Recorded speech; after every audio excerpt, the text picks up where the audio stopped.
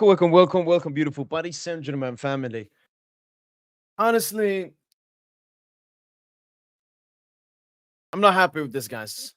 I'm not talking about the performance. I'm talking about PSG fans. You guys in the chat, people on Twitter, people in group chats. I don't know. I don't know how people can be this negative. I completely do not understand it, man. Yes, sir. Yes, sir, Seco.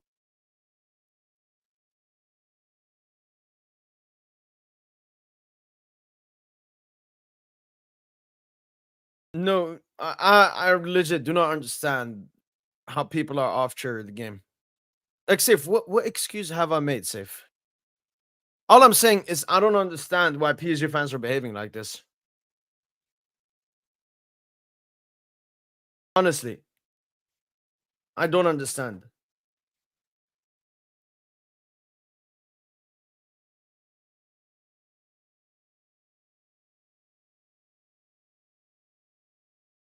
I don't think it was an unfair result. I think it was a flattering result for Villa once again. The first game 3-1, that was flattering. Maybe not. They defended really well. This game was not a 3-2 game.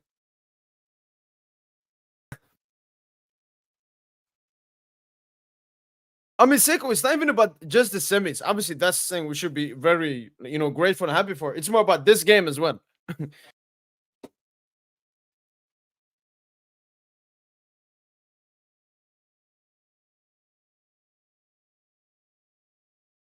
Scolded Dembele for the similar stuff which he did in the last chance. Oh, you're talking about Stade de Rennes with the Pinkets? I mean, yes and no, Zuma, but I don't think majority of the PSG fans that are crying are the people that have a high standard. All right, in the beginning of the season, I was cooking this team, and I was not happy when we beat Girona 1-0 because we played so bad. This game is completely the difference, the opposite of that. So no, the same people that are being like this now is the people that never believed in PSG, man. What's this title? That Lucho press conference. All right. By the way, Tayo, let me know if you're gonna do that thing or not. They were so pissed after the game. Yeah, I think Donna or even Hakimi. I think they were our two best. But I saw how Dembele was really mad. Villa could easily have 4 or 5 goals, and they were much more dangerous today. You deserve to qualify overall, but tonight you know, not Again, if I compare how I see this game to especially Aston Villa fans see this game as, oh my god, we bullied PSG. No, it wasn't. It was PSG went 5-1 up really early on, and yeah, just started to make stupid mistakes and give Aston Villa like the Tielemans goals, Fara mistake. Then I don't know what the defending we're doing, and then the biggest Fugazi deflection goal. Like, please be honest, be honest, be honest. Shout out to him. Again, I don't even think we played that bad this game. Even in the second half, I didn't feel we played bad in the second half. Aston Villa got 2 moments, which we should have done much better from. But apart from that, I didn't feel like we played bad second half. 100%, 100%. But why I'm not as mad as most other people is like 5-1. Like the people that are commenting and having an opinion, you need to understand yourself and be able to put yourself in the player's shoes. Could they have done better? 100%. Should have they done better? 100%. We need to have that standard. But I don't know. He has nothing to give up. I've given Aston Villa a credit for how they performed, how they made this game and the result. Mostly the result. They made the result. Like we went through 5-4. We went through because of 1 goal. So shout out to Aston Villa. Like that's an overperformance in the result. But I don't like lies. I don't like lies. Yeah, yeah, yeah. For me, Kvara and Vitinha, those are for me the biggest question marks over this game in terms of expectations.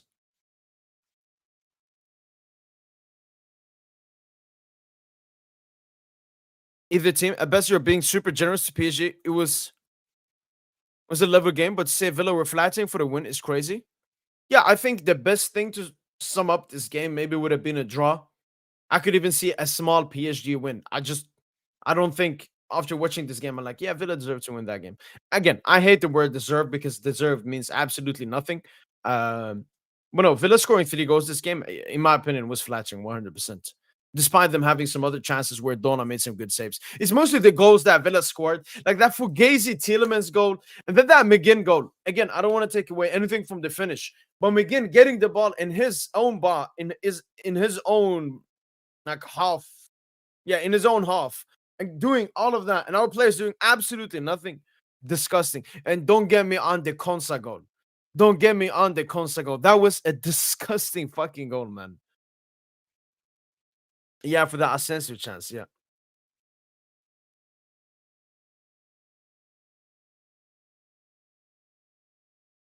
Who had the better chances today?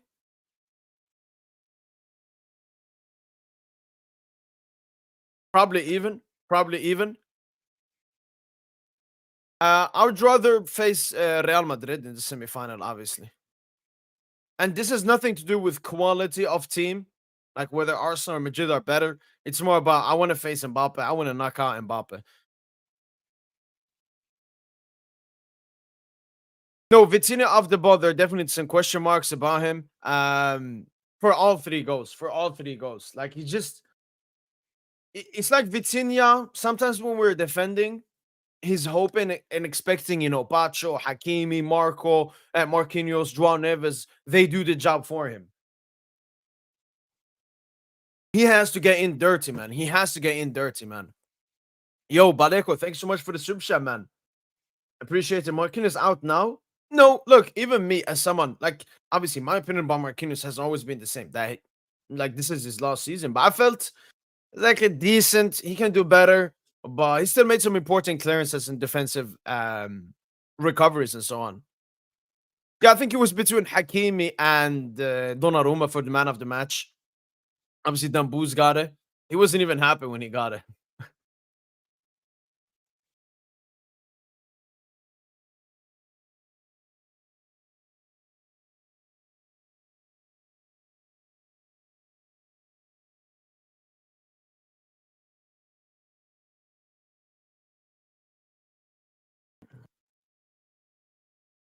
I mean, it's not even just Premier League in the Champions League. It's just the Premier League, at least top six, hasn't been this bad since Leicester City won the league.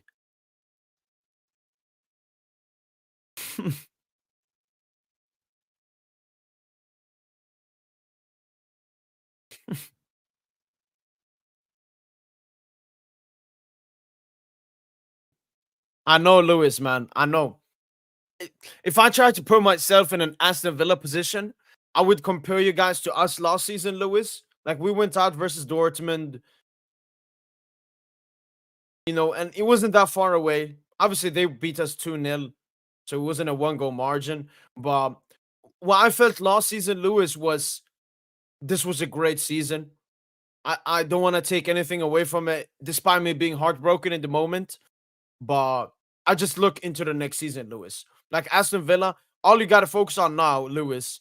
Who knows? Maybe you could do something cheeky in the FA Cup. But obviously, focusing on getting a Champions League spot next season. I think the Premier League will get the extra fifth spot. So, yeah, and then you're back in the Champions League next season after the experience of this season. Who knows what Aston Villa can do next season? So, yeah, it's an unfortunate position to be in as a football fan when your team loses out, but still does good. Um, and yeah, I mean, it was a true David versus Goliath. Everything ever since the draw was made, and Villa made it as tough as possible, especially here in the second leg.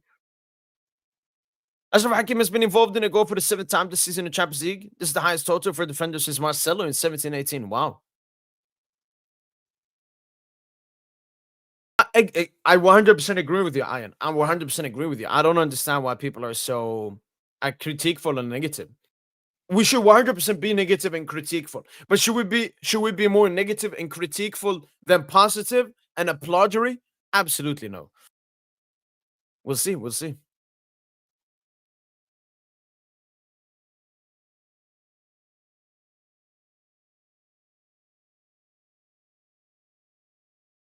Yeah, no, no, no. I never thought they were. Like the worst feeling I had obviously was when Konsa scored. It was two consecutive goals, especially how those two goals were scored. But I was like, nah, just calm it down. I wanted a goal, to kill the hopes off and everything. Unfortunately, we didn't get it. But nah, I knew it was gonna be tough watching those last 30 minutes, but I was confident we're gonna go through.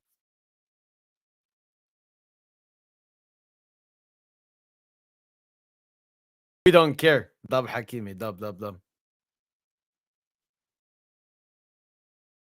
Shout out to Fabian. I mean, and shout out for when he got cooked by Rashford. But apart from that, yeah, very good game for Fabian. Him and Neves in that midfield today.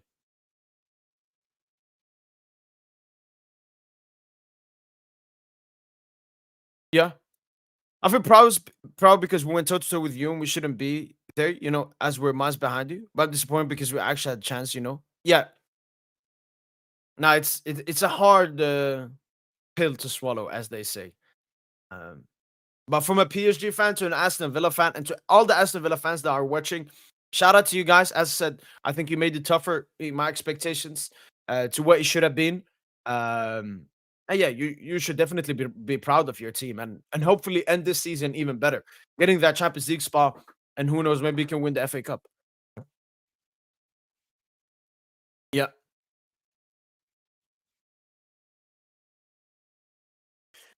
I'm never worried about physicality because football is played with the ball and not the body. So no, I've absolutely no worries. The only worry I'll go away with after this game is two stuff. Two stuff. First of all, when we have a great lead, we come a bit too complacent. That was an issue. We became complacent in this game. That cannot happen again.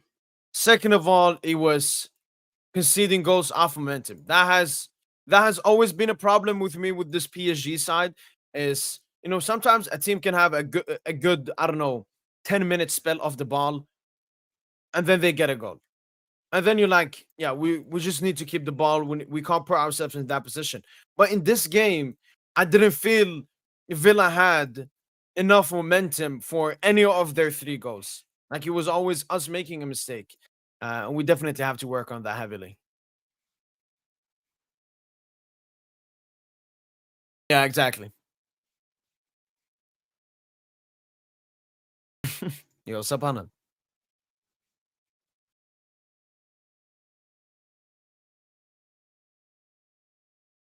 I didn't say he had I say he had the decent to good. I gave him in the player ratings. I think I gave him a 7. Yeah, I would check all the comments. I'm waiting for maybe some people to join so we can go through the comments and everything. But I might do that alone now. But I do hope you absolutely destroy Arsenal. Lewis, the thing you have to understand, and other football fans, result wise, it's pretty much impossible to destroy Arsenal. There's a reason they've never conceded over 2 goals in like 70 games because they defend, they park the bus all the time. Like, imagine if Villa played an open game like this at the park as well. We would have had 2 beautiful games, man. I just hope for the future, just teams just play football, man. That's why, yeah.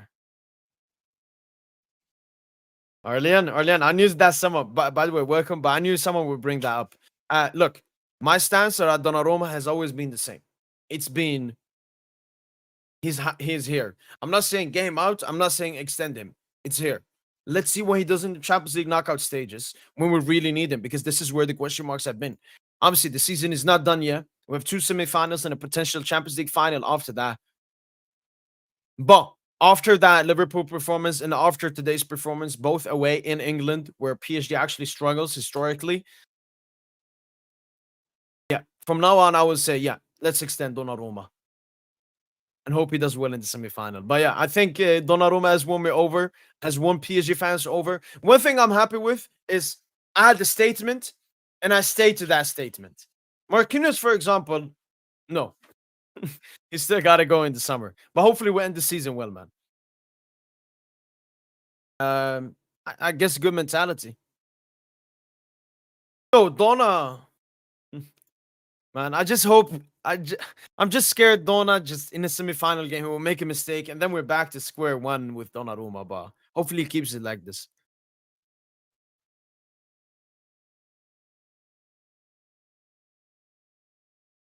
True, true.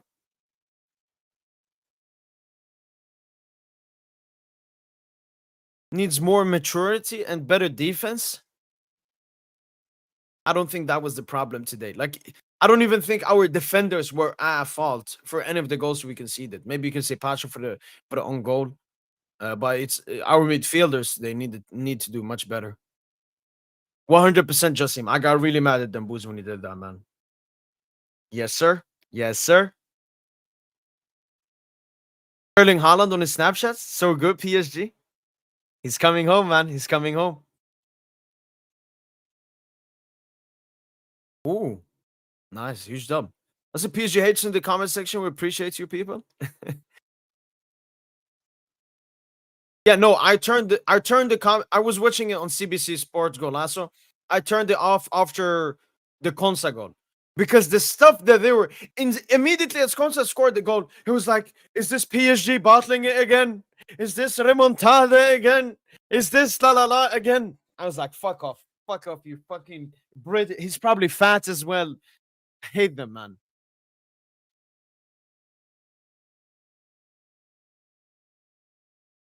Jacqueline, I don't think you have seen PSG fans. You've seen me, maybe someone else. But most PSG fans I've seen are also negative and critiqueful after this game.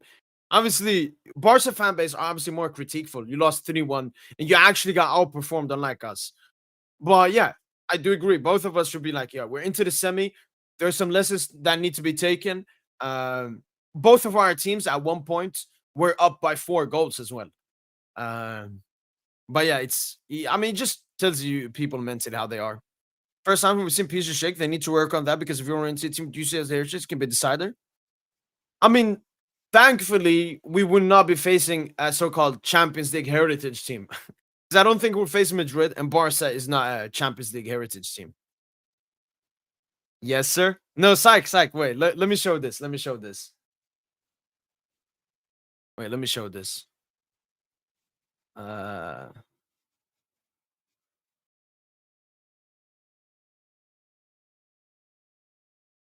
yeah, let me show this. So this is the analytics from the live watch along. What? Oh my god, I clicked the wrong one. Okay, here it is. So this is the live viewers. Started off at like 83. Oh my god, look at that, 83. And then we were like at 200 concurrent viewers. And then I think this is when Villa scored the 2 goals.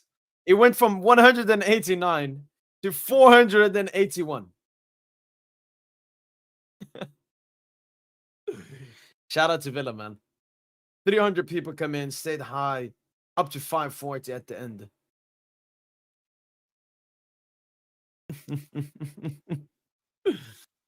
Oh, it was bad, man. It was bad. When I was every time I looked at it, it was bad. Like Barca did absolutely nothing offensively. Great. This shows why PSG struggled against Arsenal. PSG have great technical midfield, but zero physicality. Again, we did not lose this game or struggle in some moments because we didn't have physicality. What the fuck is this, man? This entire fetish around physicality that Premier League fans have, I don't understand them, man. Are you worried? Me? Absolutely no. Absolutely no, Philip Ortiz. My stance on the semifinal is the exact same as it was before this game. We're gonna go there and we're gonna win.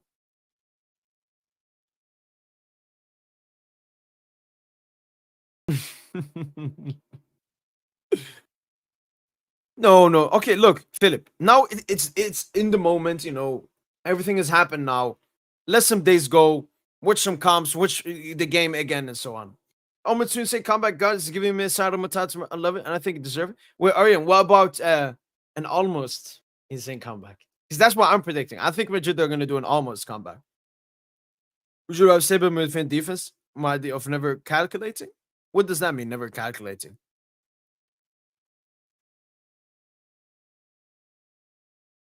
I know. But honestly, that wasn't his big problem. Was defensively. Yes, sir. Exactly. 100%. I am. That's something a lot of people don't talk about. How both in the Liverpool game, second off, maybe Aston Villa, some moments here and there. We just can't survive games now. Like that was one of our biggest issues before.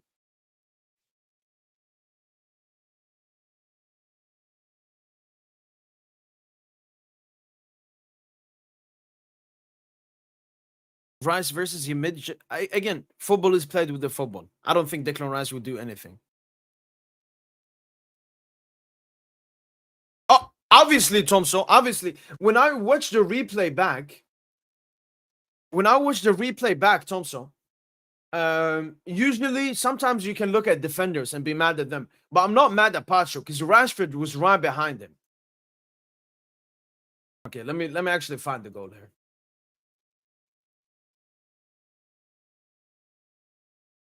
We're gonna go through the goals here. All right. Look, if you have any question or opinion that you mentioned that I haven't read, that I've already gone through, make sure to comment it again. I'm gonna scroll all the way down so I have the latest comments here. You definitely felt Villa Park, didn't you?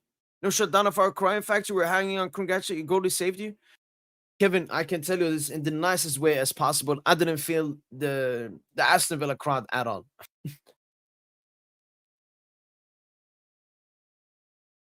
Uh,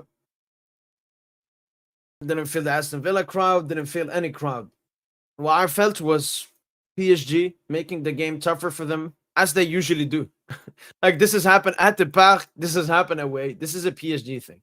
This is not Aston Villa. It's crazy how much prop you guys want. Like 3-2 against PSG. That's already enough prop. Don't don't overdo it. When was the goal scored? McGinn goal, 55. All right, let's find this McGinn goal. Oh no, Bordep, you need to see the video. You need to see if you go on my Twitter, you see I quoted the video of them boys when they were gonna give him that thingy.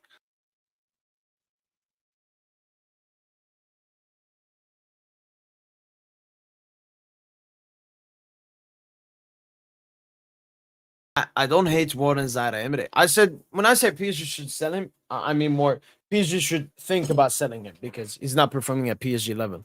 Just to put pressure on him.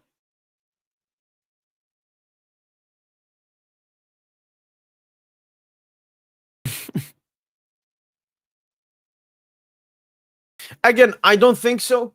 I I think it's been clear for a very long time that Barca have been a favorite for the UCL, and ever since November, it's been clear PSG is a favorite. I think Barca and PSG are the favorites. Does not guarantee they're both going to reach the final and play each other. No, but no, they're clearly the two better teams. What will happen is a lot of revolutionism after these two games. Both Barca and PSG were up by 4 goals.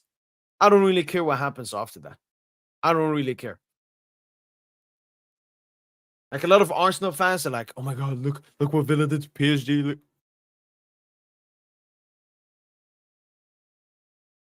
Again, exactly, Thompson. Exactly. Like our ultras, we can be losing 4-0 and you will hear our ultras. Like see, Villa Park, Anfield, all these.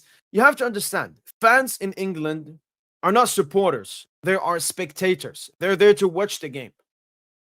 The PSG ultras, they're not there to watch the game. They're just there to make an ambiance. That's what they're there to do. I think Donai has been amazing Champions League. Kind of seeing chinks now of PSG and Barca today. Some people say there's some shinks. I don't believe in it. I believe it was two clubs that were up by 4 goals and showed the comfortability and complacency. Obviously, both Barca and PSG, two of the youngest teams in the Champions League this season. But I think people are. It's like what I think the PSG and Barca result is perfect today for is PSG and Barca haters or people that doubted how good this PSG and Barca team. Because now all those people are like, see, Villa scored 3 against PSG. See, Dortmund scored 3 against Barca. These teams aren't that good. What? Yes, sir. Yes, sir. True. True. 100%. 100%.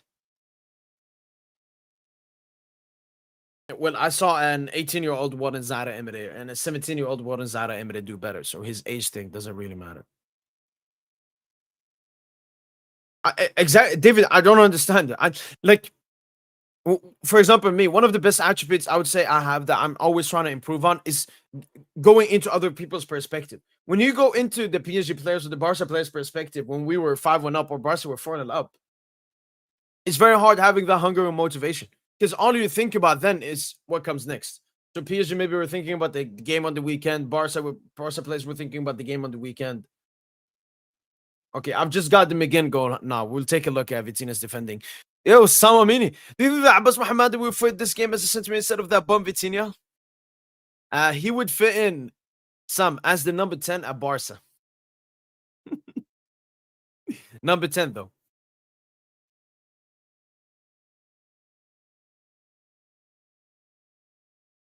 I don't think it was lack of physicality. I never felt this game it was lack of physicality from Vitinha. It was lack of trying to get physical. The Rashford chance, that's Vitinha. It has nothing to do with physicality. The Tielemans goals had nothing to do with physicality. Obviously, we know that's one of Vitinha's weaknesses. But all the 3 goals we conceded today, which is the main reason I'm very critical of Vitinha, had nothing to do with the physicality. It had to do with him not wanting to get physical, him being scared. It's all mental here, especially playing as the 6. Should be worried you conceded 3. Why should I be worried? Because we conceded 3. Why should I be worried? It's like Real Madrid. Yeah, you know what? I'm giving you a great example, Mr. Weird. Who remembers Real Madrid when they won the Champions League in 18-19? That Juventus game?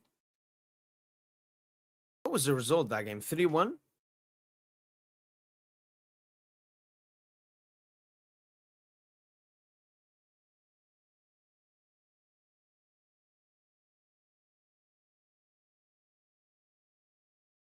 Okay, let me tweet that actually.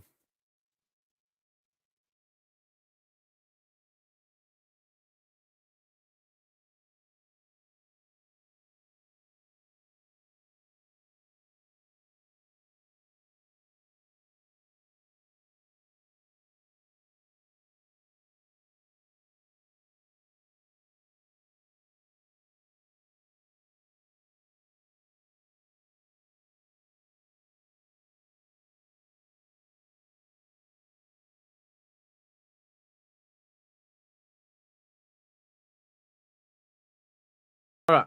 So as I said, everyone here. Oh my god, I missed the replay for the McGinn thingy. All I can say, everyone here remembers when Real Madrid beat Juventus. Juventus beat Madrid beat Juventus 3-0 away. Then they came to the Bernabeu and edged it 3-1 and went through. They won the UCL that season.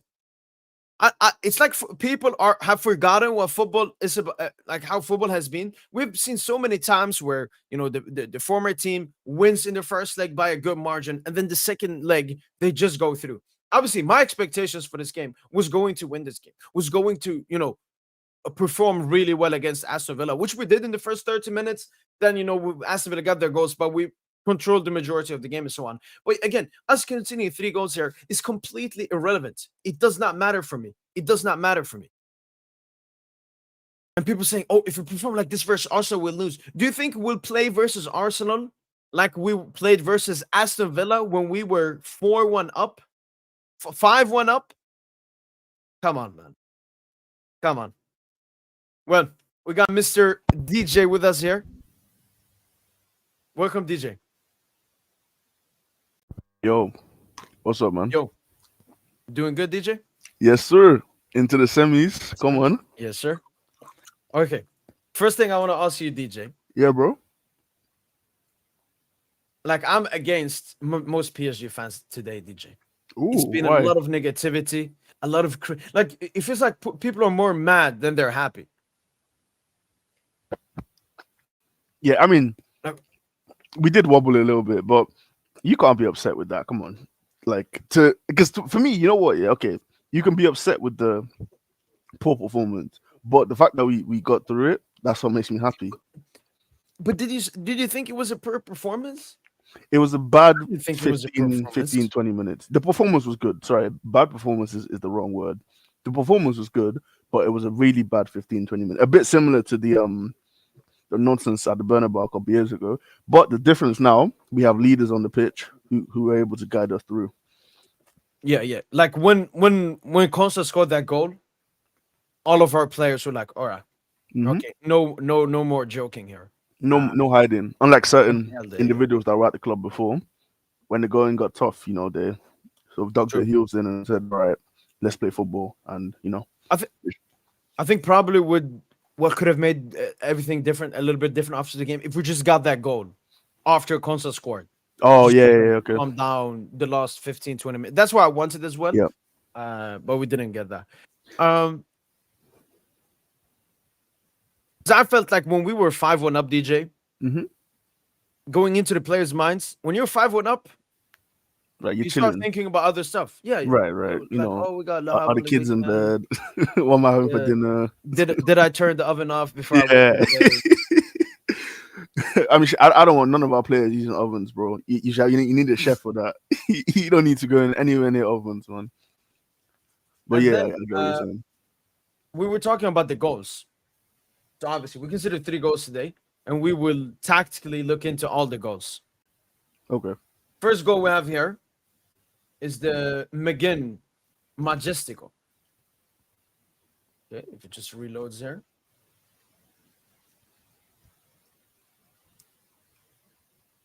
%, Psych, 100%. We should have as well ended in the first half. Problems more. Okay, PSB, could you make a list of like the players' attitudes you were not happy with? Because you saw what happened in the Barca game, DJ. Same thing there. They were 4-0 up.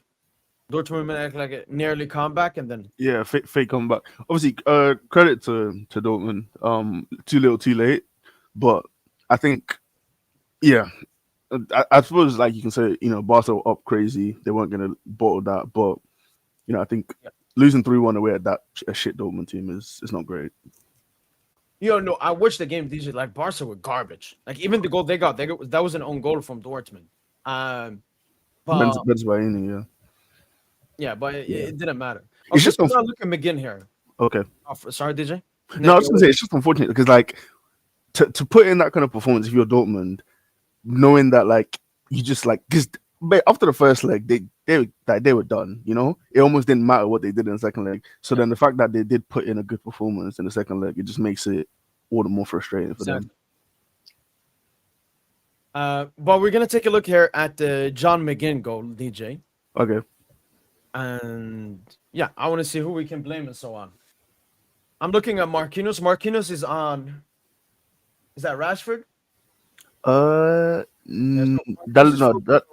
like I think Rashford. Or is that Rodgers? Rodgers is Pacho, I think, and then that's Rashford on your. Yeah, okay. Hakim is covering his space. Nunes covering this space, and the guy behind him. It's Neves and Vitinha. Like Pacho cannot make the run forward. If he makes the run forward, McGinn passes it here to Rodgers. If Marquinhos makes it, he passes it to Rashford.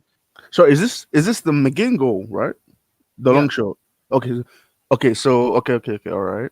Yeah, I mean, I think everyone does everything right. Like if McGinn's shooting from there, getting closed down, you're happy with that as a defense. The issue is I don't know what Donnarumma's doing. Like I don't know if it's a positioning thing. It gets a deflection as well from Pacho. Yeah, I don't think it does. More, I didn't see any deflection in the replays. Are you sure? Like you've seen the angle? I didn't see the angle that showed the deflection. Honestly, you see there. No, we need the side angle. Yeah, that doesn't do it. Okay. They will show another angle, but who do you blame this goal? I blame it on Neves and Vitinha. What, you think they didn't track back well enough? The defenders are just holding their position. Like Vitinha here is even ahead. Engage. Yeah, he needs to engage the ball. He needs to start going here. Right. You don't even have to win the ball. Just close down.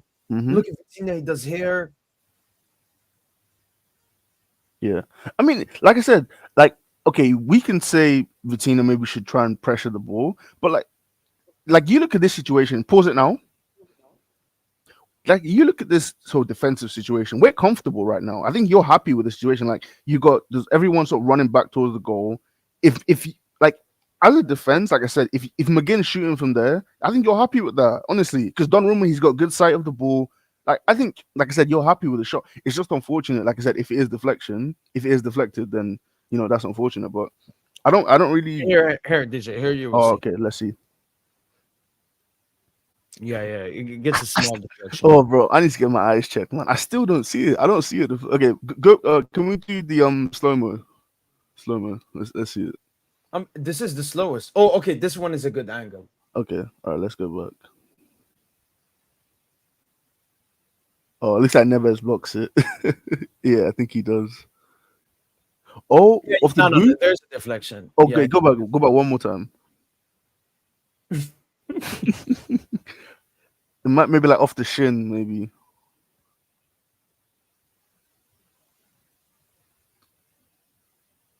I think like Maybe top knee, top maybe. knee. Okay, fair enough then.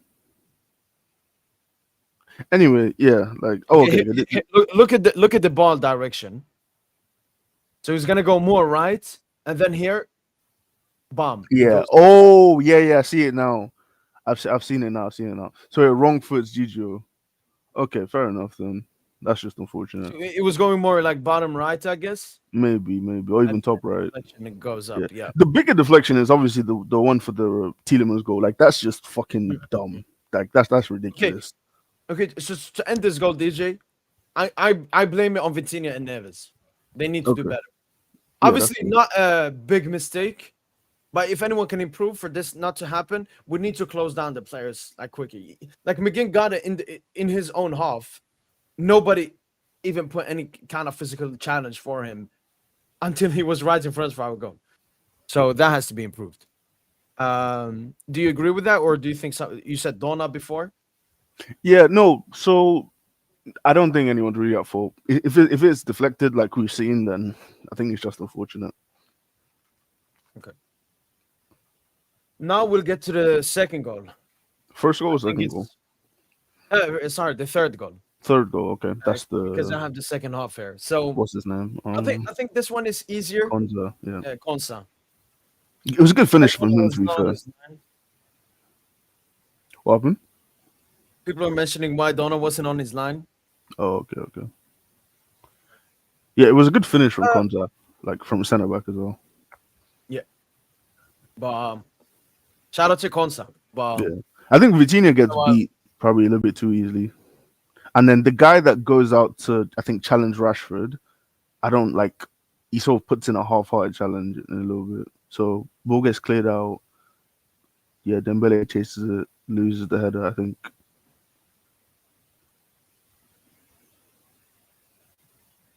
Yeah.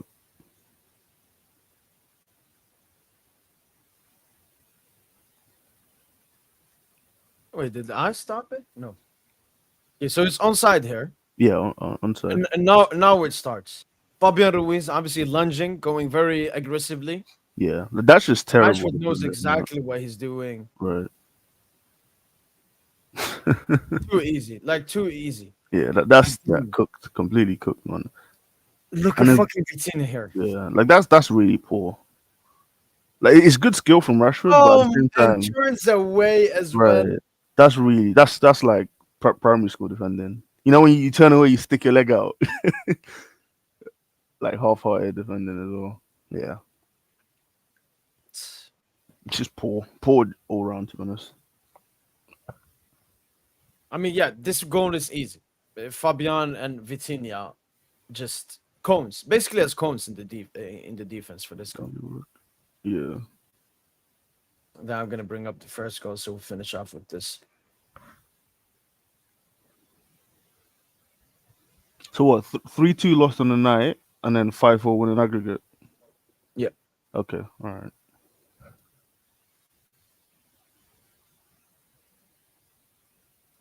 Let me find this team.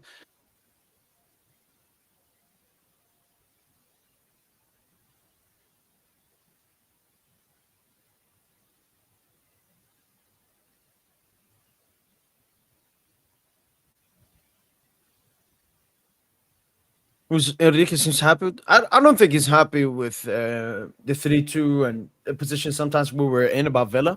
He's happy. Obviously, we've gone to the semi-final. That's the bigger picture. And that's the thing we should mostly focus on. But obviously, we need to focus on where we need to improve. Okay, here's the goal. It's a bit bad quality, but it's. You remember Kvara lost the ball, DJ? Or do you want me to go back? Me? Yeah, do you remember Kvara when he lost the ball? Nah, show me again. Show me again. I thought you were talking to the chat. No. Actually, thank you so much for the soup chat, Nil Frere. Appreciate it a lot. Thank you so much. The wings on our shoulders are true. Fly on, soldiers. Pilot the stream. Hold on. Don't let go. Believe, my brothers. With love. Allez Paris, top four. Hashtag top four. Oh, into the semifinal. Semi-final. Yeah. Thank you so much, Phil, for the super chat, man. Appreciate it a lot. Thank you so much. And yeah, I mean, it is our first defeat in the wings kit, but we went through in the wings kit. So yeah, thanks so much, Phil. Okay, we'll get to the goal now, DJ. All right, let's see. So you see Kvara here? I don't know what he was doing. He took a heavy touch and then just fell to the other side. Stumbled, okay. And then here, it's still calm. We have 3 defenders. I think this is Fabian. Yeah. Players pushing up and so on. But why is what's his name so free though? Is that Tielemans or Rogers? I think Tielemans maybe. Who's that? Well, it doesn't matter who it is, but like you probably don't want him that free there. And then look at Vitinha, the recovery here. Yeah, because right now it's a 4-3, so you've got the advantage. Yeah, I was calm in this instance. Yeah.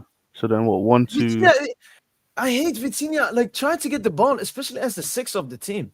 And then this is when I got heated at Vitinha. When this pass was so easily made next to him. Yeah. Like he closes his legs for the nutmeg. Wait, can you rewind it just a little bit? I think who leaves McGinn? So I think Vitinha is running with McGinn. So then he's supposed to pass him off, I think, to maybe Marquis. So if you keep going. Hakimi could have done his recovery better as well. We know Hakimi's going to be up the pitch. That's fine. Like it's still right now at 4-3. So I think, okay, so Vitinha's run with McGinn. Then he leaves him to go inside, passes him off to Pacho.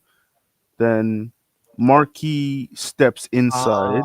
Marquis goes inside then for that. Pacho because he's a center back.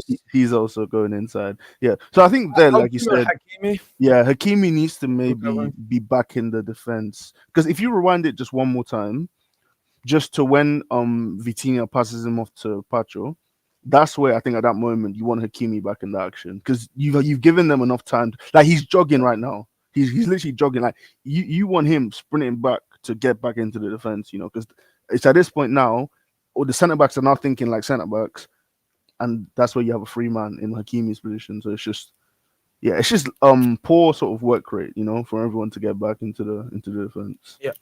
Yeah. And this was like at the, how can I say, the least motivated point as well. Right. We were 2-0. But yeah, we definitely have to improve on the recoveries, especially, you know, if we play Arsenal, they're gonna try to do counterattacks against it. I mean, most teams are trying to do counterattacks. I honestly think, like, although like we expect Arsenal to go through, I don't think it's gonna be like that much of an issue because the set piece threat isn't there. Havertz and Gabriel are out, and I think like it might be like a boring sort of two-legged tie, but I really don't think the attacking threat is going to be like there. I don't see how Arsenal really managed to score, you know. Yeah, true. Plus, not the same pace. Not really any like pace. Right, like maybe Saka, but Saka against Nuno, I think you'll take your chances with that, you know. So like obviously you don't want to underestimate, you know, an opponent, but like I'm not really looking at. I don't see where the threat comes from, to be honest. Yeah, same. But I guess we'll see. You know, what's that word? Revisionism. Yeah. I've seen a lot of it, DJ, today for both PSG and Barca. It's like, you know, people that hate PSG, Barca, or like we're doubting them. Yeah. All of them have come out of the cave, be like, oh, you see, they got exposed. They're not the best teams. And someone in the chat even said, I don't think there are favorites for this Champions League. I think it's a torn cusp between everyone. I don't think so. I don't think today's games changed that much. Or do you think today's games and results changed that much? No, because okay, so I don't know. It's tough because so obviously, like I said, we didn't play great today. Like I said, really bad 15 minutes. But at the same time, though, I think the mentality that was shown by the team to be able to ride through the storm and then come out sort of victorious, right? Like if you fully bottle and you throw the game away, then you can say, okay, you've bottled, you know, you've thrown it away. But if you bottle but then you catch yourself before you catch yourself slipping, and you're able to recover. I think that shows mental strength, and that's what you need to go for in the competition. And then also at the end of the day, like I don't think anyone, you look at the goals and say, that's a weakness of PSG. It's just some very fortunate goals that Villa scored, I think. Yeah. Yeah. What about us offensively though? What do you mean? For example, there was one time I was mad with Dembouz. With the duet chance on the counter attack. Yeah, you gotta give it to him. I don't know what Dembele was doing this game, bro. Like more these are the kind of, I know we love Dembele, bro. These are the kind of games that get me thinking, like, come on, like we need you to, like, the playmaking was there, that he was sort of secure in possession and shit. But when we had those half chances on the counter attack where he's running in space, like he had one chance, I think, I can't remember who was running, maybe Pau Torres, something like that, and like so off. Yeah, no, on the right. On the left, he ran, but then he passed it back, and he came back, passed it back. On the right, I think he shot it near post at Debo, and he saved it. So calm save. That one. Yeah. I just think those kind of shit, bro. Like you need to, just do more. Like at the very least, test the keeper, make him work. Don't send it into Rosette. Don't send it straight at the keeper. And I just think the whole attack, like, although we scored 2, I don't think the attack really, like, they clicked today, Yeah, especially in transition. Worst. Yeah. The worst out of all, like, parts of the team, the attack. Right. Like Dembouz, still some positive stuff about him to say, but like Barcola or Kvara, nothing. I don't remember. We can't have games like that. Goal that we scored in the first. You can't have games like that. I did like, just to bring some positivity into him, I did like that chip. If the yeah. Yeah. Hakimi should have passed that earlier. I don't know what he was waiting for.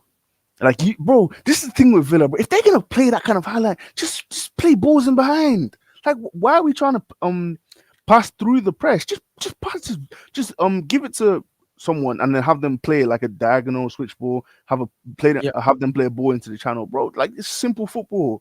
Like sometimes we just want to overcomplicate things. Like Villa are giving us the high line to play the ball in behind. Just take it, Yeah, to some extent. What are you saying, bro? I was just saying to some extent we kind of did, but it was just we didn't do enough. I don't think. I mean, I agree, but it was mainly the midfield of Villa that was kind of overwhelming. Like we couldn't be able to get the ball out of the back. Right. They overflowed the midfield. I think if you look at the majority of the game, you would find there is a huge gap in midfield. They managed to separate when they had the ball. Our defense couldn't be that high. At the same time, we were still doing the press. And because they had that extra man in midfield, whenever they had the ball, there's always an extra man. Sometimes it's Roger, sometimes it's Tillman, sometimes it's McGinn. And he would have all the space he wants in midfield. Even I think at one point it was Cash on the wing. He was the extra guy alone, and he managed to run through the midfield. We couldn't. I think the main point, or like if you look at the majority of the game, like every Villa chance, even the 2 goals that they had, it was that space in midfield that we didn't cover because of our high press. And fair play to Aston Villa. They did that very well. They executed their game plan very well. I mean, since I guess Enrique, this is the only game that maybe besides Arsenal that our press wasn't working. Like I didn't feel our press was working, not one bit. Even the long balls that Martinez played, they managed to like play it down because they have tall players. Look at the McGinn goal. Like he literally ran through the whole midfield in that space and just shot the ball. And the first goal also the same thing. Vitinha just coming back very late because it was also like semi a counter. So I mean, fair play to them. They put us on strings. I feel like wouldn't say we played bad, but not to the standard. Like we should have finished them off. Like come on, we were 2-0, and they're not that good. We just gave them a way back, and we shouldn't have. I think that's the main problem here. But fair play. I didn't expect Emery to be like this. He was kind of aggressive. And also, I want to shout out our team regarding the finishing, because that first 2 goals, start of the season, we wouldn't be scoring these chances. Would have just did stupid mistakes. I wouldn't have scored any of these 2 chances. So on the clinical part, we're getting better, definitely. And Hakimi's goal kind of got, so there was a little bit of luck there because Martinez didn't deflect it wide. Even his shot wasn't the best. It deflected off the keeper.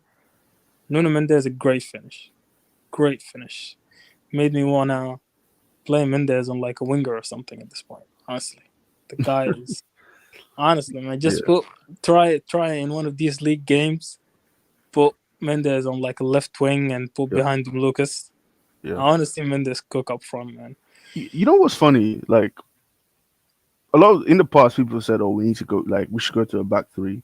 But I actually think, like, in another life, so obviously it's not gonna happen now because Lucho's here. But like, if someone like Conte or whoever had come in and played Hakimi, Nuno as wing backs and have them, so you play with obviously the 3 centre backs and just have them bomb forward, basically be like proper attacking outlets.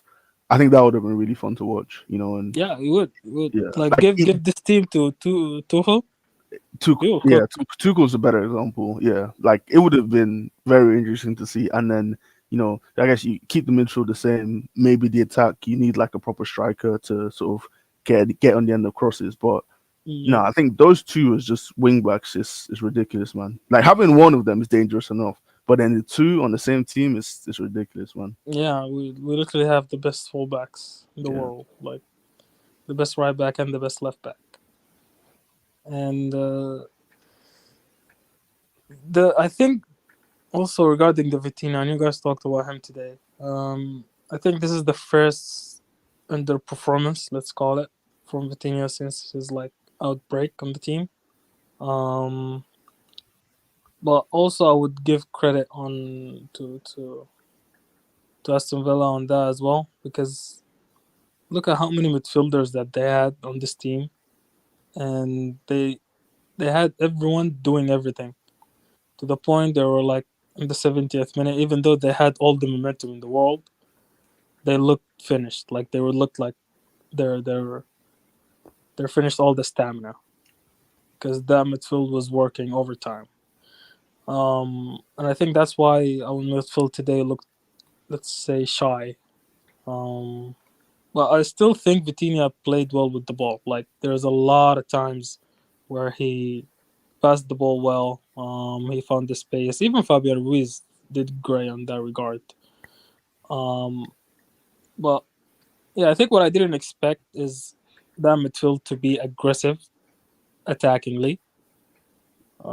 Like I didn't see Villa's wingers most of the time. Like they didn't play through the wings. Every time they played the ball through the wings, either they got it back in midfield or they crossed it. Their wingers, they weren't doing anything. All the plays were coming from midfield, like Tillemans, Rodgers, even like Rashford. Sometimes he will drop in midfield. So fair play to them. Great game, honestly. Overall, it's a great game. We gave them too much respect, and we got complacent. Like, come on, we're 2-0. No, opposite PSG Dreamer. We disrespected them too much when we were 5-1 up. Oh yeah, right. To be honest, our team felt, that's another thing. It felt like they were tired. Like even the press that we were doing, it wasn't the high press. Like only Dembele was actually running. The rest were man marking. It wasn't even like an actual man mark. It was just positioning there with the player.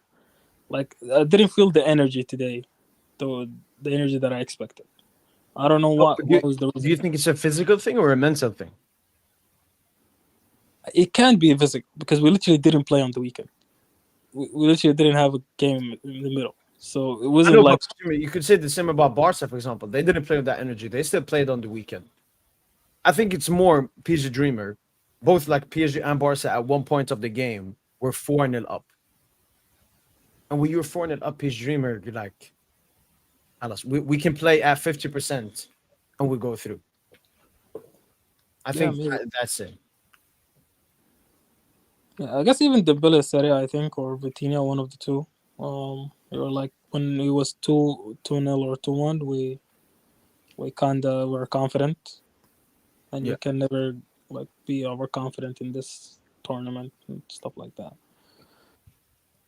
Well, yeah, I mean, I'll be honest, that sincere chance, that was my heart like it literally skipped a beat. I literally felt my heart skip a beat on that chance, man. It's literally a classic, like it's a like PSG old fashioned way, like your old player who's on loan, scoring the winner or like the to tie the game against you.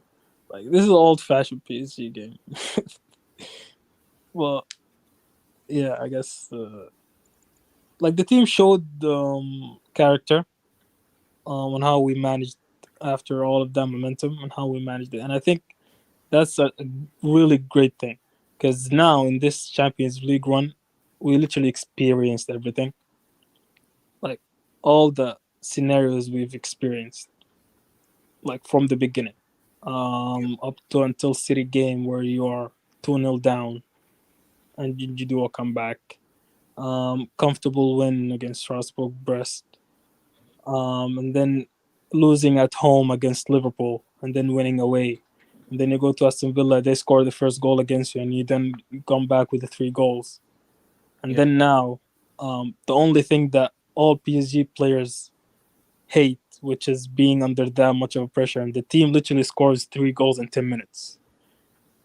Like this team, like PSG 3 years ago, if you score 3 against us, the game is over. Like the team would have been done. You would see Marquinhos blushing. You would see Donnarumma putting his hands on his hips and starting to cry.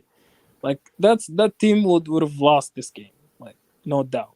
Being under just out of pressure alone, no matter who was the opponent, just out of pressure alone, our team would have lost. But it's a good thing that this unexperienced team that we have right now is just managed to ride the storm and get the experience needed and do a great performance. I want to say Yeah. great, but like a good performance to finish off the game. And someone actually mentioned before that, you know, sometimes it's good that you get a defeat like this because that gets the motivation and hunger up.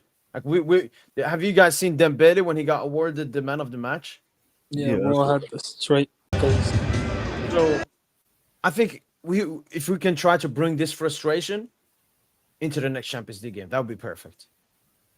Because if we'd won this game, let's say 7-1 on aggregate, the motivation and hunger would have been less. I'm just trying to find positives in Oh off yeah, definitely, what definitely. Like happened today. for sure. Like even next time, if something almost similar to this happen, we've managed to go through this before. Like for example, last game against Aston Villa when they scored the first goal, Yeah. we've been in that position like 3 or 4 times, like the past 3 months against Saint Etienne, against City, against whoever. Like we've been in that position multiple times. So all of us kind of knew that okay, even though that they scored, we're gonna win this. Like we're still gonna manage to win this. So now that we had this experience in this game, if in the same position, like if we're stuck in the same position in the future, you're gonna be like, oh, I guess as Villa we're in the same position and we managed to win. So I believe our team will manage to handle this.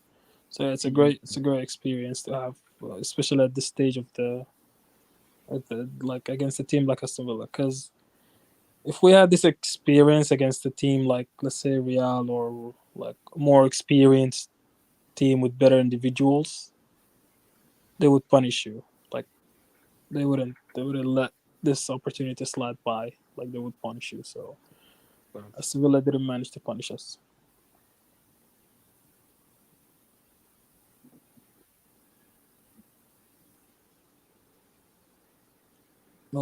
Also I wanna shout out to Due.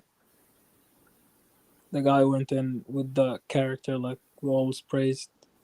Played well. Best thing about like what he did was defensively. Defensively, he was great. Yeah. Unlike Barcola, who's defensively wasn't like he was just moving I right, left, and getting cooked. Yeah, I still felt like maybe honestly, from the performance so on, you should have probably subbed out maybe Kvara. But I mean, you want to keep Kvara on with this quality for the moments. But Barcola would have been good having on, when there was a lot of space in behind. Yeah, I think the reason he subbed him off because like he made that run multiple times and he was good at it, but he was a big liability on the defense, and we were getting pressured. And you have Kvara who's good at tracking back, who's good at like physically he can push off, he can tackle the ball. But Barcola wasn't doing that at all this game. Like he Yeah. wasn't having any sort of defensive work, and I think that's the whole reason why he subbed him off. Because even Due, almost the whole game, he didn't go to that left side. Like he was just staying on that right wing, and help Hakimi. Yeah. And Kvara was just tracking back on that left side with Fabian and Nuno. So it was just I think more of like a defensive work than an actual like attacking work. And also Due is good at like keeping the ball. Like he will keep Yeah. the ball in Good midfield. He bars. will win you some fouls to kill the momentum. He's good at those things. So yeah, I mean, he won us a foul in a good position, even though it wasn't really a foul. But yeah, that's the sort of things.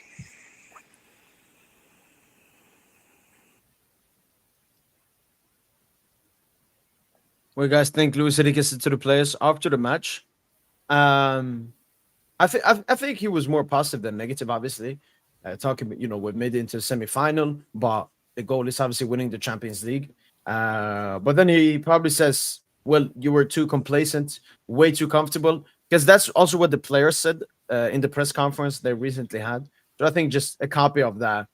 Uh, Maybe extra harsh on one player. Maybe he talks with Vitinha. Is like, "Yo, Vitinha, I have high expectations of you. It was not okay what you did defensively today and so on." But yeah, I don't think anything special. I don't understand why so many people get shocked. I'm shocked about Aston Villa winning 100%. But that's why I brought up this example. In the Champions League, it's happened so many times where the team that wins the first game by a large margin loses the second game, all because of mental stuff. This game, for example, Juventus were mentally hardened to make a comeback versus Madrid. Madrid, all they cared about was going through, and they got through. So I don't really know why people are overdoing it this much. No, Arlian, I said what McGinn said about players, about the team. He said, "I haven't played Barcelona Madrid in my life, but this PG team is the best one I've faced." Tosin, by the way, I can see your thing moving. If you are talking, I can't hear you.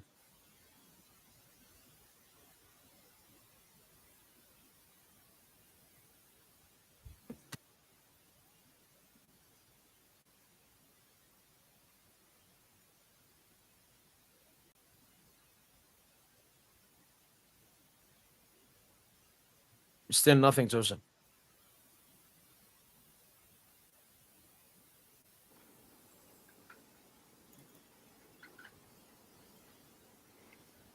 I think you switched the microphone off before entering. That happened to me before. You do that, you'll enter the pod on mute.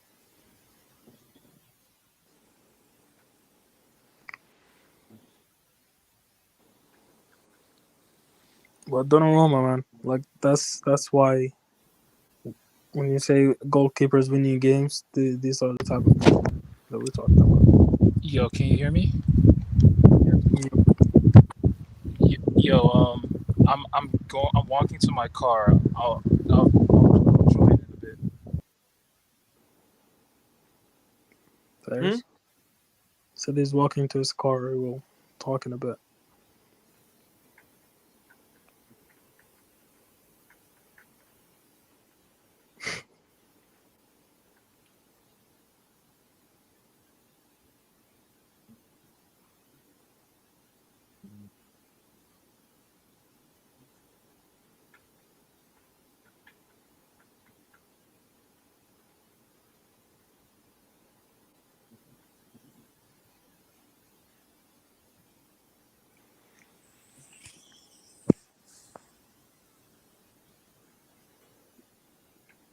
Shout out to the Villa fans. What are the guys on that pod are saying?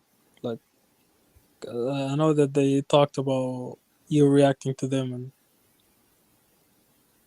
Oh, and no, I actually saw I uploaded a video. Aston Villa beat PSG. I'm so proud of my team. So I don't know what he said. I'm probably gonna react to it tomorrow. no, but fair No, play. Like he's they probably should be proud. Yeah.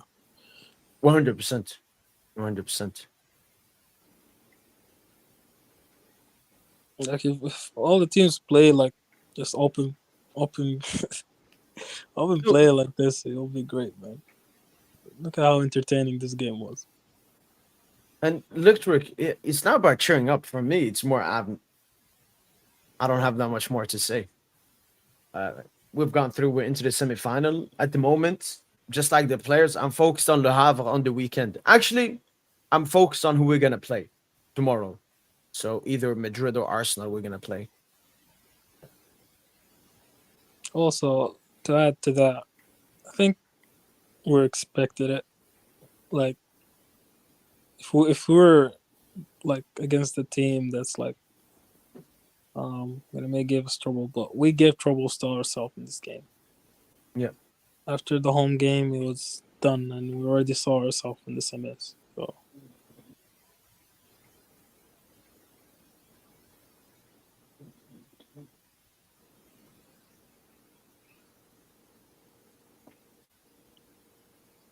but what did you guys think? That I thought he was gonna play Warren, but is that Warren like officially?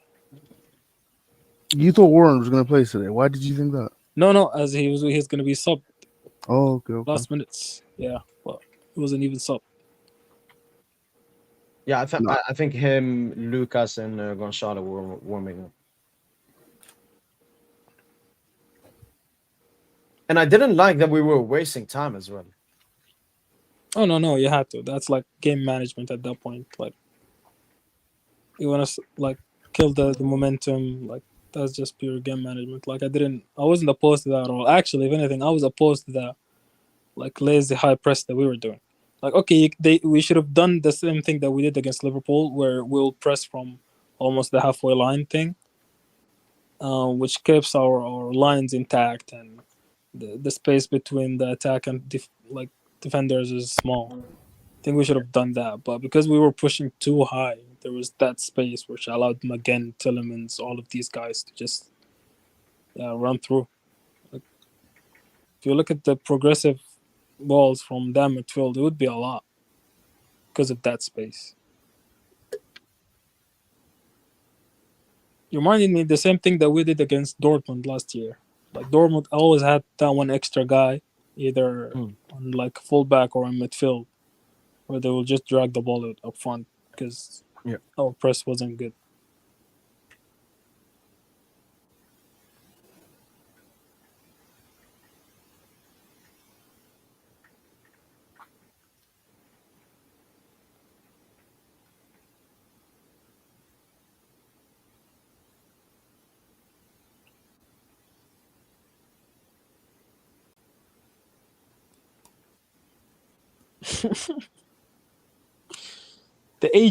Our agent, man.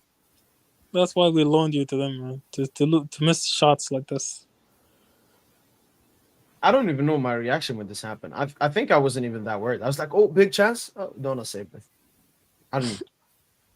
Nah, man.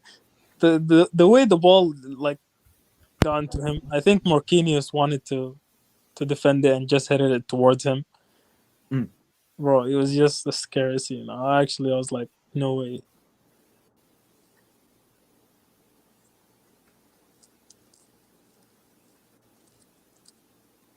But also another thing, I didn't feel Marquinhos' leadership in this game.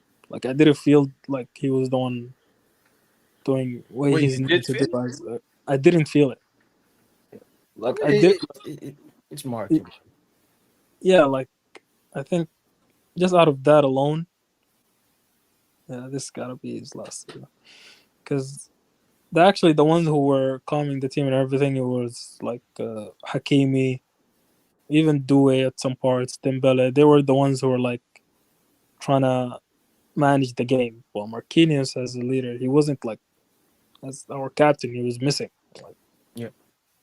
there wasn't that character on the field today. Like even I mean, this- defensively, he wasn't that good. I think it was decent. Like he made some good clearances, but like that Asensio chance that came from Marquinhos. Yeah, exactly. But they had, I would say, they had like the better chances in the majority of the game. Even that Kunsa header, I don't know even how that happened. Like the header that he missed. Oh, when he missed it. Like I don't even know who was marking him or who was supposed to be with him, but that was a free header. Like that was just a goal, bro. Yo there. Yo,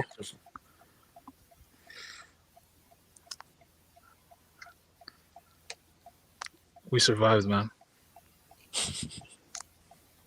We survived. I'm really like I don't really have words, man. Like when that Konsa goal went in, like it's my whole world crumbled down, dude. But yeah, I mean, I'm glad we came out victorious at the end of the day. There has to be conversations. Now, I see a lot of people blaming the attack today. I don't care that, Kvara had a stinker. I don't care that, Barcola had a stinker or Dembuz was below par in your estimation. But dude, we scored 2 goals, man. When you score 2 goals away from home, that's game. You're out of sight. Like I don't see how the defense is getting no blame off, particularly number 5. I mean, we all got to talk about number 5, man. Marquis? I mean, who else? What do you do? Everything. He did everything wrong in that second half. Didn't calm the game down. Let that Asensio chance happen. How do you not? That's just a hopeful long ball in behind the defense to Asensio, and you don't track that out. Like, Did it? I don't think it came. Did it come through him? no. it went through him. It went through him. Yeah, It went but he through was him. he was in midfield. Like he's the one headed it towards Asensio. Like they played the long ball. He was trying to like, I don't know, get into the ball or like deflect it wide, but his header like literally just went to Asensio. But honestly, though, like, I'm not even gonna hate on this motherfucker. I'm not even gonna hate on what's it called? What's his name? Markey like that. It is what it is, man. We know what to expect with him, at these away grounds. But Vitinha, man, I've never seen Vitinha drop a stinker like this. And it's not anything he did on the ball. Everything with Vitinha today was everything that that's to point out with him was what he did on the defensive end. Just I don't know what the hell he was doing on both their goals, dude. Especially the first goal. Like the Tielemans goal should not be happening, man. Like Vitinha should cut that out. Like he just I don't know. Like he just closes his legs like he doesn't want to be nutmegged or something, and he just lets the ball get around him. And then on the second goal, it's like you just saw Fabian get crucified, get nailed to the cross.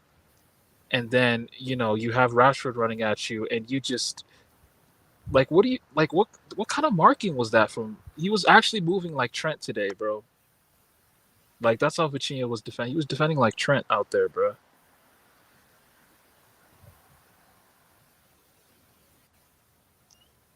Well, I'll be honest. I didn't even think Christ was gonna do that. I know Vitinha should expect that, especially after what he did to Fabian. But I think he was more because his body was facing like outwards. Like he thought Rashford is just gonna move outwards or pass the ball or something. He didn't expect like Rashford to dribble past him. I mean, I'm not taking any like blame away or anything. It's 100% his fault in that goal.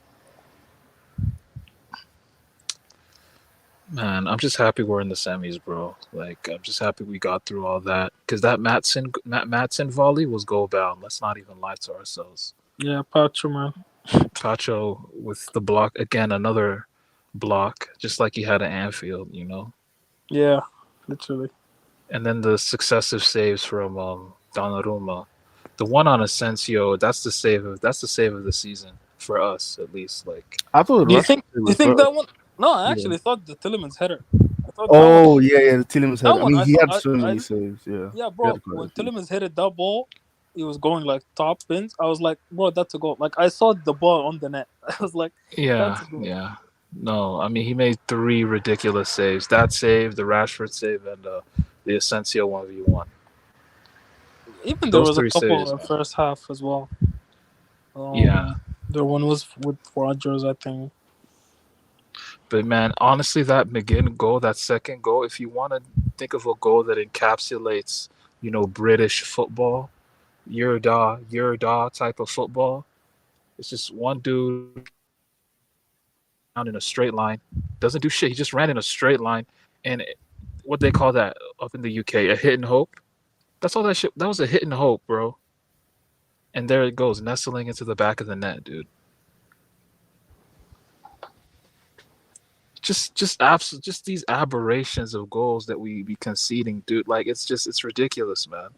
And how does nobody step up from the like if the midfield gets bypassed by that, bypassed like that, Joao Neves was behind the play, fine. Somebody gotta like help Joao. I know Joao Neves on the other end, he gonna help his teammates out. Who's gonna help Joao if he's behind the play? Joao was actually the only midfielder that was up for it defensively today, man. That was up for you know, the fight in midfield, bro. We got absolutely outplayed, man, in that second half. Like, let's just call it what it is, especially in midfield. And that's just not acceptable. It's just not. But yeah, conceding that McGinn goal, bro, it's just so gross. It's not like what Iniesta did, like 10 years ago, where he dribbled through our whole midfield. The man just ran in a straight line, dude. He ran in a fucking straight line, and just that's ridiculous, man.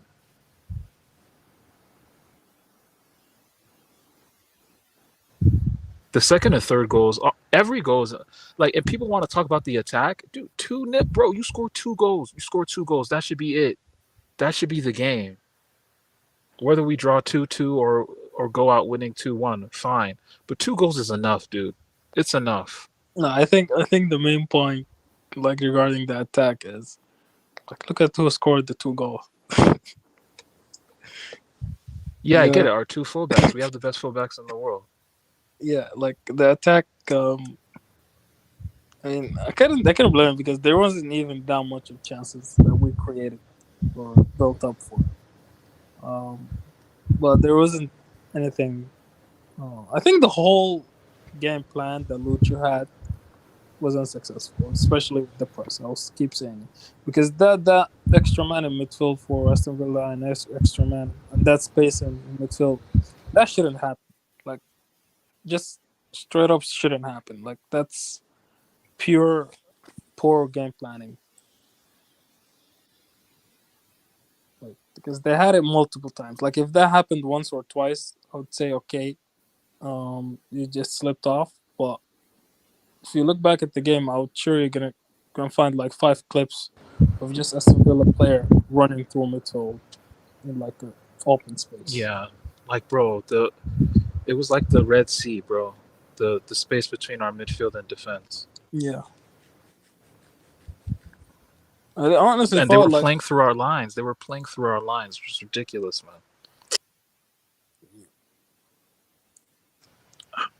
Man, just ridiculous. I thought we were gonna do the same as Liverpool. Like when Liverpool started pressuring us on like the second half, we didn't do the high pressure. We did the mid. Yeah, like a mid block. Yeah. Well, now we just kept Dembele kept running, the guys kept running, everyone kept running up front, and left the whole space in between. And they have like top players, Onana, and they have like players who can put the ball down. I guess we also struggled with that a little bit. But yeah, man, Hakimi, Neves, Fabian, like Nuno scored today, but man, Nuno in the first half, second half he kind of fixed up, but in the first half, Nuno was just like, Yeah, Nuno just has these moments where he just shuts off, dude. He just disconnects. yeah, he left Rodgers like 3 times, I think. Yeah, Even that shot where that Rodgers shot, and it was like wide, like a low-driven shot. That was just pure Nuno not being there. but yeah, man, I just think honestly though, if Vitinha just plays a normal game, not even like a 6 out of 10 game, bro, that we don't concede up to 3 goals today, man. Like it was really about the defensive attitude today. Wait, what? Yep, you saying like it's too much on Vitinha? I feel like it's I don't more. want. Honestly, like I don't want to peg it on him mostly, but it's just like he's the one that calms the game down. You know what I mean? Like in midfield, like you can't let that game get too chaotic, like the way it did. Like No, I know, Tosin, but how were you feeling when we scored the second goal? I felt yeah, I game mean, smooth over sailing. immediately. Yeah, exactly. And I think that's what our players did, and that was the problem. They were like, "We 5-1." Basically, like how Yeah, our but players thought at at 2-1, Remontada. Like we're 4-0 up. They weren't scoring six. but at 2-1 up, we should have killed them. Like, bro, that Dembele offside, man. Bro, all Hakimi has to do is play it earlier. He plays it much earlier. That's 3-1. You see how much of a swing that is in these games, bro? Yeah, and I remember Kvara and Barcola had some opportunities where they're cutting in 1v1 from the left, which is way too much overthinking. Yeah. No, shout out to our fullbacks. Our fullbacks have, if we say since the beginning of the season, Champions League campaign, they've been our best attackers. Nuno and Hakimi. Hakimi is involved in 7 goals.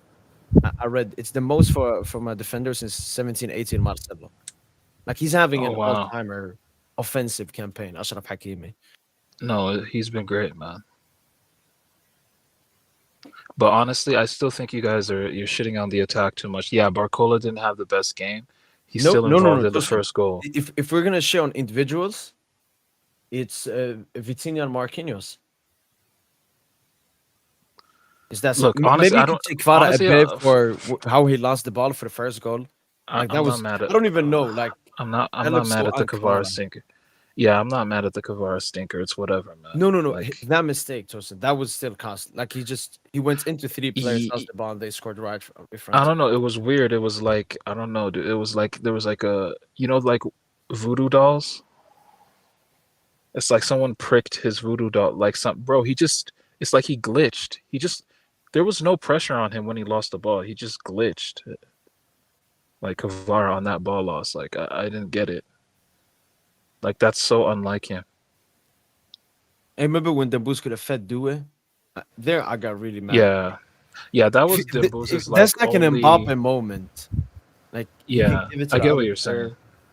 But Dembus was heated, bro. Like he was heated the whole game. He was in space so many times. He's and the thing is, Dembele is just such a nice guy. If that's a Neymar or something, he's chewing them out in the locker room, bro. There were so many times where he felt he could have attacked the 1v1 in space, and he just didn't get the ball. Bro, give it to your star man. Give him the ball as much as possible. He was pressing. Bro. He was pressing really well, even for like the Martinez lost long ball in the 92nd minute. Dembele just ran up. So no, like I'm mostly like Vitinha and Marquinhos. Marquinhos just being the captain. Honestly, I don't think he made a single mistake today for the goals. It was just, I know you're supposed to be the captain. You're supposed to give us that extra thing. So like, it's less than Marquinhos as a player. It's more of him as a leader. And then Vitinha, it's like he was scared getting physical this game.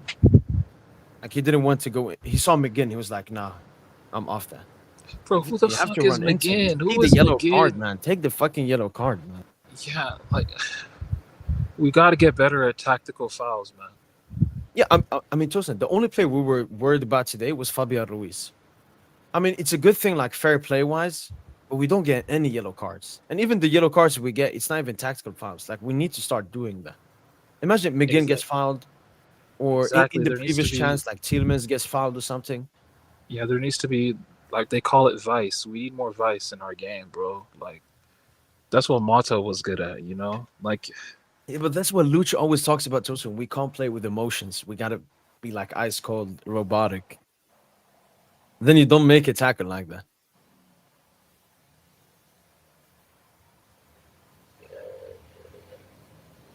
I honestly think like the McGinn shot, like even though the position, that situation, it was like horrible for us because he had all that space. Mm. Once he started running, and they couldn't catch him like to get the ball out of him. I think we did the best thing. Like Macho especially waited until he found an opportunity to stop and try and defend it. Like that shot, like oh no, like what the fuck? Like look who was shooting that ball. Like it's McGinn. Like if it was, I don't know, if I'm seeing in front of me a player like Clapper, the one who can shoot the ball well, and we didn't tackle him from the beginning, I'd be like, okay, but it's McGinn now. So I think we did the best like out of that The situation. thing is, But like yeah, McGinn nah, is a man, bum. it's such He a, it's just, such a, I it's remember he such a, scored a banger like that before. I think he's nah, done that man, for Villa before. it's just such a, it's such a gay goal to concede, dude. The man just ran in a straight line and just, man, it's a I mean, it joke, is. man. It is. Yeah, I can't fault the goal because in general that's a good goal, but you wouldn't expect it because Bro, what were you guys thinking when Asensio was through 1v1? bro, I was talking earlier. I don't know. I was too calm, I guess. I thought it was offside at first. No, I was thinking there's no way. Maybe I was that too. Maybe I Yeah, was that. there's no way that's onside. And then Donna saves it, and then obviously they showed the replay. I'm like, oh my god, he was actually through. my heart skipped. I told you guys, my heart skipped a bit. Like when I saw Asensio, like literally just there's a lot of flashback happened Yeah, and a lot of scenarios, and I was like, oh, it's Asensio, so it's like come on, you're a player who loaned him to Aston Villa, we're not even a good team, and he scores like the most important goal against you. Like I was like, this is the fucking script. By This the is the way, UEFA script. today showed this was the toughest game state we've been in. Probably the toughest situation we've been in all knockout rounds, right? And it was very telling that Lucho only made one sub.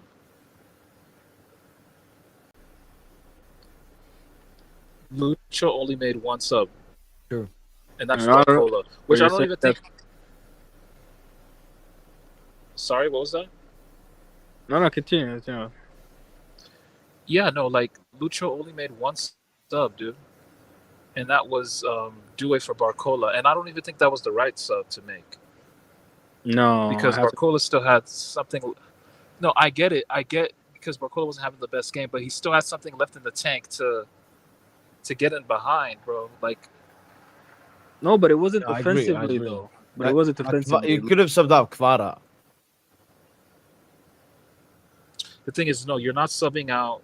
You're not subbing out Kvara either. So he needed to sub out one of the mids, man. No, but like no, but Barcola wasn't having anything defensively, and you were getting under pressure.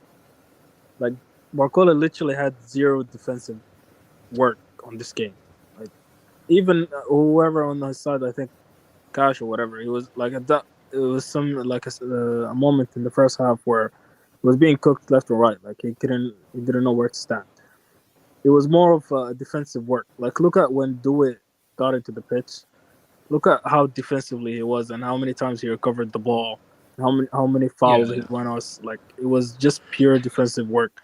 And he's a guy who can like from one touch or two touch he can do something. Not saying that Barcola was bad. Barcola had his moments in the first half. Like he played a lot of good ball and then he attacked that space which we expected him to. But defensively he wasn't good at all. But I don't think there was anyone else who would be like maybe the guy that I thought maybe Warren for Fabian at the end of the game. Yeah. But other than that, there isn't anyone else. Like you're not gonna sub in. I don't know, maybe Lucas. Who would you sub in Lucas for? Because if you sub in Lucas for anyone in midfield, that's just gonna imbalance the midfield.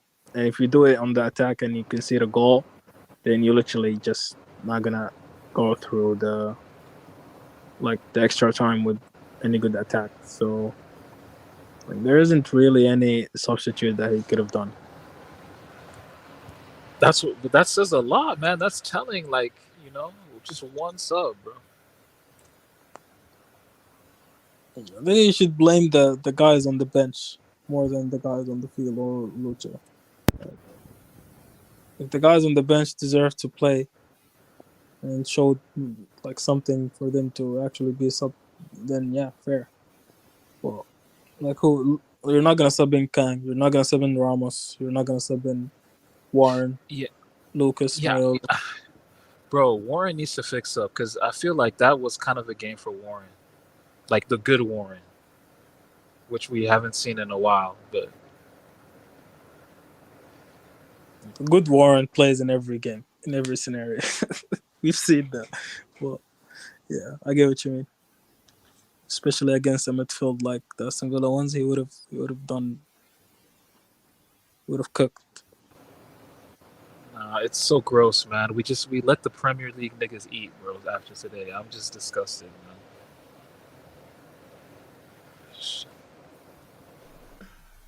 Can you guys hear me okay? Or I Yeah, can you're change good, it you're to good. my other mic. No, if you can make it louder. It usually is a bit louder, I think. Let me just change my mic.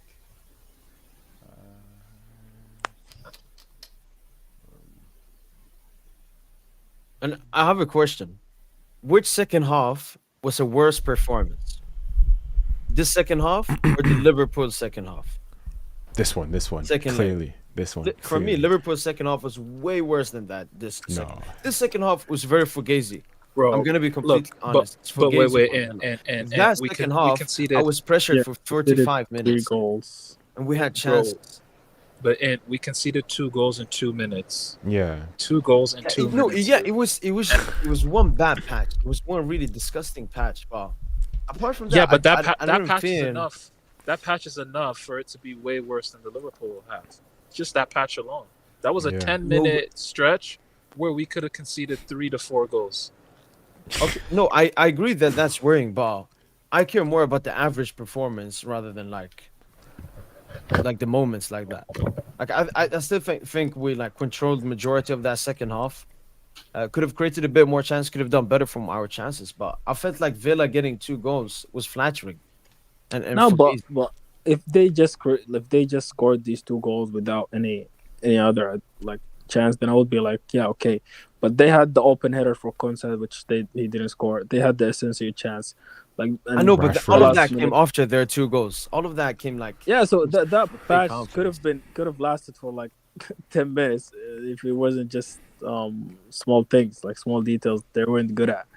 But that patch would have been lasted way longer than that 2 minutes where they scored. Like they could have scored 4 goals in that second half. And from our side, what a chance that you saw that you'd say we had a good chance. Like okay, the Dembele goal which was offside. There was also Dewey or Kvara shot and Dembele's shot, and which is both at the keeper. Yeah. That was it. Like if you're talking about maybe game management, we were better. We were definitely better than the Liverpool one. We controlled, especially like in the last 10 minutes, I would say we kind of got control of the ball. We took off the momentum, but overall, we still conceded 2 goals, and against Aston Villa. It's no, but but that that's Liverpool is like, Liverpool. it's really disgusting what we did. It's really disgusting. What I'm just saying is like going into the next game and into the semi-final, I'm not worried about what happened versus Villa here. Oh yeah. I'm not worried about that moment. I agree. I agree about that. I agree there. 'Cause we played Villa and we were 5-1 up. Like I was arrogant. I was dancing when we were 2-0 up. Like tie is over. So obviously our players were that as well. Like we cook in the semi-final. Like this doesn't matter. This doesn't matter. You're not worried at all. No. Because I know why we dropped focus. I know why we dropped the intensity. It's because we were 5-1 up. It wasn't because Villa were doing some magic and we just couldn't. No. I think we looked down on Villa so much. Like they saw McGinn, they're like, "Who's this? Who's this McGinn? Yeah, let him run. Let him run." Fugazi gone. They saw Bro, Rashford that goal on the so corner pissed me off, thing. man. Did it take a touch? I didn't like. I saw it back. It didn't look like it Yeah, took a a small touch. touch. Yeah, It it was did- going it did more take a right, touch. and the touch took it more like up above Donna. All right. Oh my! I'm gonna be honest. I mean, maybe you guys saw it differently, guys. Oh my goodness! If that Tielemans header goes in, I'm smashing my screen. I'm smashing my cameras. I probably would have ended my stream. Oh my goodness! Like, I mean, I think you're being really generous with the way you played. Overall, I'm not gonna lie.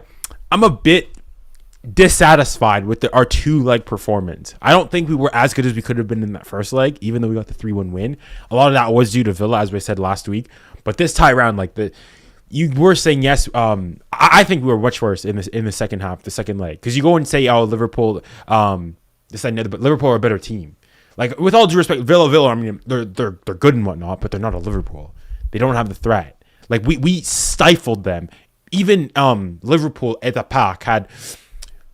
Maybe not, but as in because of who you were playing, you sort of were like, okay, you respected them a lot more. Villa at the pack were some mid-table league earn team.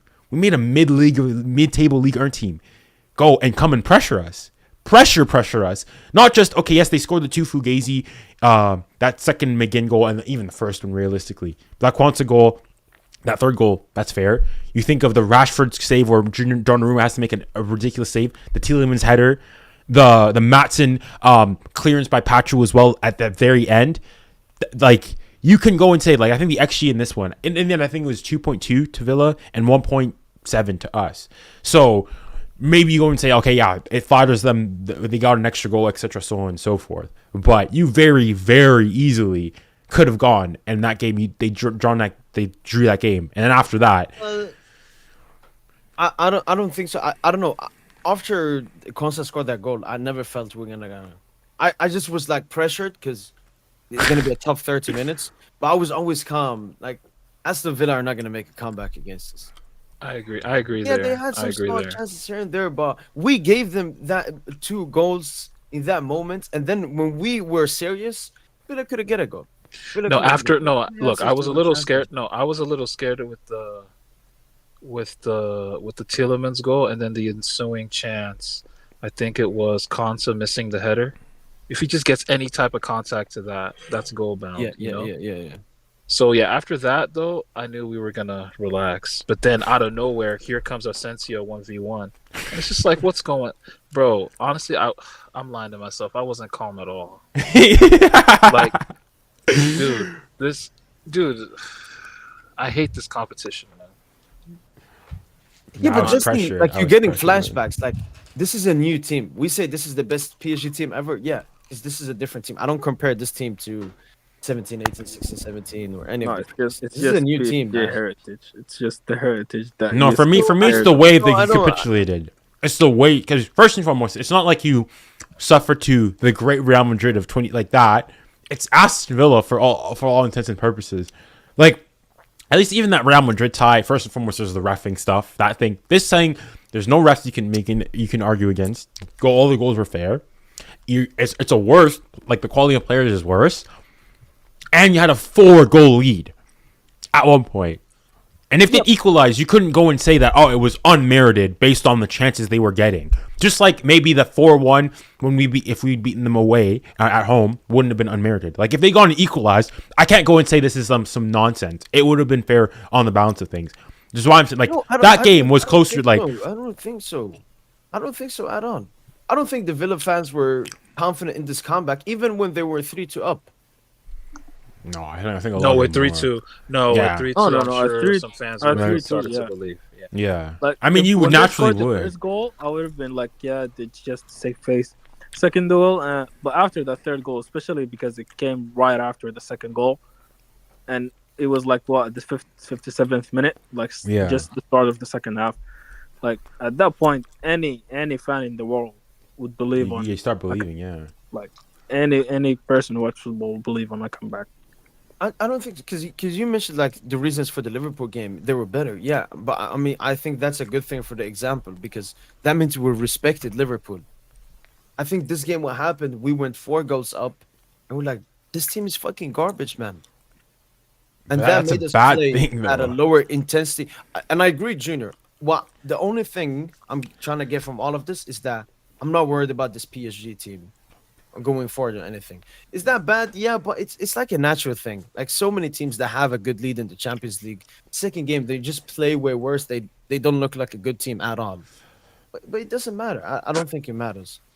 No, I think it's needed more than anything. Like I think the fact that a game like this happened, like I said earlier, it's needed for this team to know both, like two things. First of all, how to handle when they are in a situation like that, when you are three like one goal away from them drawing the match after you were 4-0 up, and or like 4 goals away.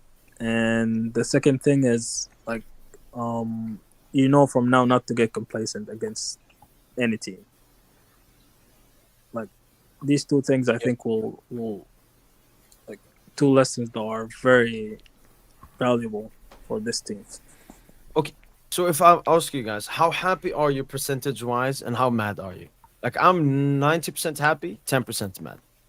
Oh wow, that's high. I'm 100% happy, man. You go through. Let's go, DJ. Let's Yeah, go. okay. Like, how can you can't be upset with that game, man? Like, it was a great game.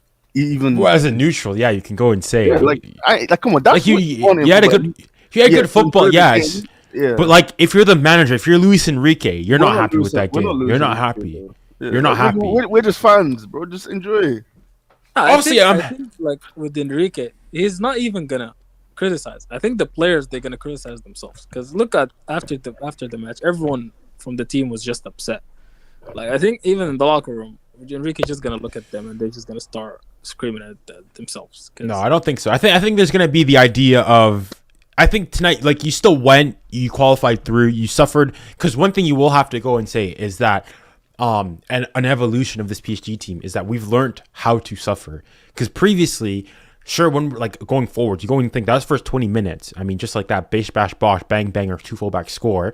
That in our high moments were good, and that's even historically that's been even when Eminem era that like when we go forward, when we're in our groove, we're good. But it's when we suffer, when we're put under pressure, that's where we collapse. You think of La Remontada, things like that, United, Real Madrid, things like that, where you're in control, bam, you capitulate. Whereas this time around, you go and you think you had that difficult start Liverpool second leg, where you score a goal. Second half, you keep things together against Man City. The 2 goals you concede, you come back. And then again here, you're going under it. You could have like PSG team of 3 years ago.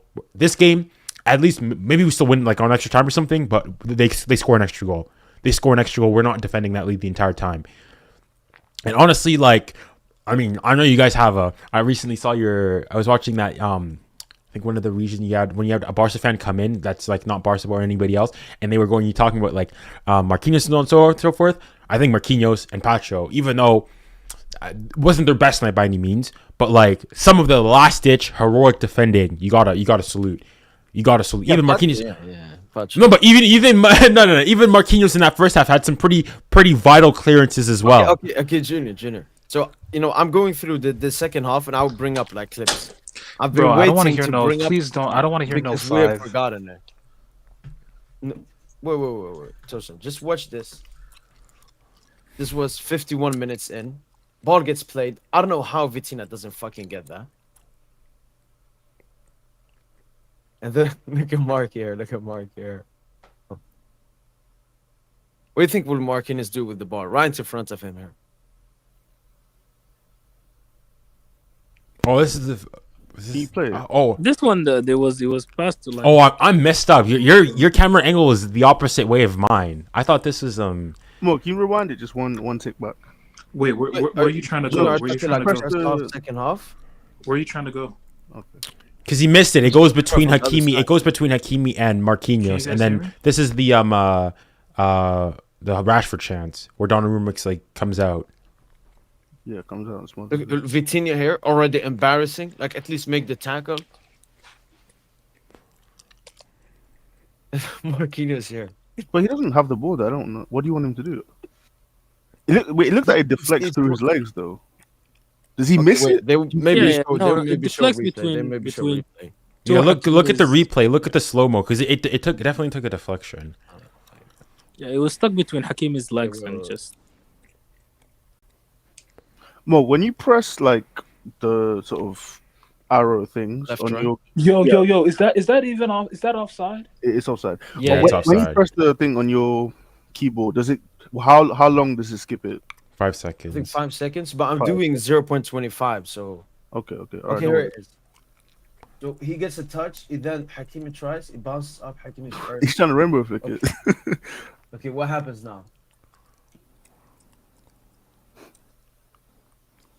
Is it Where's he deflect? looking? Yeah. So Marquinhos fucking just missed the ball. Wait, go back. Play, That was an awkward bounce, I think. if anything, that's wait, more go back. more a Hakimi error than a Marquinhos error because No, but he doesn't see the ball because it's behind him. Hakimi's running into him. Look at Mark here. I felt like a deflection happened here on Hakimi Marquinhos. No, read it. How No, it's a bad bounce. It's a bad bounce. Yeah, It's a how is bad Marquinhos bounce. It's the supposed to get spin. that? It's the bad bounce. It's a Hakimi bad doesn't bounce. know Bro, what the ball you is. guys, Southampton, man. you guys This are is embarrassing, man. You guys are all embarrassing. The How- way how? you guys just like to just cape for number 5, man. No, but This is- Bro, no, stop. You are Tosin, stop. Tosin, you are the biggest code switcher ever because a week ago, whatnot on that video, you're going defending Marky, saying you take him over Paul Kubarsi, so on and so forth, and he leads the line, and all of a sudden, stop. Yeah, like I was watching that video. I was watching that video and saying you are the biggest code switcher. Stay flipping consistent here.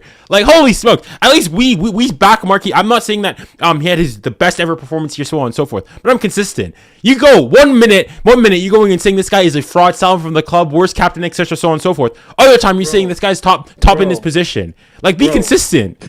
Bro. Holy he's a club smokes, legend. man. He's a club. You can be a club legend. And you can. No, but you were saying that you would take him You can over be a Paul club legend, you can be Kurbasi. a That bum. he's making And it I into a still combined would. 11. I still would, 'cause I still Nah, would. the way you were code switching. It's not even about like I kind still would. It's not like who cares about Paul Kubarsi? That's not even the topic right now. We're looking at We're looking at the film, we're looking at the KP. footage. I just feel like you and Mo are almost. You're always so desperate to blame Marquinhos for something. Like you're almost. no one's No, desperate. let me bro. finish. No Let one's me finish. desperate I feel like to you're blame him. almost sort of looking for a Marquinhos error, even though there isn't one. So, like here, we have a mix-up between Hakimi and Marquinhos, where the ball sort of squirms between the two of them. But you've somehow turned that into a Marquinhos blunder, even though, like, I don't know. Marquinhos' eyes can't follow the ball.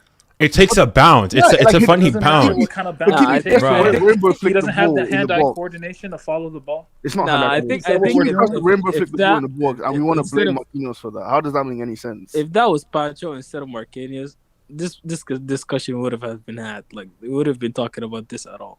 What do As you in, mean? if As in, you're not gonna blame Pacho. Bro, Oh, okay. Hakimi, you guys don't understand. Hakimi and Nuno are so good offensively that at center back we need to have players that are comfortable defending 50 yards away from goal. They are the Like- comfortable defenders for you. That's what we've done Not the whole number season. 5. Not number 5. Bro, do you see some of the number recovery 5, runs bro. Marquinhos makes when Hakimi's up the pitch playing right wing half the game?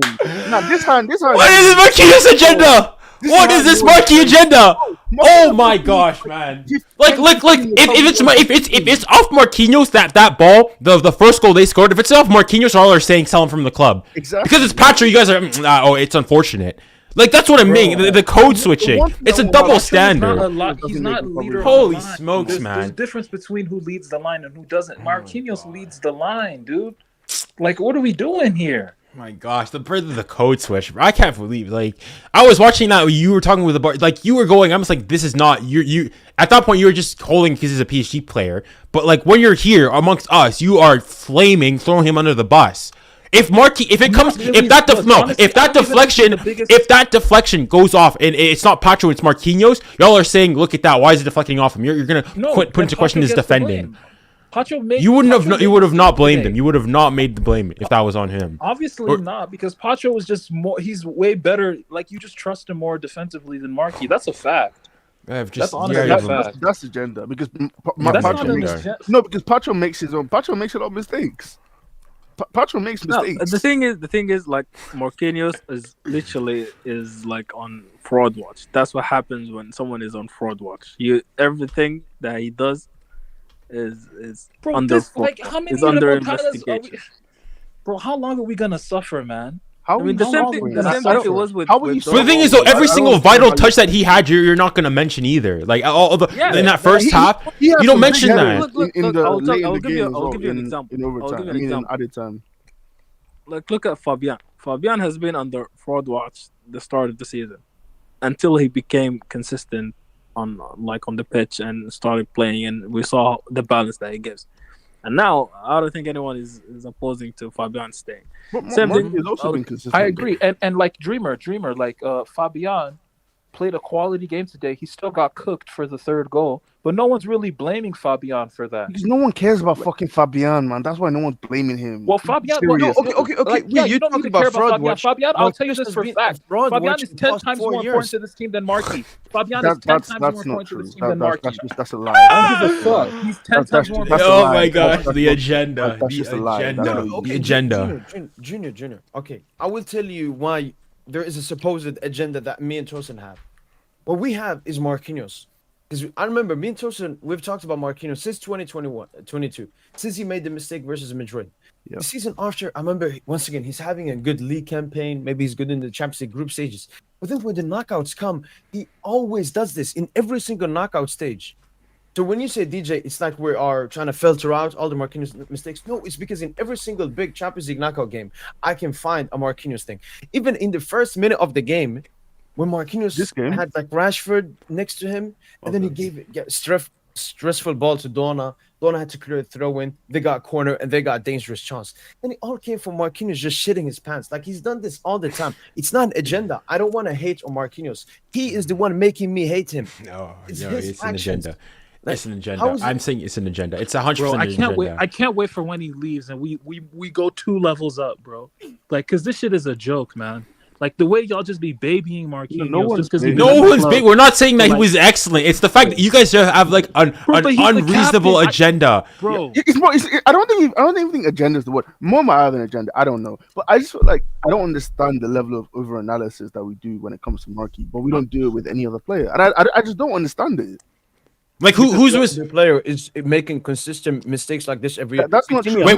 Was Marquinhos directly responsible for any of the goals today? No, Pacho, No, just Dembele, another shaky all ball. constantly make mistakes throughout the game. That's the truth. Players will make mistakes. Nuno cost us Nuno's cost us for the first goal against Liverpool at home. Cost us in the first leg against Villa. Lost the ball in Not midfield. gonna say We won't that. talk about that because we come Yeah, through I think so. and he's played well. Yeah. in two legs. We talk about Nuno defensively all the time. Yeah, but it's we don't not- know. But we don't it's cook not him. the same We don't way. look and scrutinize every single one of his actions. Because Nuno is fucking good at football. Marquinhos I- is not good at football anymore. Bro, stop He's chatting not. shit, man. Please just stop chatting shit. Bro, Can't tell me he's Marquinhos not. is- Players Marquis have- is not one of the best in the world in his position anymore. It's over. No, It's but fucking that's over. true. But to say Let he's him not get good the at football, fuck that's out, ridiculous, dude. man. Like, To say he's not good, that's just not true. You can say he's not the best in the world, obviously. But like, is anyone better than Marquinhos walking through the door tomorrow? No. So we got to deal with it. Give me open. Give me open. Who? Upamecano. Upamecano is not walking through the door Nah. tomorrow. So Marquinhos is here to stay. Actually, that's the end if of you think Marquinhos' mistakes are bad, Upamecano's mistakes is gonna Look, if drop Beraldo's the stocks. Look out for him, don't worry. instead of Marquinhos, I wouldn't be that like different. Yeah, because you don't have an agenda against him. You're fine with Ronaldo. No. I have no expectations from Beraldo. I have really high expectations of Marquinhos. Well, why would you still have expectations on him if according to your own words, he's been disappointing you for the last 4 years? no, honestly, At some point, you have to lower your expectations. Then, unfortunately- if you've just gone and said that you've been against him for the last 4 years, and it's because you have expectations for him, then surely after a couple of times you have to lower them and saying he's not. If you've consistently been saying for the last 2-3 years that he's not who he thinks he is, then surely you have to go and say that when he does this, you're not surprised by him. But you're going and saying no. The reason you're hard on him is because you expect better from him. No, because I've always unfortunately, man. I've wanted this story to end since like 2 years ago. I was ready to send him to Saudi. But the thing with Marquinhos is he's the second highest paid player at the club. He's 30 years of age, in his prime. He's not too old. He's a centre back as well. obviously I've had high expectations. This should be the best version of Marquinhos, captaining this PSG super team. But no, Mo, can I ask you a this question? version of Marquinhos I've seen, man. Can I ask you a question? Game, we're being stressed. Marquinhos is looking away. He's not talking to any players. So- He's not talking to referee. He's just hiding. Mo, so, do you think Marquinhos played bad today? No. Okay. Do you actually think he's like a bad player, or is it that he's just not performing to your expectations? No, I think he's a good enough player that you can have Marquinhos in the team and win the Champions League. The only issue with Marquinhos I have is the knock. But you just told me there that like he's someone who you worry about in games. So how can you think he's good enough, but also be someone who you worry about constantly? Surely is one of the two. I mean, Do you get what I'm saying? one of those. Yeah. No, Marquinhos is one of those players that has the bozo moment. It Okay. doesn't make him into a bad defender. It's just that he can have a costly moment. Because we compete in the Champions League where costly moment affects you. Like having Marquinhos, and I agree with DJ. Like Marquinhos is, I don't think he should be that talked about. Even though like his leadership, I think that everyone is questioning that because we're not seeing it. Bro, look at his post game comments, bro. Look and just like juxtapose it with what Vitinha and Dembuz were saying. It's very What were his obvious. The post-game players, go Just- look at it for yourself. You can look at it for yourself, bro. Alright. But it just goes to show, bro. It just goes to show these young niggas, bro. These Gen Z, they're not looking to Marky. They're not looking to Unk for inspiration. They're not looking to Unk for wisdom. They're looking at Hakimi. They're looking at Dembuz. They're looking at Vitinha. They're not looking at no fucking Marky, bro. Like, bro, he needs to get the fuck out, dude. I'm sorry, man. Like, Who posted that tweet? 'Cause I think I saw it too. The both. Look at Canel. Canel posted all the post match. I remember someone tweeted a screenshot. It probably has to do something like we have to learn to. Okay, Marquinhos. There was a drop in intensity at 2-0. I've had some tough times. You have to savor this one. This team shows values. We wanted to play a complete match. Champions League is all about the details. This team is growing, but there are always things to work on. We have a demanding coach. We look at the mistakes we made to correct them for the semifinals. It's very difficult. Championship teams always have goalkeeper saves when needed. He's becoming more and more valuable in goal. Really need a great goalkeeper who's showing his worth. What's What's the bot? issue with that? talking I like don't. a bot. Talking like a straight bot, bro. What? So you have an issue? Oh my with gosh! No, Oh, this I is thought- like, this is what I mean. You guys have an agenda against him. You guys have an agenda No, against him. tell Like, the truth. Tell the truth about what really happened, bro. We fucking capitulated. Like, be a fucking lead. Be a fucking man. Talk. So what Like, did you he's want him such to a say? bot. I don't understand. What, we were shit today? Is that what you want him to say? Juxtapose it with what the others said. What did they say? What the other? Mo, can you please find what? Yeah, I will read now. Alright. It's just a Vitinha agrees with the ability. Relax in the second half. We have to be demanding, especially in these matches. We made it difficult for ourselves. In the second round, we let ourselves go. We thought we were too good. We have to be more demanding for the semifinals. This match will help us going forward. We've qualified. We're happy. We're going to get back to work. We're going to try to do our best to reach the final. That's damn near the same thing. Vitinha basically said the same thing as Marky, just That's with damn near the same thing. more Like, our intensity. what are we? Can we please move on? This is fucking. Honestly, man, it's so tiring talking about Marquinhos, bro. Like this nigga does not deserve to be talked about as much as he is. Real shit, man. You were Oh, unsuccessful. It wasn't a successful hit comment, but we'll move on. Like, bro, Look, I don't know what this look, is. man, there's- honestly. Look, if you actually look at the content, he said we need to be more demanding. I have not seen anything where Marky's like, we need to do this, we need to do that. I Mo, haven't can we seen please that. move on, man? Honestly. Bro, Can- Marky can- talks can like we a talk bitch. about- Like, bro, he transmits fear into niggas, bro. Like, this man is Jonah. He's Jonah in the Bible. You know when Jonah got swallowed up by a fucking whale? Oh my God. Or like, you know when fucking like Jonah's on the boat and like, you know, it's fucking mayhem, bro. Like they're getting waves and waves. The fucking weather is. so you're saying he's a bad luck charm? He's a bad luck charm. That's is the what you're reason saying. they throw Jonah out. And Isn't like, that Noah? I thought that was all Noah. sunshine again, No, it bro. was- Like no, that's what it this was shit Jonah. is. Well, Jonah. is Jonah the nigga that got swallowed? Jonah's the by- one that got swallowed by the Yeah. fish. Okay. Alright. Honestly, you know what I hope for? I really hope. I hope that if we God willing reach the final, I hope Marky scores the winning goal. I hope Marky scores the winning goal. No, how That's fine. I'm gonna That's be- a perfect. ending. That's a perfect send off. That's a perfect send off. Look, I'm predicting it now. perfect Clip this right now. Clip this right now. You're gonna go and say he's the best center back ever. Best center back ever. he's Best not. PSG. He's That's not. what you're He'll gonna say never when be he the best if he center scores in that final. That's what you're gonna go and say. Thankfully, I No, watched okay. Thiago. I watched Thiago. So Oh no, Big no, no. decision, If like, he okay. scores in the final, everyone is saying that, man. Like a yeah, center back that's fine. scoring. That's yeah. fine.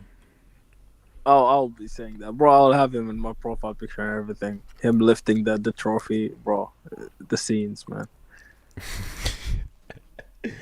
But who else did you guys think had a? I thought today, from what I saw, I thought Kvara had a poor game. Unfortunately, I mean he's the one who gives up the ball in the first goal. I thought Who it was. cares, man? Who cares? He's allowed. He's fine. It's cool. It's whatever, man. I don't remember a single thing he did offensively either.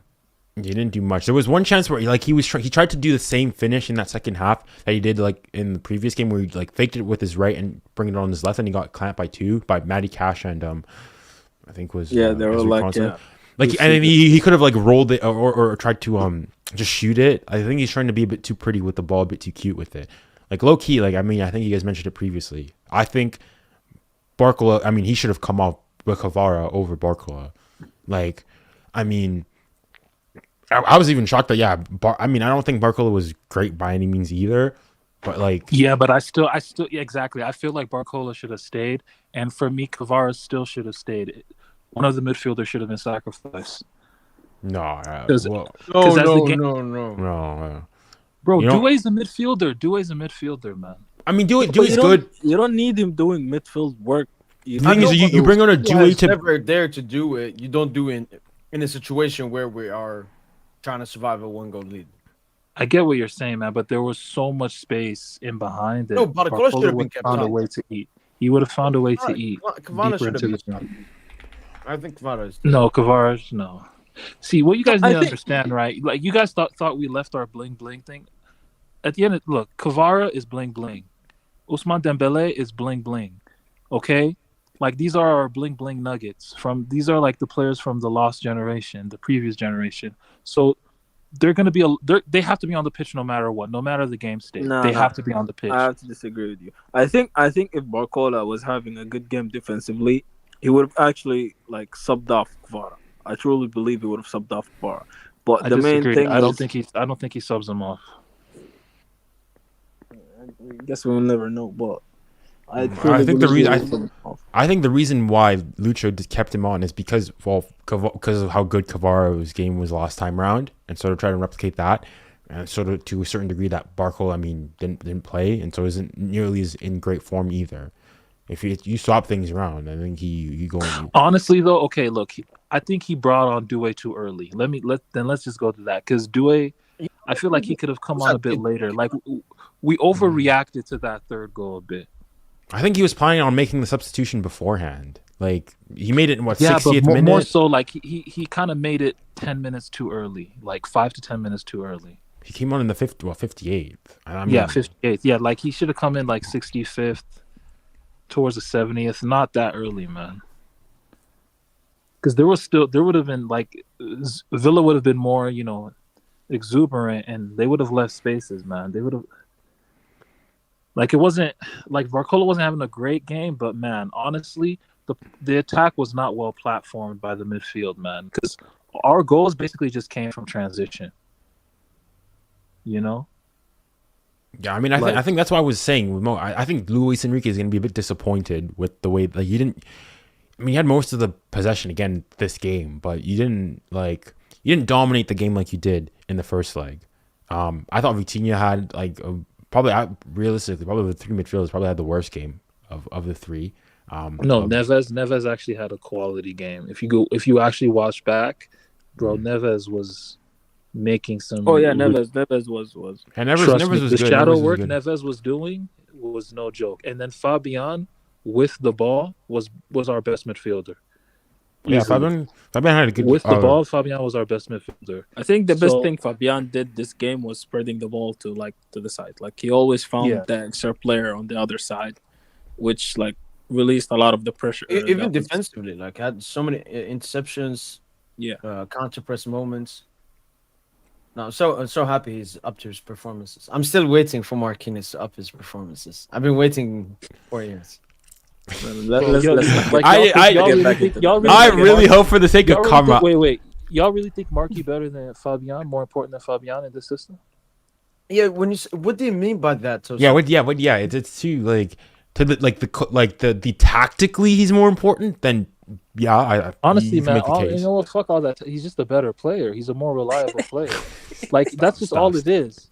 Like he's just a better player. He's more reliable. It's just that simple. Okay, let's move on from Marquis. Let's move on from Marquis.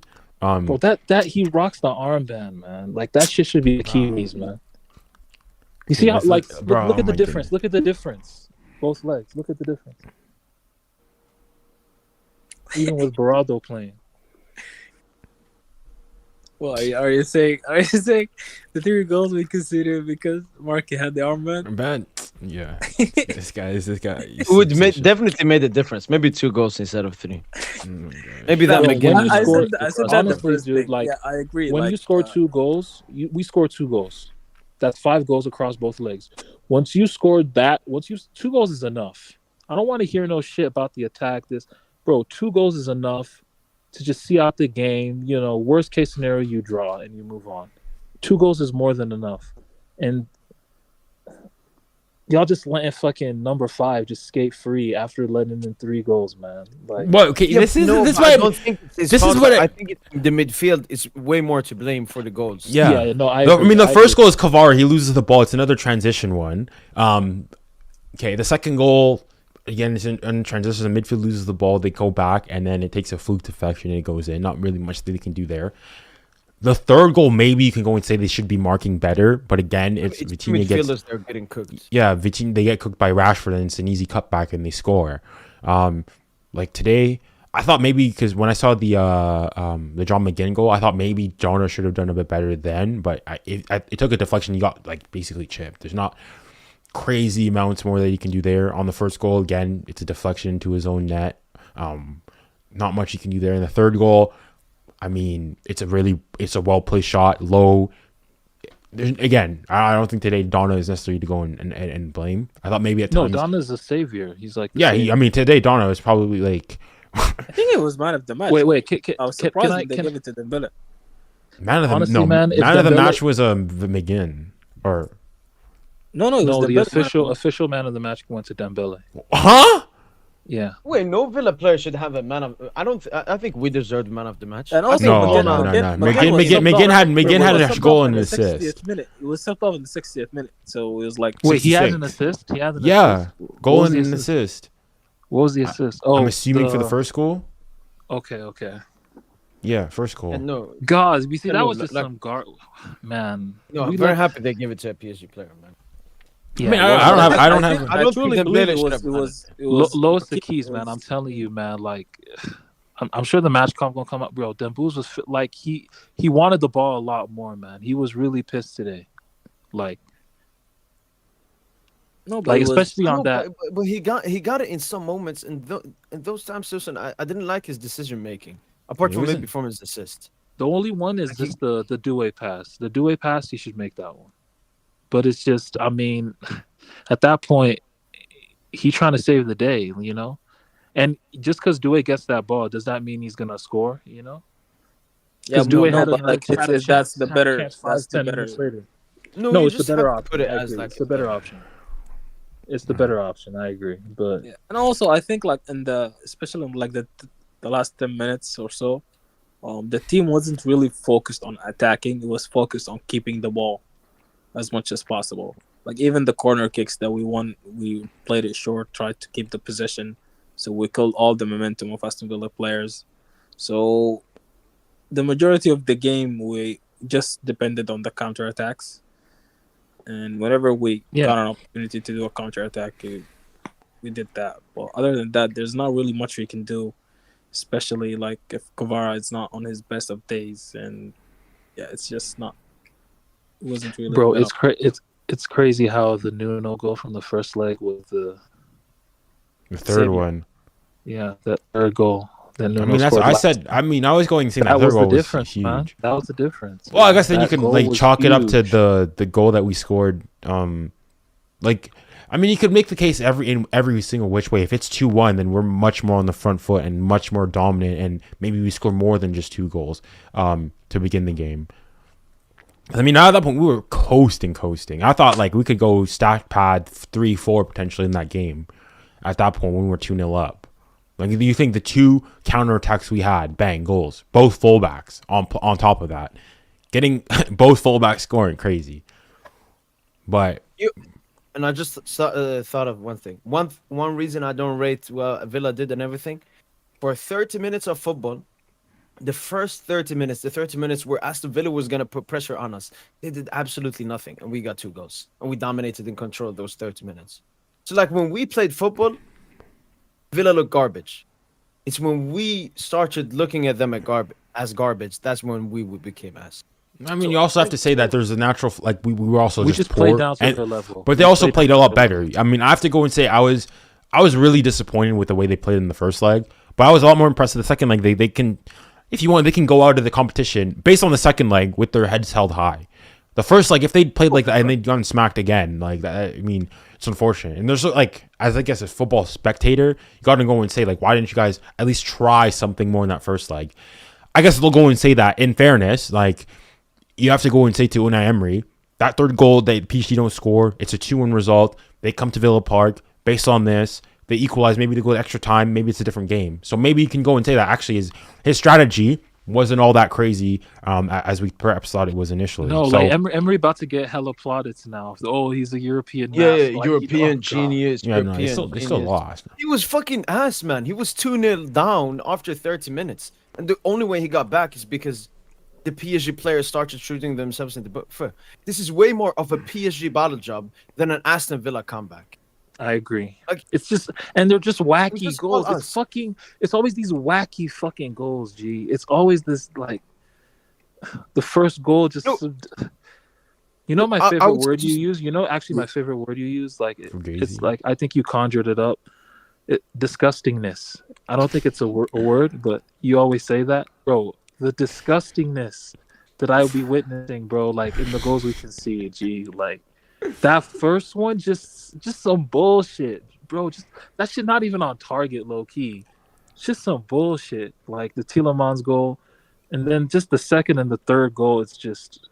I mean, the third goal. I mean, it's well worked. It's Rashford does well. It's a moment of good No, you brilliance. can't. Like he got zero resistance. Just zero. Yeah, but okay, but that's more like Rashford also does well. Dribbles, pat like that. It's the other two you can go and say they're flukes and whatnot. The third goal, you beat his man going. I mean, the thing is though, then Villa would go and say the same thing about us, as in obviously the 2 goals scored in Paris, Doué's goal. That's just you can't really do much about that. And then the Kvara goal, maybe okay, you can say they lost the ball. Great goals. Those are not True. disgusting. But Like a long shot, do a long shot, beautiful. McGinn long shot, disgusting.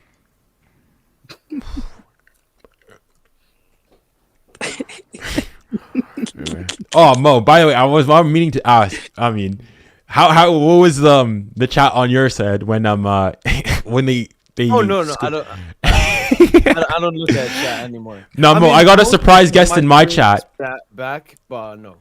I got a surprise guest that recently you must know really good on, and actually he came on later on in the pod. Very surprised guest. He reacted to one of his videos really recently. Is it the Villa fan? No. Bit bigger. The video I asked you. Faisal? No. McKenna. Yep. He was in my chat and he actually came on my stream afterwards. We discussed because I made my reaction talking about how he says all the intensity so on so of Liga and so on and so forth. I chatted him up. And in fairness, like I think he wasn't as delusional as it perhaps initially seemed. We found some a bitch. Pardon? You should have called him a bitch. That's what when you came No, on the no. stream. Nah, but I mean, Junior, I remember I reacted to his pre-game versus Liverpool and his post-game after Liverpool. It was the same garbage there. He's just one of these English people that are very arrogant, English-centric, you could call them. That's what I said initially, but in fairness, like I mean, I've got like he was very like praiseworthy of PSG. Like he was going in. I'm still like mid-game. I'm like PSG Barca. If you want to go put 1-2, whichever way you want, fair. He was saying flat out PSG's. It's all fake. Well, I mean, if this guy's gone and said based on it, you guys played us and knew better. Like, I mean, you also have to respect the guy. Like, we this team took it charitably going and saying they're the better team. fine. I may still disagree with him going and saying, disagreeing, like he's going and talking about how like he's mentioning how PSG got a rest this week, how we're not playing against non. He's like see that stuff like that. I'm saying, well, that happens in every single league. That's what I said. I said it happens in La Liga and in like that. It's just the Premier League that you guys think, you guys have to be tough. You have to play every single game. And he said, okay, yeah, fair enough. But he also says like sort of you enjoy always that. So I disagreed with him on that aspect, and also talked about specifically, as you mentioned, this Anglo-centric bias, and especially like and he even actually agreed on this. You know, oftentimes, I mean, you guys probably don't listen to English commentary, but on mine, when I listen to TNT, every single time you have like an English pundit talking about, they see like a player that plays in Europe in a Champions League game, and they go and they say him like, oh, I wish I could see him in the Premier League, stuff like that. Like that, for me that pisses me off, because it's like, if you want to go and say I want to see him on my team, fair. You want him at your club, fine. But just saying, I want to see him in the Premier League, as though like, yeah, Mbappe, you know what, I wish I could see him in the Premier League because I don't really rate what he does in Ligue 1 or somebody at Napoli or Cavaro or anybody. And he's like, yeah, in fairness, that's a fair case. That happens a lot here. So he was charitable in taking some of the criticism. Like, I've seen like he seems to be relatively, you know, level-headed. I'll go and say, compared to some other Prem fans out there. Some of like I talked also about him regarding like how Prem fans go and say that winning the Champions League is less prestigious than winning the Premier League, and he's like, yeah, no, that's a crazy take. Even though he would have said, like, as a Liverpool fan, like when they won 1920, that maybe at that moment they would have winning the Premier League was more important because they hadn't won it in, you know, in the Premier League era ever, and that it was more impactful, like emotionally. But the prestigious thing, completely ridiculous. Even like, for example, I'm not sure if in your reaction, because your reaction was only like a minute clip, I actually went and took the original video and chopped that up. But Mark Goldbridge was going and saying, like, for example, that this season, like, he's saying that PSG wouldn't even finish top 4, specifically because of like the intensity. Whereas yeah, quick question: have you got any clips like on TikTok or anything of my interaction with him? Yeah. I mean, you can go to my YouTube, although like the stream was a bit buggy. But I have like a long vertical version of the entire conversation, but I haven't like chopped it up or anything. What's your name on YouTube? Just my name, Junior Kanabasi. Can you spell the last name? NKA. Yeah, I see. Yeah. Thank you. Yeah. Although I'm like, unfortunately, the stream quality, like, it dipped. It was like really choppy and laggy at bits. So you got 67K subscribers. What the fuck? I see you. Okay, I see you. No. Yo, man, can you play a replay of our goals again? Let me just. I'm not gonna have it in me to watch the extended highlights. I just want to see our goals. No. Before we do that, we just have to look at this. What's this? Oh, okay. I mean, it doesn't look. Me and you, biggest Dembouz propers, but we gotta be his biggest critiquers, because obviously I don't think. Now, honestly, it's maybe even worse than some Mbappe ones, because the Mbappe ones, he still has a good chance. Dembele has no chance here. Okay, there you can't play it. He has to play it there. There he has to play it. Honestly, I knew he could. And I know Dembouz plays this pass 99 out of 100 times. But here, he wants to be him. He wants to be Himzers. He wants to win the fucking Ballon d'Or. We got Dembouz Barca again here.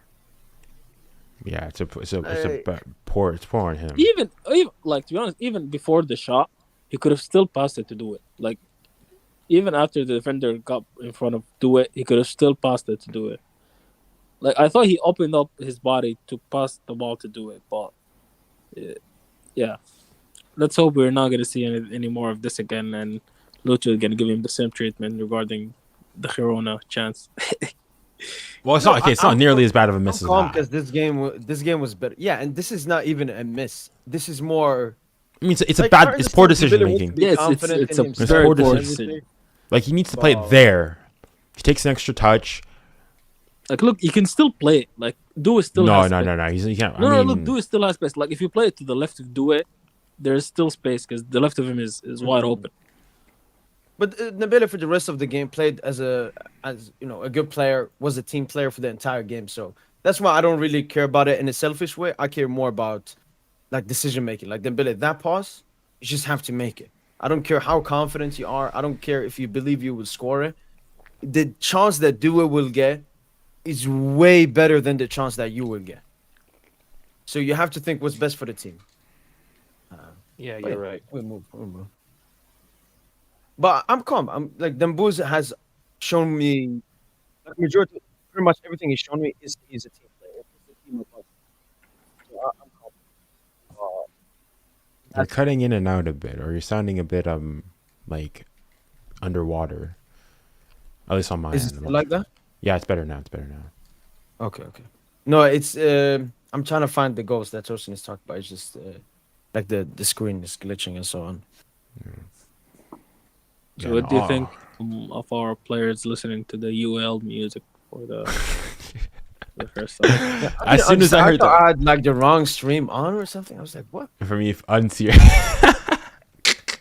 I was saying unserious club. Can't even get the proper music. Did you see Constance reaction? Yeah, concept was like. Summed it up. It was like, oh my god, the face palm and everything. Okay. We have the I'm entire just- goal here. Marquinhos actually makes a good tackle. I think, or Rashford wins the ball. Maybe I can do it. Gives it to Nuno here. Amazing, immediate pass there to Barcola. Bro, I swear, like that pass would have been open a lot more times later in the game, bro. The thing is, it's great in fairness, movement. it's poor defending from Dean as well. Digne. Mark. Yeah. No, that is true, but it's also Because then he looks at where he's going. Like who makes this run? I mean, it's Not many fullbacks make that run, man. The thing is, he checked his shoulder and he saw he was coming. Like, it's also a poor goal to concede there from Villa, I would say.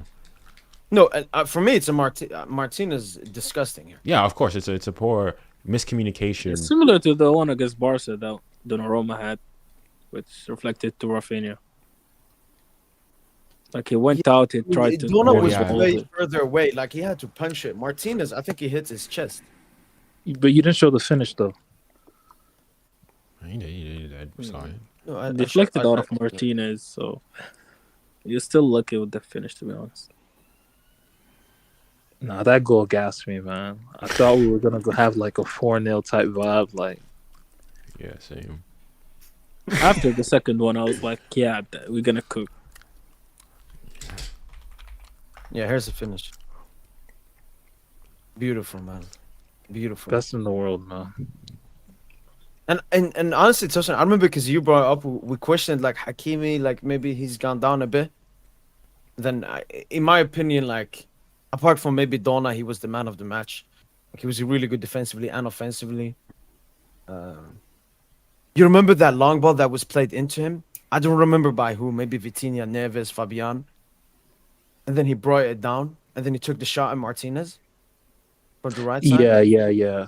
He was so mad because that should have been Yo, an him easy and tap. him and Dembouz were like talking after that because like Dembouz is supposed to like run towards the center. Like he wanted him, he wanted to play the cutback, but he didn't see anyone, so he just like fuck it, I'm gonna go solo. Yeah, the Villa was all on the left. Who was trying to come in. I'm like more mad at the other players. Like Fabian could have made a run, but players just. I mean, it was towards the end of the game as well, bro. That could have also killed the game off. Nah, man, that's what we left our food on the table, bro. That's really the frustration. Because We you let know them what eat it. Villa has is it's a moral victory. Obviously, moral victories don't mean shit, but you know,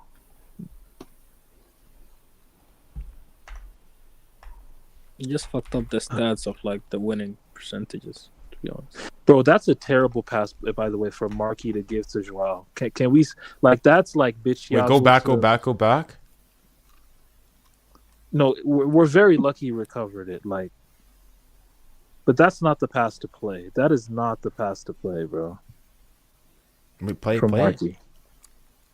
You do not. You do not. And he's not play even that strong. pass. Like he has to be strong. Like it was too weak that Onana. Yeah, barely like got there. that. Like, Kvara's deep. Like so, it's basically our four most explosive players on that goal.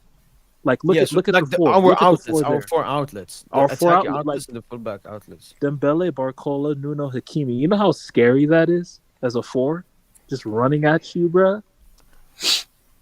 And these are our Champions League away games. It's wings, kid, and counter attack. Same thing. The goal versus Liverpool as well, and some chances were had in that game. So, like already for the semi-final, obviously the semi-final, the first leg is gonna be away, and the second one at home. I mean, I don't really care home away, but if we look under Luis Enrique, it's way better starting at home than ending at home. Every time we played at home first, we've won. We've gone through. Every time we've only played once. Second game at the back versus Dortmund and lost. Yeah, in the semi-final as well. But honestly, so we go like to Arsenal. They have to push up a bit more. They are at home, and then we just counter them with. Yeah, with honestly, it would be great to Oh. start off like the first game as counter, because we'll have Yeah, a lot yeah, of yeah. I don't know, bro. I'm liking this home, but yeah, I guess the first game we're gonna play at the Emirates because Arsenal are going through, guys. It's gonna be Arsenal. Well, you don't believe I'm not sure, man. I'm not sure. I'm not sure. Stop dick riding ass grid, dude. Who would you You rather don't play? believe in the dark magic. Yeah, I believe in it. I believe. Who would you rather play? Arsenal or Real? Real. I don't give. In the words of Real. Hakimi, we don't care. We don't. Okay. I want Arsenal. Real. I haven't You done think that's a better matchup? I mean, yeah. Hmm. I think so. Yeah. And you can you think Loki? Because I was speaking like as I was saying with Lawrence McKenna, he's saying that he thinks that even though he probably said that Liverpool probably a better team than Arsenal, he thinks that Arsenal are a worse matchup for PSG than Liverpool were. I think I'd agree with him because Arsenal can sit deeper and are more astute defensively, whereas Real Madrid, they're sure they can hit you quick. I know, but what it feels like is the same story every single time. That's why I always bring up Khabib. When I used to watch Khabib in the UFC, I remember every single title fight he was going to have, they said, this is the best matchup for Khabib. This guy with his this will be. It was the same thing here. We faced Liverpool, beat them. Oh, Aston Villa are going to be much stronger. You know, they're going to sit back, suffer percent. I don't fucking care what teams do against us. Like Arsenal can sit back as much as they want. We'll still cook them. I don't like this. It's a bad matchup and all of that. Like No, he's saying not a bad, but he says like Arsenal are a worse match, like matching up. Did he say Like, why? look, because they couldn't defend well. Like he said, like even though he'd say like Barca are probably a better team, Liverpool a better team, Arsenal and the way they set up are a worse matchup. Because is what of he what said. they do defensively. Yeah, because they can sort of because you think even in Liga like we struggle. Where does PSG struggle the most is when it's a low block, a really low block, and they just play that terrorism, disgusting football. And the thing is, Arsenal. The only thing with that though is, like, you can't really play low block football if you don't have an out ball. And with Havertz being out for the season, they don't really have anyone that's going to run in the channels. Marino's not winning headers against Pacho. So like, and then on the counter attack, it's Saka, but like Saka against Pacho, Saka against Nuno, like you'll take your chances there.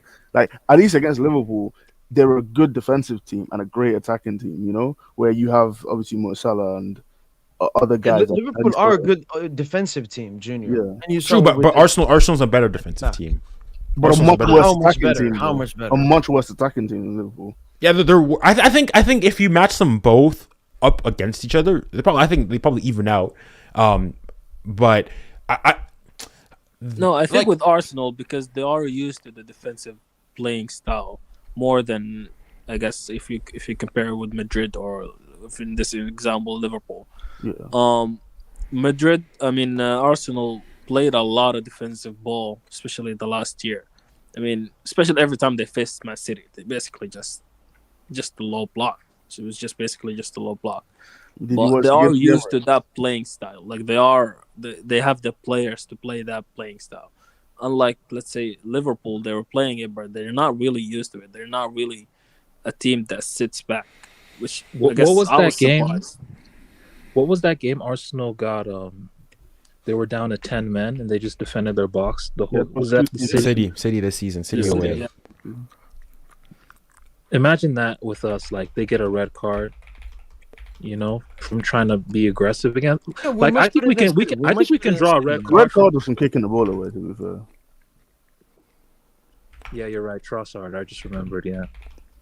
Gee, But that was like I last think 5 years ago. like mainly the main thing, even if they sit back, I don't see them having the ability to score. Right. Like That's what I'm they saying. don't have that quality up front. I mean, I hope I don't eat my words here, but Yeah. like even against No, Madrid, but the honestly, games, they do though. They do though. no, Don't but you think? like okay, let's if you look at the game against Madrid, the 2 goals that open the play are 2 free kicks. Like, yeah, crazy free kicks. Other than that, they have Moreno as a striker. They used to have Calafiori as a striker. No, not even play wise. Even when they were having Havertz and all these players and Trossard in better form, they were still not good creating chances. Like Arsenal aren't a good. They're probably the worst offensive side out of Villa, Liverpool, and Arsenal. Arsenal is the worst I mean, offensive. that's side why out of- they like. I they think depend Arsenal- on, like the corners and depend on like the dead ball because they know like the creation level is not that high compared to other teams. Like I don't know, but like when I look at that team, you see Martinelli there, you see Marino, you see Saka. In midfield, you see Odegaard, you see Rice. Like, you know what I'm saying? Like, I don't really feel the vibe of like offensive. Yeah, no, very, very. Even their fullbacks like Timber and who's the other one who's playing like Lewis Kelly or whatever. Like, you don't really see that offensive mindset on these players. Like, No. they can score, but not that much of an offensive team. Unlike, I don't know, Madrid or PSG or Liverpool or No, Arsenal was just. I think Arsenal is a team that likes to score when a team maybe potentially loses focus, Or makes especially from set mistakes. pieces. Yeah, yeah, I exactly. think Like, against Arsenal, the 2 most important stuff is staying focused for 90 minutes Right. exactly. and trying to break them down. Like the good thing or like the like I think for Arsenal the advantage is they know their capabilities. They know they're not that good offensively, so they use all the things that you can use to put the advantage on their side, like the dead balls or like the free kicks, the corners.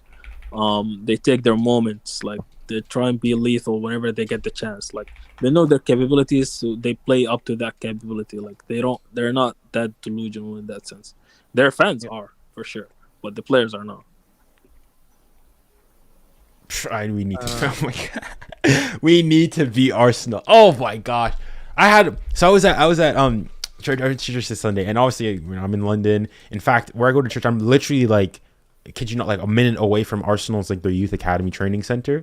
And so like most people in my church, in fact somebody at my church who actually went to the game against Real Madrid, and he was like speaking to some of the guys friends there and so on and so forth. And what are the, oh my goodness, some of the takes from this guy. This guy was going and saying that first and foremost, Miles Lewis Skelly is on Nuno's level. Who said that? Somebody from my church saying Miles Lewis Skelly. Huh? Who said that? Somebody like the pastor's kid at my church. Oh, okay. I thought it was some other YouTuber. All right. Oh no, I mean, I would think it's probably somebody going to think so. Like he's going and saying Miles Lewis Skelly on par, if not better. Yeah, he said no. He said he's better than Desiree Doué this season. Bro, this is the type of comments that will This is what we needed to. We need to this is the smack type of them. We comments need that will to make flip you it. hate the play. Yeah, that's just Lewis niggas Kelly just is actually a talking decent nonsense. player. Oh, Yeah, he's man. good. But This is I see you how hear- this hits. Oh man, I see how this hits emotionally for you too, Junior. From the vantage point, it's Arsenal. Oh shit, it just clicked. It's clicked. Oh shit, I get it now. Damn, bro. Like you love PSG and you. Oh man, like it's a double whammy type. Oh, We need to smack these guys. Guys, low key, if it's Arsenal get through, we lose that tie. Even like, okay, in fairness, like they're a good team, and obviously they could that definitely can knock us out. But if we lose, I might have to go on high. I might have to retire, take a month off on social media, because we need to smack them. Because I really dislike Madrid. Really dislike the juju, the black mat. For me, Madrid, it's spiritual hatred. It's some, I don't know what everybody believes, but it's deeper. But Arsenal is just pure personal. Oh my goodness. the delusion from the fans. Like after the Real game, so on and so forth, I was like, okay, I wanted them, if they're gonna win, maybe win 1-0, but then because when they won 3-0. Oh my goodness, genuinely here in London, during the streets of London, you feel like some men were just skipping, like when they were walking, skipping left to right, so happy, grinning, saying that PSG is food, PSG is this, and that's why I want Real Madrid to do it. If they knock them down, I'll still be happy that Real Madrid's out, but we need to like smack them 3-0 at the Emirates. Oh my! And plus they beat us, because I already know the first thing they're gonna go and say. The first thing they're gonna say, yeah, but we beat you guys early in the season. We beat you guys early in the season. This, that, and the. Yeah, that's why I want to play, because even though you beat us before, now when it actually matters, I'm gonna fuck you up. That's why I want. We need to do a reverse Dortmund on there. Reverse Dortmund from last season. I need to beat Arsenal, just for our sake, for this run to be as clear and kicking out every Premier League team. Like, I want this Arsenal team, man, because you know how like in Argentina when they won the World Cup, yeah, every Saudi guy was like, no, yeah, but we beat the Argentine team, I don't want Arsenal to be like, oh no, but we beat PSG. No, I want you to reach the semifinal so I can play against you home and away, and I can show you like the levels to this game. Oh yeah, okay, yeah. I mean, I'll be watching. It's going to be entertaining. I must say, it's going to be the dark magic against the haram. The haram. We will be there. Yes, sir. Yes, sir. I just want to quickly just bring up the super chat. Thanks so much, Baran, for the super chat. Hashtag Chabi era, Ancelotti ban biting the dust today. Let's see what happens, man. Let's see. Thank you for the super chat, man. I mean, low key though, now you got to think that with the way the games went today, both of them. I mean, I'm assuming you guys haven't talked about Barca, but like, if you're Madrid, you're going to say even more so now. It's all to play for. It really is all to play for. Yeah, they are by far the best out of the teams that potentially need to make a comeback compared to like Villa and Dortmund. Exactly. Yeah. Because I mean, I don't want to say that the 3-0 is not it wasn't a flattering scoreline because Arsenal did have a lot of chances, but even like you took on XG, Real Madrid didn't defend poor. Like they were not good that game, but they didn't. Fugazi. But they didn't like they weren't like defending absolutely ridiculously and atrociously either. So you go and you think that like all it takes, one goal score early on, it's a completely different game. And you think the Bernabeu, I mean, again, I don't know. And you think also all the sorcerers that are going to be casting incantations, probably Papa Perez, yeah. Papa Perez sending a few wire transfers to people here and there, the refs all of a sudden. Honestly, no, like let's stop dick eating Madrid like this. Like they're cooked. The story up until this point has shown how cooked they've been, and they are. That tomorrow they might get embarrassed. I think they'll probably lose the game outright. Do you think they lose tomorrow night? Nah. Yeah, I think they lose like I don't know. 2-1 I was like, there's a 10% chance Madrid could do it. But in fact, I'm gonna say 3-1. I say they concede another 3 goals because they actually have to defend this time, like without bodies behind the ball. I think the issue Madrid have is they're gonna struggle. They're gonna struggle to actually be able to like dominate the game because I feel like I haven't watched Madrid too often, but when I watched them, like very rarely do they actually dominate for 90 minutes because that's just not the kind of football that they play, and that's not the kind of football that I think the attackers thrive off. No, but that's the kind of football they need tomorrow. That's the thing. But they can't though. Like, how are they going to control you can't control a game if you can't press. And Real Madrid can't do you press. think Arsenal? Honestly, wait. This conversation. I think Arsenal just going to give them the ball. That's the thing. Like, I There's don't think no chance, bro. Arsenal going to keep. I think they're going to keep the ball because how are you gonna like try and keep possession if you can't press when you lose the ball? Think about it though. If you want to keep possession, you need to be able to press. Yeah. Like in some instant, Arsenal will keep the ball and try and attack. But I think for the majority of the game, Arsenal is gonna because they are used to not playing with the ball that much. Like they are used to Arsenal heavy possession side, bro. Like don't let people fool you. Oh no, when they are against a shit Premier League team, but when they face Liverpool or when they face City, they are comfortable keeping the ball to the opponent, like leaving the ball and playing defensively. Mm-hmm. That's what I think they're gonna do that. Yeah, that's why I like the first games at Emirates. out of those two games we play versus Arsenal, that would be the game where Arsenal would be more open, would press higher. And we have to be fair to Arsenal. Last time we went to the Emirates, they pressed us really high, at least until they got the 2-0.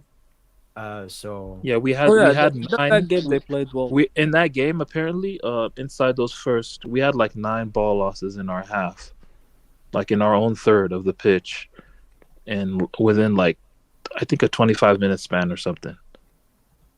I remember we hearing couldn't that on the press them. Athletic. I remember we couldn't press them. They always had one extra guy in the midfield. Like always, whenever they tried to build the attack, they built it from behind. Even Havertz, I remember it was like, he was at their half building the play from the back. So we couldn't really press them. So they played well, but that was a different PSG team, like a whole different PSG team. Yeah, man, I just think this is one of those games that's just gonna be a learning experience for young Vito, man, Vitor.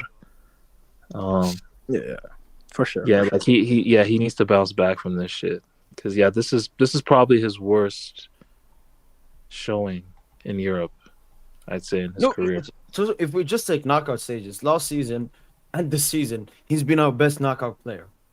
This is the only game where it's been below an 8. Like, he's been so good in every game. This game was just not even below an 8, man. Like, because he was still good with the ball. He still had some moments with the ball. It's just, man, you can't let for all 3 goals, man. Embarrassing. Defensively, he was just all over the place today. So wait, do you guys think Haaland wants to join the project now? Holland. Snapchat thing. Wait, what happened? Haaland was watching the game. Okay. And on his Snapchat story, he posted. Paris too good. Oh, okay. Yeah. He's seeing the vision. All right, Barcola, get ready to learn Mancunian, bro. We sending Barcola Is that 3 first-round picks, 2 pick swaps. That's what we sending in the trade, man. No, look, even McGinn said this best team I've faced. Unai Emery said this is Champions League favorites, best team. Pep Guardiola, best team. Arnold, best team. Everyone's dick riding us. Not gonna lie, But low key, honestly, like, don't it feel good to get some of that hate again? You know? yeah, I'm not gonna lie. I don't like to. We're a bit. No, it's good being the villains. I like how we we lost the game, but I mean we still threw though. You know, jokes on y'all. Like y'all should have killed us. You should have killed us. No, that's true, Tosin. A lot of people came out of the cave today. We went through, but we're so good that this is the best opportunity still for you to come out, because you're not you don't lose games. Again, defeat does not count. The Liverpool defeat does not count. We're actually unbeaten since November. Well, we lost today. No, but they don't count. We won we won the war. We lost the battle within the war. Second half. Yeah, Exactly. we just lost. That's all that is. This win for Aston Villa is completely irrelevant. So it's not. Well, by that standard, then Bars are undefeated in 2025. No, it's a moral victory. Barca is still undefeated. Yeah. Look, man, it's just a moral victory for a small club, man. You know, they'll be selling DVDs off, about this night. I love how the tifo that they put out, as in like an aggressive. I was like, oh, they're just welcoming us to a park. Like that's just an. What was it? I forgot. What was their tifo again? What was the tifo? It was just welcome to Villa Park or something like that. I was like, oh. That's a very cute tifo. Like, I must. By the way, you're just welcoming me with open arms now. Also, another point that I need to discuss: the Villa Park dressing rooms are fucking filth. Bro, the players were complaining. The coaching staff was complaining. Even his room was like, bro, they got the best of service when they came to the park. Only for us to be treated like, bro, these niggas is clowns. You think they did something negative on purpose? Bro, of course that shit was on purpose. With the wheels of the bus? Was that true? No, that was. I don't know if that's true. That I don't know if that wasn't. What, like the change No, room? the dressing room, like everything was in pork. They should put that shit in suboptimal condition On That's purpose. normal. That's normal. That's normal stuff. No, that's some BS. No, I mean that's like you That's think some like BS, bro. in like first and foremost you have to think that that's the way the stadium was constructed for one. But like even in England, like Anfield, like they do a lot of teams do that specifically on change rooms. Like they make it. I know at Anfield, like they make the lights the way that they dim them like purposely, like having a really like hospital like glow. They make like the chairs really like hard and uncomfortable. Where the away like their changing room is right below the cop end, so that they can hear the sound of the like the fans chanting and whatnot to make it more menacing. They do things like even like the showers. It's only cold water. I don't remember any of these complaints at Anfield. I promise you, I don't remember any of these were complaints. I mean, I'm not saying perhaps it's not today, worse. Like they couldn't believe the conditions that they were being given. Like this is nuts, man. I don't know. Definitely, it's definitely a possibility. I'm just classless ass club, man. This is where Bellingham is from. This is where he gets the disgustingness from, I guess. Well, I mean, you have to say this is like literally the biggest rivals to him. So I mean, he probably hates religious as much as we do, if not more. You play for Birmingham City. I mean, I remember regarding like the Red Star. Do you guys remember the walkway of the Red Star? Like their locker room and everything. I remember it had the same vibe, and people were also complaining about that. I think it's just mind games. Yeah, I mean, a lot of clubs do that. It's just like, yeah. Like the Parc des Princes, you think it's like, because in some aspects it was constructed as like initially it was France's like home stadium, so they have to sort of make both the dressing rooms like pretty good actually. Whereas Liverpool, Liverpool always going to play at home, and that the away team is going to have the away dressing room, and so they can make it, poor on purpose. So yeah, a lot of clubs like do that. I remember I went to visit actually the Amsterdam Stadium. They do the same thing. They make the away dressing room a lot more, challenging, a lot like less friendly, less. Yeah, it's. I haven't seen how bad the Villa one was. Like if they're not even like supplying like basic amenities, and you're fair, but like I was quickly watching the yesterday like PSG on their YouTube, like the travel, how they went to Birmingham and everything, and like I was seeing like warming up, doing his like ball like stretches and whatnot in like the middle of like a corridor somewhere, which like if they, I guess I'll go and say it helps to a certain degree. They won the game, so I mean for me it's part of the game. It's part of the game.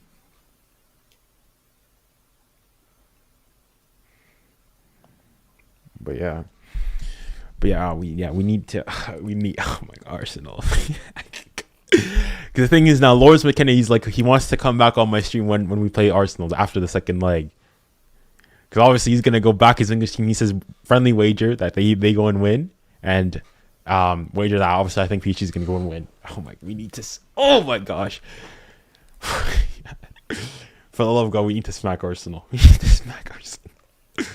But we will. We can. In fact, I want. Just become we'll once again show why we're the best team in the world. So, honestly, now, 4 hours now after the game, I'm happy we lost the game. Yeah, no, I can never say that. I'm never happy that I lost the game, but there is a sense of like enjoying the fact that people are going to, look at this, you guys couldn't even get through it, Villa side, this, that, and the other, blah, blah, blah, blah, so on and so forth. Or like, I had someone Arsenal fan go and say that, Arsenal beat them, 2-0 comfortably, this, that, and the other. It's like, okay, like, all of a sudden now we forget the first leg and this, that, and the other. Listen, I don't have, like, unlike last time, because I remember I went back and watched the Newcastle games again, and oh my god, like, low-key, even to this day, I have a Newcastle agenda. I'm saying it, like, in the Prem, Arsenal number one, clear. Chelsea's up there as well. Newcastle's up there. Huge Newcastle agenda. Huge Newcastle agenda. Those games. Even though they got grouped and everything. Huge Newcastle agenda. Aston Villa, I mean, they didn't play well, but like, even like Mo, you were watching it. I watched your like reaction videos to other Villa fans. Like that one Villa fan with like the cup of tea and whatnot. I thought like low key, like really respectable, decent. No, he has high ball knowledge as well. Like he like really reasonable, like everything. Yeah, very good, respectable, etc. So on and so forth. Like a lot of the events, like I mean, obviously they were hopeful, so on and so forth. Like Villa, respect, no problems with them. The Newcastle fans, Arsenal, and then yeah, but yeah, No. I mean, it's a big rivalry now. It's PSG versus the Premier League this season. Now Yeah. it's the final chapter. yeah. I know that all Premier League fans have watched our games. And all have an opinion about us. I mean, I'm not even sure. Do you think? Because I'm thinking if we play Arsenal, I think a lot of Premier League fans actually might want PSG to win. I don't know. Because people man. really don't like Arsenal. People really do not want Arsenal to win. Like, people probably will be going watching that Real Madrid hate watching. I don't know if Arsenal are that hated in England though. Oh no, they're huge. Like, they're the two most, like, in England, it's Arsenal United most hated fan bases, like, easily. I No, think like, Liverpool are more hated than Arsenal. no, not Liverpool. Not really. It's 100% Man United, and United's number one, and it's Arsenal for me. Yeah, most hated fan bases, like, easily. Liverpool fans are, I mean, nothing like. I guess maybe they're like third. I'm trying to think. Chelsea fans also have a bit of, like, a full of it as well. But yeah, no. Bro, who gives a fuck who will be dick riding us, bro? Like, if we play Arsenal, like as long as if you're a neutral, you're pretty much gonna root for Paris Saint Germain. I feel Yeah. that's how I see it, because everyone's been talking about how exciting we are, but like today was the first blip, man. Like, I'm a little disgusted, but I mean, in some sense, I'm actually kind of. The thing is that we blipped too, but I'm also happy that Barca blipped as well, because now, at least, like, if they'd won, then it's all Barca. But now it's like, okay, well, both teams, you've seen sort of, if you want, chinks in their armor. yeah, I guess you can say that. Yeah. Yeah. I mean, I don't know. I kind of don't like the whole. Guys, it's weird, but like this whole thing now, we're a bit like too love. Like hearing like Rio Ferdinand last game. Oh my, the way he was glazing, Desiree Doué, like it was like whoa. Even like if you're a PSG fan, fine, of course. Like when we do it, it's fine. But like when you're an outside fan, it's like I mean, I don't know. Especially given some of the takes that these people have had in the past, and that was actually one of the biggest things that I had. And Mo, I think you also mentioned it in your response video to Lawrence McKenna and Mark Goldbridge, when they were talking about like the intensity of the league is perhaps one of the reasons like PSG couldn't replicate that in the Prem. And that's what I told even Lawrence on my stream is that like, okay, in the past, in that like Mbappe, Neymar era, the thing that people always like clammed on PSG was, oh, the fact that they play in a weak league, it's not really intense. So then when they get to like playing big serious Champions League games, they struggle because they can't match that intensity.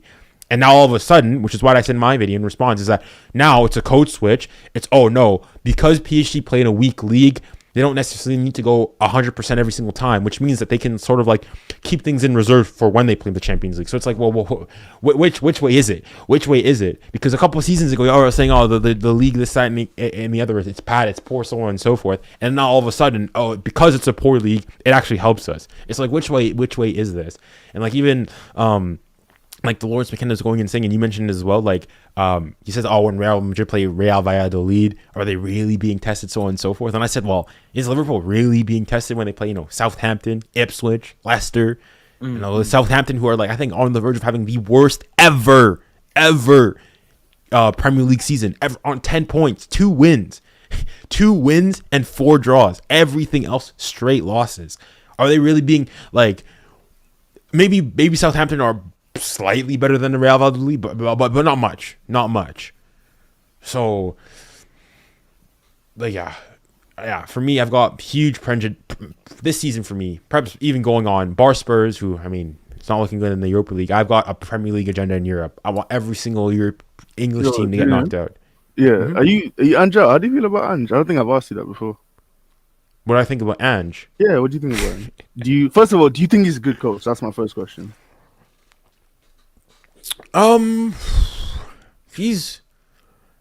It's a tough one, isn't it? Mediocre. Like he's not mediocre. Yeah. All right. Second question: do you enjoy the football that you guys play or try to play?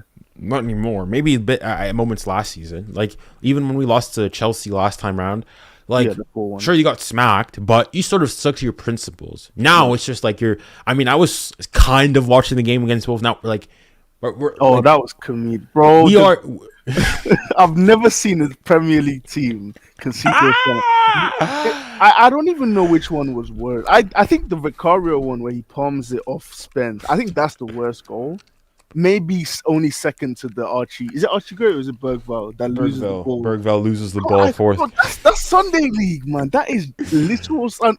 And then fucking Ben Davies tries to bring him down. he couldn't even make the tackle. Yeah, no, like. Oh my god. I mean, Spurs are like what? I mean, it's gonna have probably their worst ever finish. And how are Spurs and United both gonna have their worst ever Premier? That is insane, man.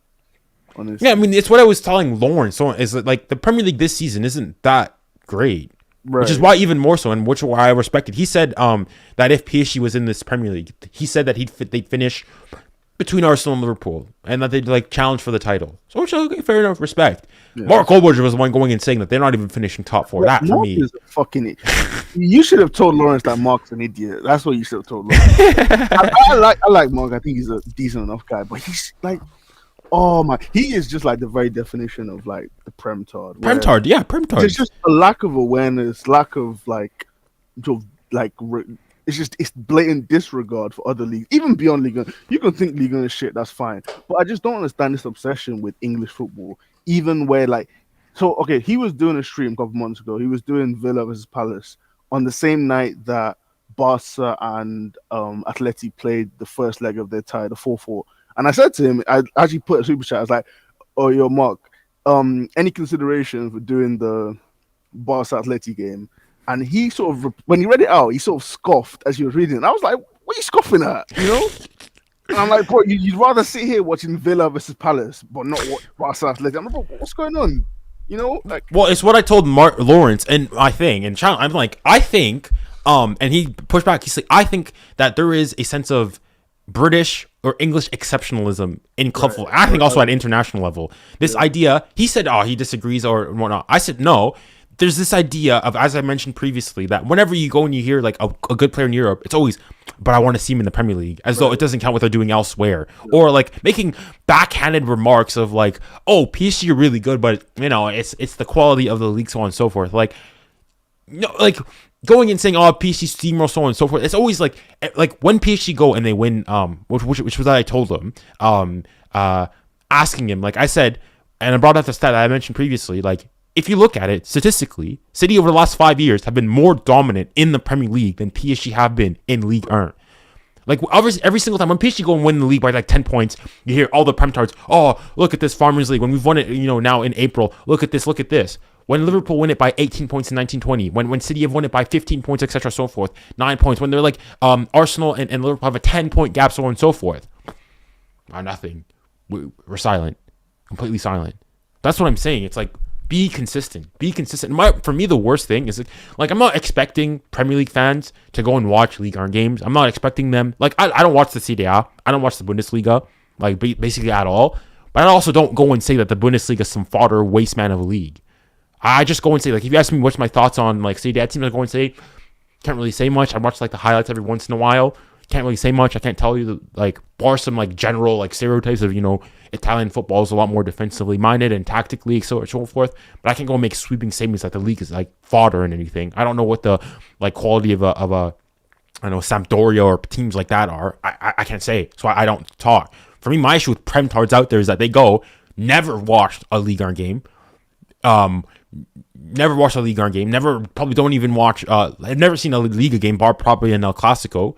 Never watched any Bundesliga, bar maybe their Klassiker, and make sweeping statements saying that these leagues are fodder, trash, all this other stuff, whilst never watching the games. That's where like it just pisses me off.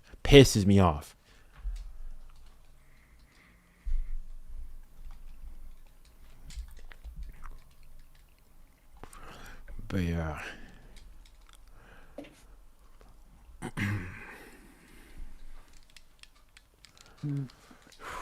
Do you have a game this weekend? Yeah, I think we play Le Havre on Saturday. Take a look at our schedule coming up now. Let's see. So we have Le Havre on Saturday, early game. Then we play Nantes, the game that was postponed from this recent weekend, on Tuesday. Then we play Nice on Friday, and then Bomb Tuesday, Champions League semi-final. Interesting. So next week we play Champions League again.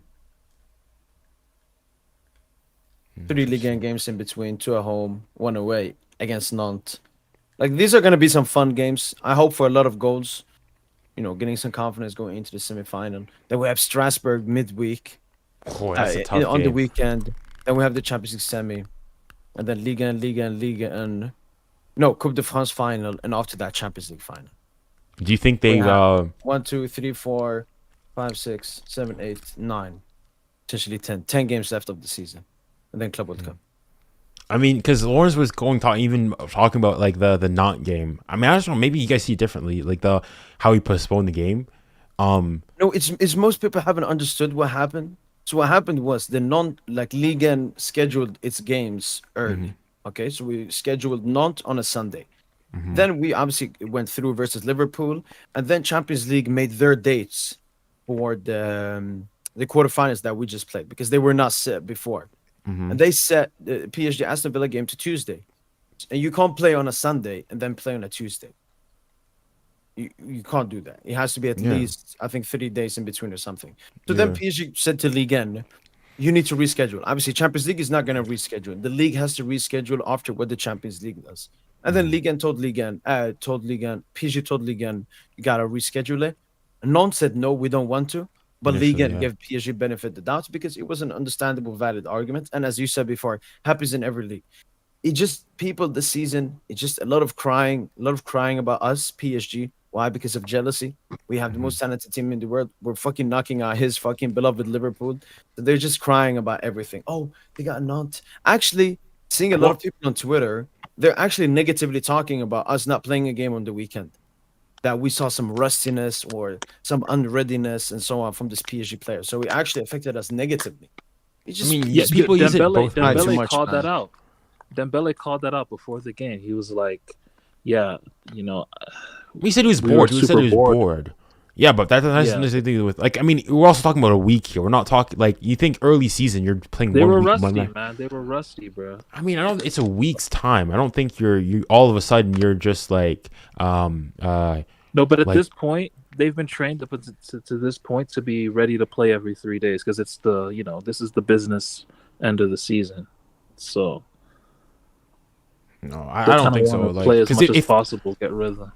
If we'd gone and like played that game, because I mean, Lawrence was saying, could you have played the game on Friday or Saturday? Like, yeah, but then if that happens, like, if we go and do this, then you go and say, oh, maybe they're a bit tired, they're a bit leggy, so on and so forth. Like, it's just like they probably tried, but they couldn't get it in on the Saturday. Yeah, whichever way they would have done it, it would have been like, yeah, you could just rewrite history.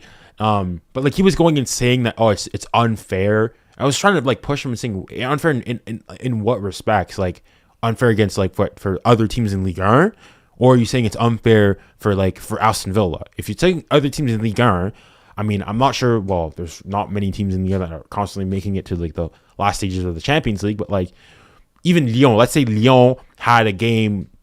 I don't know, because they play on the Thursday, so they've got time to rest. But if they needed like a break, they would have done so. Because they, like, at least in France, they go and respect. They go and say, even the Nantes manager said that, yeah, for the sake of French football, it is probably good that PSG go as far as they possibly can. Like, and that's maybe that's an English thing in that there is sort of this, obviously, you know, bar Marseille fans and so on and so forth, they don't necessarily want us to win it. But like, the fact is that the better PSG do in the league, the more exposure it brings to Ligue 1, and the better they can go and do. More Champions League spots, more revenue, Look, it's just a bunch of crying. It's just a bunch of crying. All these people are just fucking crying and crying and crying because, yeah, they just hate PSG. Yeah, I don't see how it's unfair for Aston Villa though. Like, I mean, if Aston Villa asked, they could have very much asked the FA, and if it's their problem for not. Do you know what the same dude said? Between the two Liverpool games, they obviously played Southampton, probably the worst European top 5 league team this season. We played Rennes. We played Stade de Rennes away, a stadium which we have only won once in the past 4 games. We went there, we won 4-1. And he said, "Oh, and they had their training session in between the two games." So that dude, he's just a crybaby. He cried when we played the game in between. He cried when we didn't play a game in between. He cried here, cried there, cry all the time. Fuck him. Fuck his opinions. Yeah, and I hope Liverpool manage to battle this Premier League. Well, I don't think they can do that. I don't think they can do that. You want them to? Well, if they ball it, it's gonna ball it to Arsenal. I'd much rather have Liverpool. Shout out to Arsenal, man. No, Mo. I don't think Mo. You think? I don't think you quite understand. Like yeah, maybe you haven't faced it yet. If Arsenal go through, you're gonna hate Arsenal fans. You are going to hate Arsenal fans. I already had them in the group stage. They are a sick group of people, but no, we will beat them. They can win that. I don't fucking care who wins the Fugazi Premier League title. I care about the Champions League title, and no Premier League team is sniffing it. I mean, it's only PSG that's gonna sniff it this year. And back semi-final placements, man. Like it's 4 Tosin in our 6 last years in the Champions League. It's coming, man. PSG ruined us, man. Not PSG, but yeah, we back now. We back at the top. Lucho just came out and said, "I have the best team in the world as well." Dub, huge job, man. Honestly, man, like Lucho, man. Shout out to Lucho, man. Making these youngins believe, man. It's just a shame we got number 5. But okay, skip. Other than that, stop. I guess let's move on. Keep it positive. Do you want to talk about the Barca game a bit? I had it on the second. I wasn't really watching it, but Barca got dominated that first half. They got cooked in that first half. I saw the XG was 3. So our XG conceded was around like 2.2 or 2.3. 2.20, yeah. And Barca, they conceded 3.8 or 3.9, I guess, if you round really? up a bit. Hold on, let me let me get it on foot mode here. Like Barca, Barca might be food. Like, no, it wasn't. Dang, 3.85. Same thing, man. Like Barca. Like, okay, today you like in that second half you can go and say that Villa outplayed us. Barca, at least in that first half, like got properly outplayed by Dortmund, like fully outplayed. Dortmund in that first half alone had an XG of 2.14. They should have been 2-0 up in the first half alone. Possession was slightly in favor of Barca, 57-43. Second half, 50-50 possession, 1.70 XG. Barca over the 2 games overall had an XG of 0.5. 0.5. They had a lower XG than Real Madrid did when they faced Arsenal away. Okay, so I think out of this, I mean, I guess you can go say both PSG and Barca, like they come out maybe wounded or not looking as strong as perhaps coming in. And then between them, I mean, it's toss up on who. I mean, you guys you go with Barca won by 2 goals on aggregate if you want to go and say, but even their goal it was an own goal, as well. But like even Dortmund, like they scored goals that were offside. Yeah, they scored like 2 offside goals as well. Yeah. Man, I wish Hakimi just gave that ball earlier, man. Just either the goal or he assists Due, man. Because either the goal or the assist, man. That was man of the match. He was an extra goal or an assist from being like the undisputed man of the match than Booz, man, today. I actually enjoyed his performance. When he had that lob, that was a very good finish. Very good finish. For me, the only thing that was missing from Dembouz was that moment of magic. I was like, Dembouz got the ball. I was like, Dembouz, we need something here, please. This is a moment where we need it. Yeah. He doesn't. But the thing I like about Dembele, which I hated about him, is that Dembele keeps on trying. He can fail as much as he wants, and he will keep on trying. He was pressing really high as well. Sometimes, just playing as a midfielder, just easy link-ups, 1-2s. He was finding some passes today, man. Like the little 1-2 with Nuno. Nuno does the cutback. Like we could have been 4-0 up at halftime, bro, just to chill. Oh yeah, the one to Hakimi, yeah. Like we were styling on him, man. It was just a swing, man. From what should have been like 3-1 or maybe perhaps 3-0 in the first half to this, like it's just that's what happens on these Champions League nights, man. They couldn't script it any better. It's a good watch for the neutrals. When did you feel we were gonna see it through? Like, was it when? No, for me it was. Was it when we were like doing the little thing down the throw and like wasting time? I was still tight. I mean, because you think even after that, there was the Matson shot that Pacho even blocked. the 3 minutes. Yo, the 3 minutes was very nice because I'm sure Villa fans were expecting like 5 minutes. When they gave 3 minutes, that shit heavy. I was like, yo, we might have put a call in or something. Because like when a team has momentum like that, they're gonna want to give them like at least 5 minutes. Thank God, man. I mean, I guess you'll see what's done is done. Even in my video, I was mentioning that sometimes there's just games like this. Great teams just have to find a way to win. Like, I mean, I remember last year Real Madrid what did they go through when they played Leipzig? Wasn't it like 1 goal as well? They only barely made it through as well. Yeah. And then after I mean, we're not talking about that anymore. It's done. But the difference in this game, now looking at it, this tie is just that Nuno goal. That last-minute Nuno goal where you saw Lucho celebrate because he knew that was the goal. It's like he knew. Can we go back to that goal again?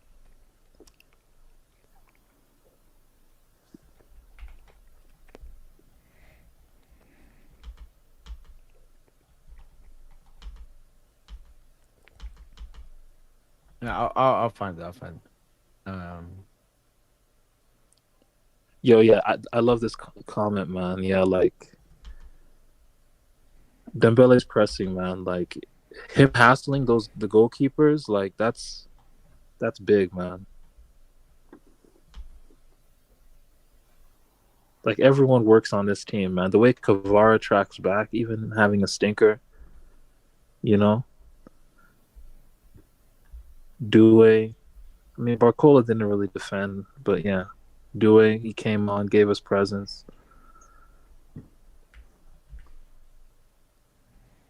Yeah, this is just that game that you just have to go through, and you can tell like a switch has flipped, man. Because previous seasons, let's be honest, were out.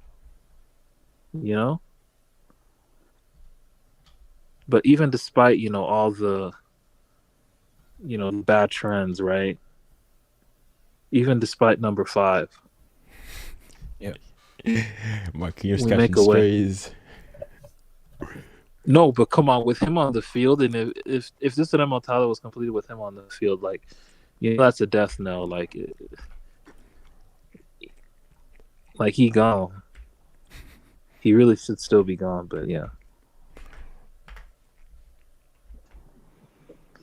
Kvara bad performance, Yamal bad performance, Dembele did not have a bad performance. Rafinha bad performance, level bad. Rafinha stunk it up. Yamal your play stunk it up. Don't fucking okay. I can give Kvara, Barcola, they weren't that good, but they didn't stink it up. Like Dogman stunk it up. Rafinha stunk it up. Leva stunk it up. They were completely garbage.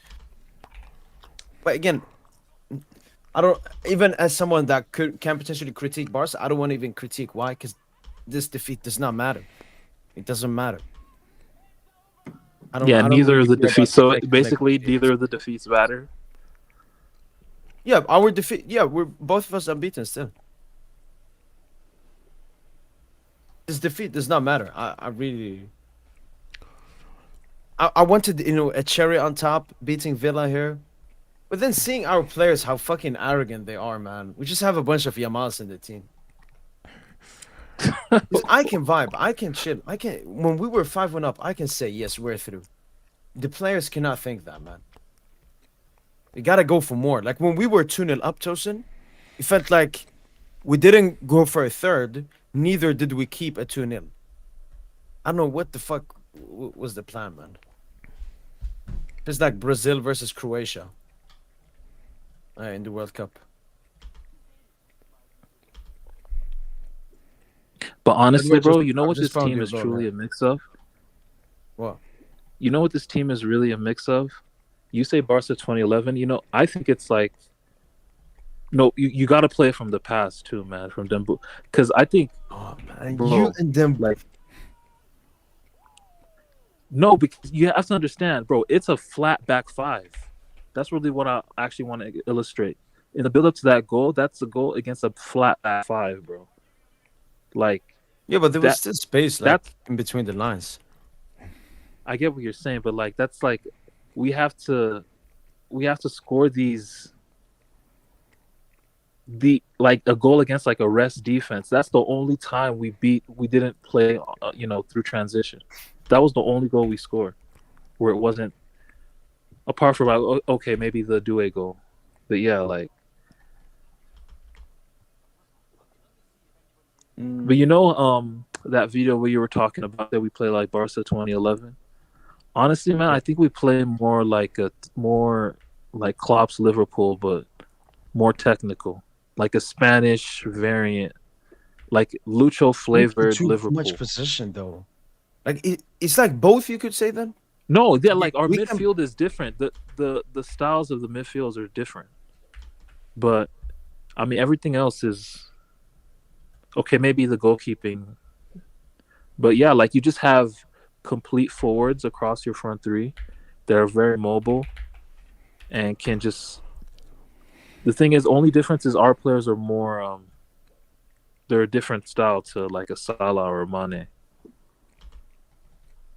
But yeah, I would compare us, and the flying fullbacks. Don't forget that, man. Like we have a.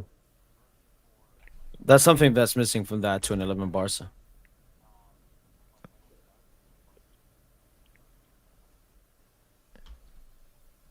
But yeah, man, just this goal was the difference, man. Honestly.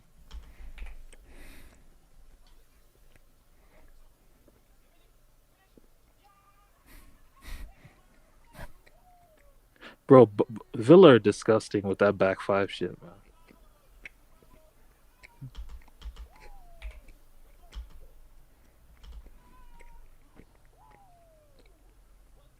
And I never want to hear Martinez best goalkeeper in the world, man. Yeah, I think Bro, he's so he was- overrated already. Yeah, he's ass, dude.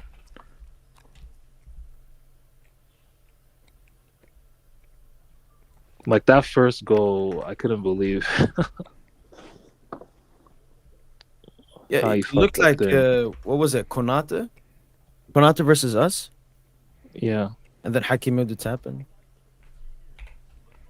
that's not a tap in, but yeah. No, y'all gotta stop. That is not a tap in. Relax.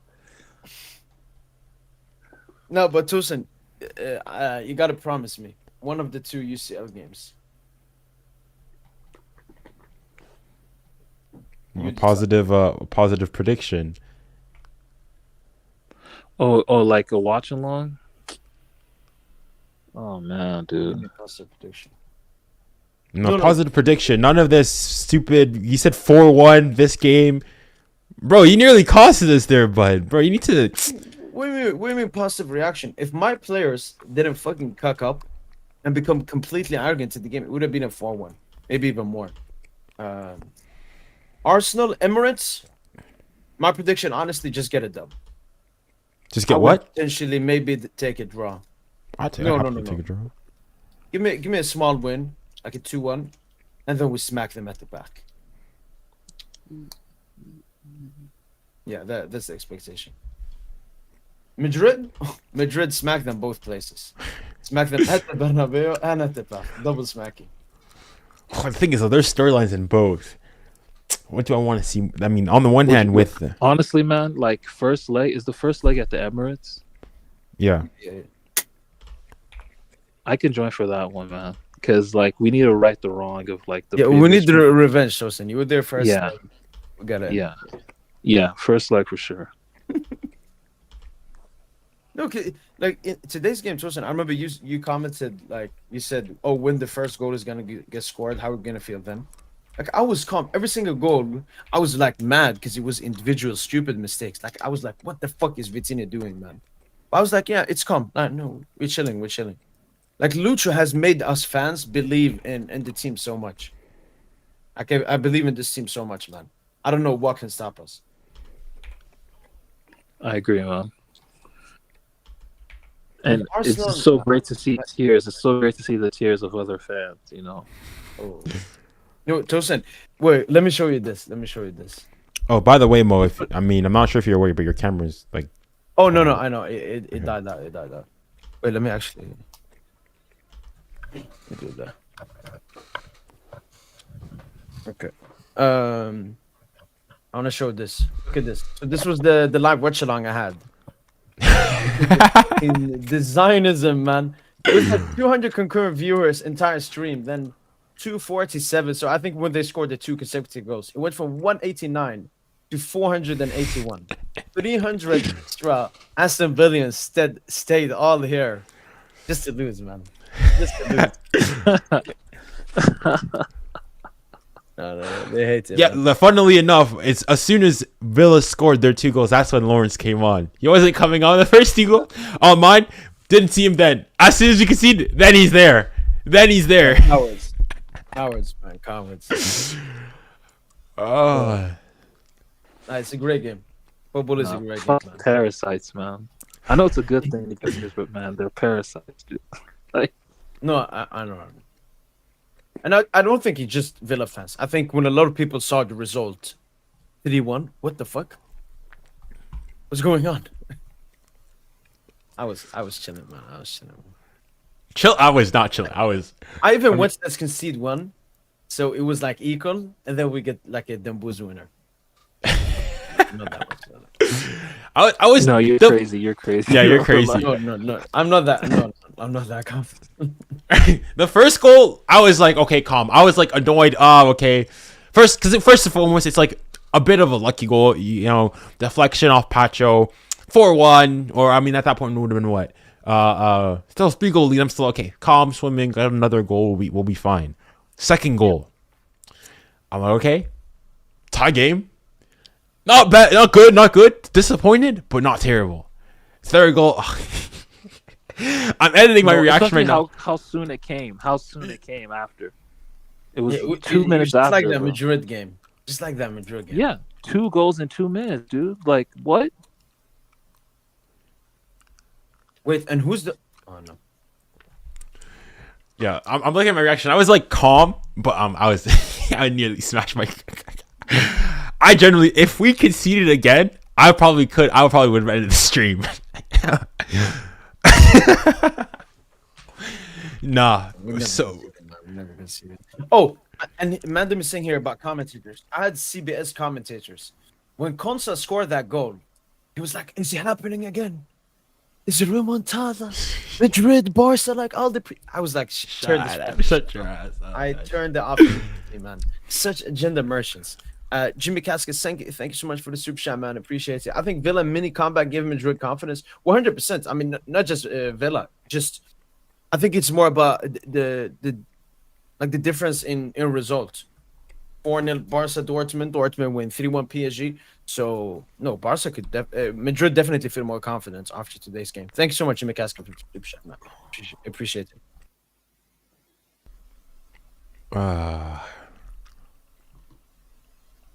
10 games left. 10 games left. Gotta go unbeaten in the league. Win the historic season. Win the UCL.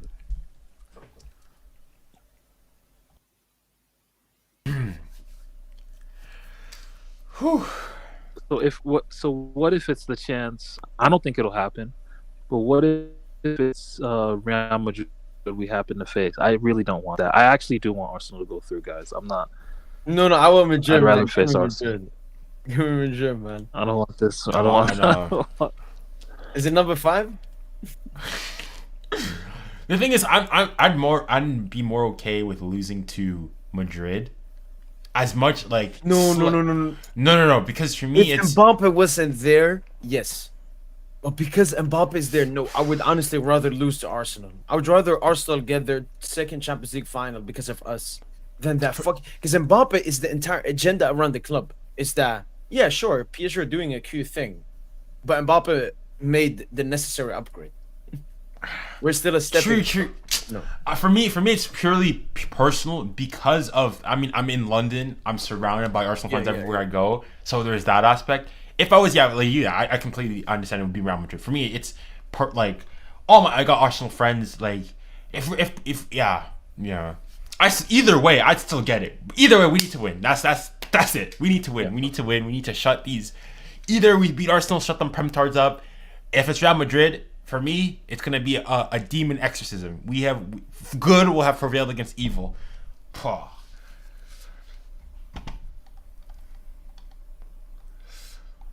Whew.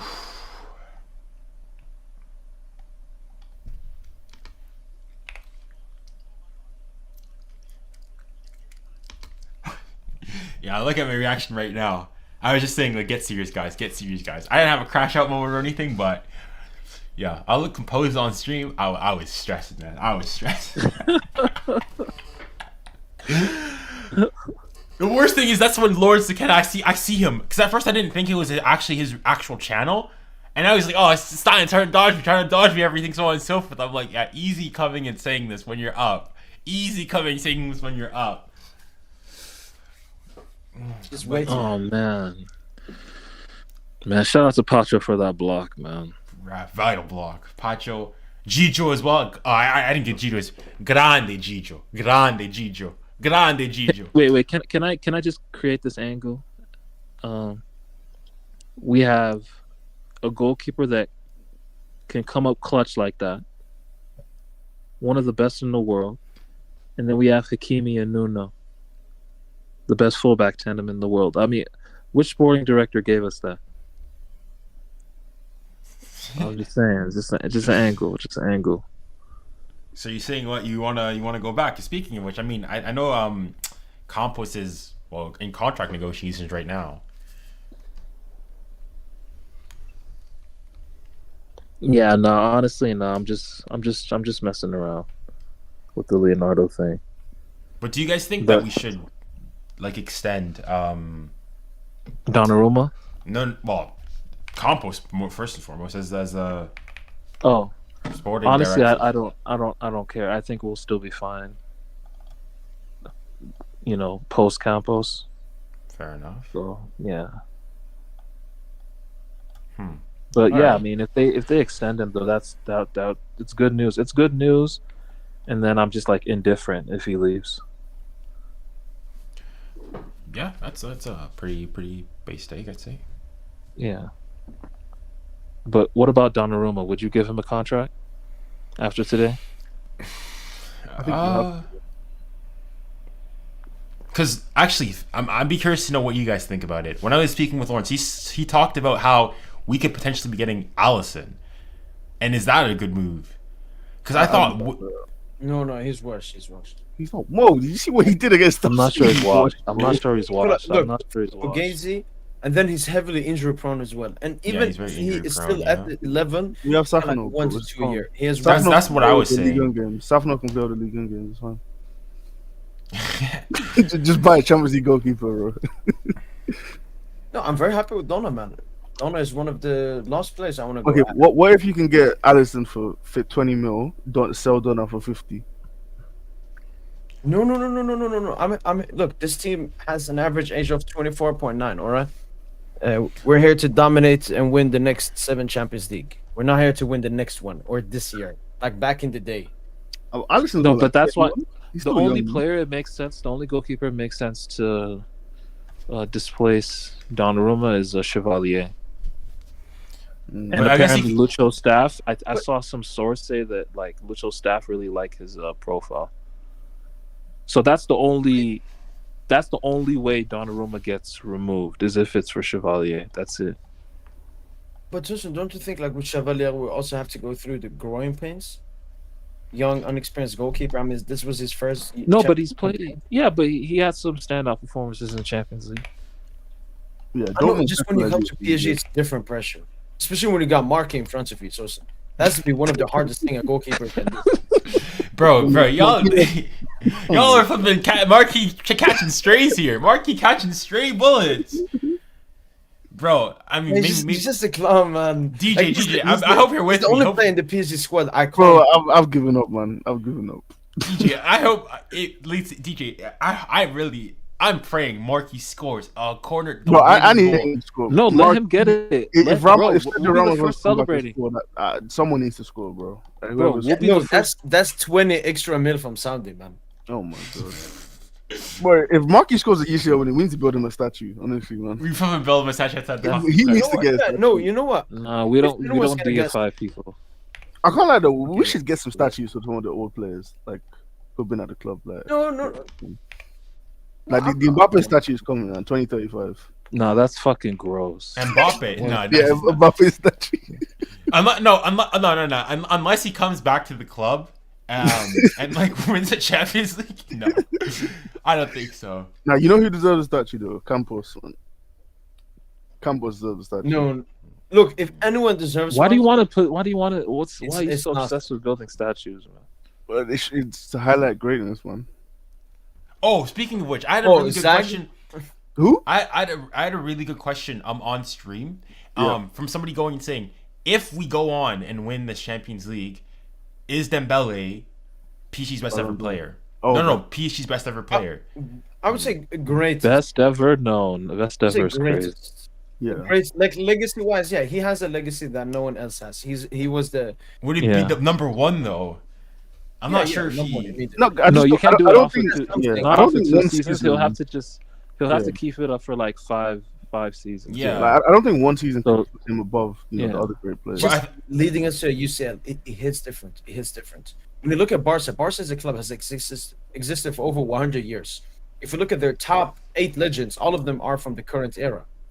Yeah. The most successful teams are sure we can say Dembele, just play some more seasons, stat padded league again. But him leading PSG as the focal attacker to a Champions League title is obviously worth more than all the Mbappe stat padding in Liga and What more would you? I don't. Yeah, like and this is why I don't rate Barca, bro. Like because it took them like 80 plus years for them to win their first European trophy. You know? Yep. Ronald Koeman free kick against fucking Sampdoria or some shit. Whereas, so like it just stated, the bulk of their legacy has been from the last 20 years. Yeah. I mean, you can say Starting that with the about many. Ronaldinho, starting that with the about a lot of Ronaldinho clubs. signing. That is their history. That is what makes them quote unquote this club with all this, Yeah. I think that's the case history with and Yeah, I That's mean, you it. could say Real Madrid. A lot of that is Yeah. Cristiano that era winning it, and Same with like Man the United, Galacticos the last eras. 30 years with United as Yeah, well. you could say that about many clubs. Yeah, Like like I mean, the Barca, only- you had No, but you had that United- Johan United- Cruyff. you don't think Dembele already is? Because he has something Mbappe don't have. Mbappe will have a league and top scorer. Like Dembele is like, I don't fucking care. I think the question at that point was like, if he went and like retired after that, like left and retired from football, would he like be top 5? I think maybe top 5 is maybe a shout, but not one. Okay, like for example, why would he be above like Hakimi though? Yeah, that's I guess. Like I don't think more Dembele like pressure significantly on more him. important to the team than Hakimi is. Yeah, I mean he's the main man of the team. Is Like, he? Obviously, Dembele is the main man of this team. Why is Hakimi not the main man? Actually, think about Dembele's form Yeah. and then PSG's form. Our form has like Come on, coexisted with like, Dembele's form. is Dembele more? Why is Dembele more important to the team than Hakimi is? Because he's a They're much both better player. Like important, obviously, man. Dembele is the most Why are we important doing man. this? No, but I'm being We don't dead have serious to though. do It's this. like if you look at their contribution to Obviously, the team Dembele is and the way most we important play, player in the why team. is Dembele more important than Hakimi? Bro, it's the main attacker. He's the main attacker, man. Your main attacker is your Because most he's the guy important scoring player. goals. I mean, he's not just the guy That's scoring the what- goals. He That's generates the most position, football. DJ. But like, okay, Yeah, you look at like that's what what we play. Vitinha does at the That's- base of midfield. Our team would not function if Vitinha was not playing there. The same way 100%, Dembele is scoring all the 100%. goals, Vitinha is the guy dictating the midfield. Bro, we're No, basically dictating- the three main players are Dembele is dictating the the, games. Sorry, Dembele is dictating the games. yeah, He's he is. dictating- He's a Dembele is great player, dictating but if we win or not. I don't. But like, I don't think this is a carry job. Like that's what I'm trying to say. Like there's other niggas. no, there that is I no agree. there is no It's carry should be in the job. law. Not a You know. carry job, but if we have to say who's the most important player and best player on the team, it's of course Osman Dembele. Okay. Like he has the most pressure on him. Okay, I agree. He's He's your best player. technical I don't know leader. if he's He's the your most technical important player. leader. That's what I would push back. Okay, as long as you acknowledge he's the best player, that's No, fine. I agree. He's the best player. I don't know if he's the most important player.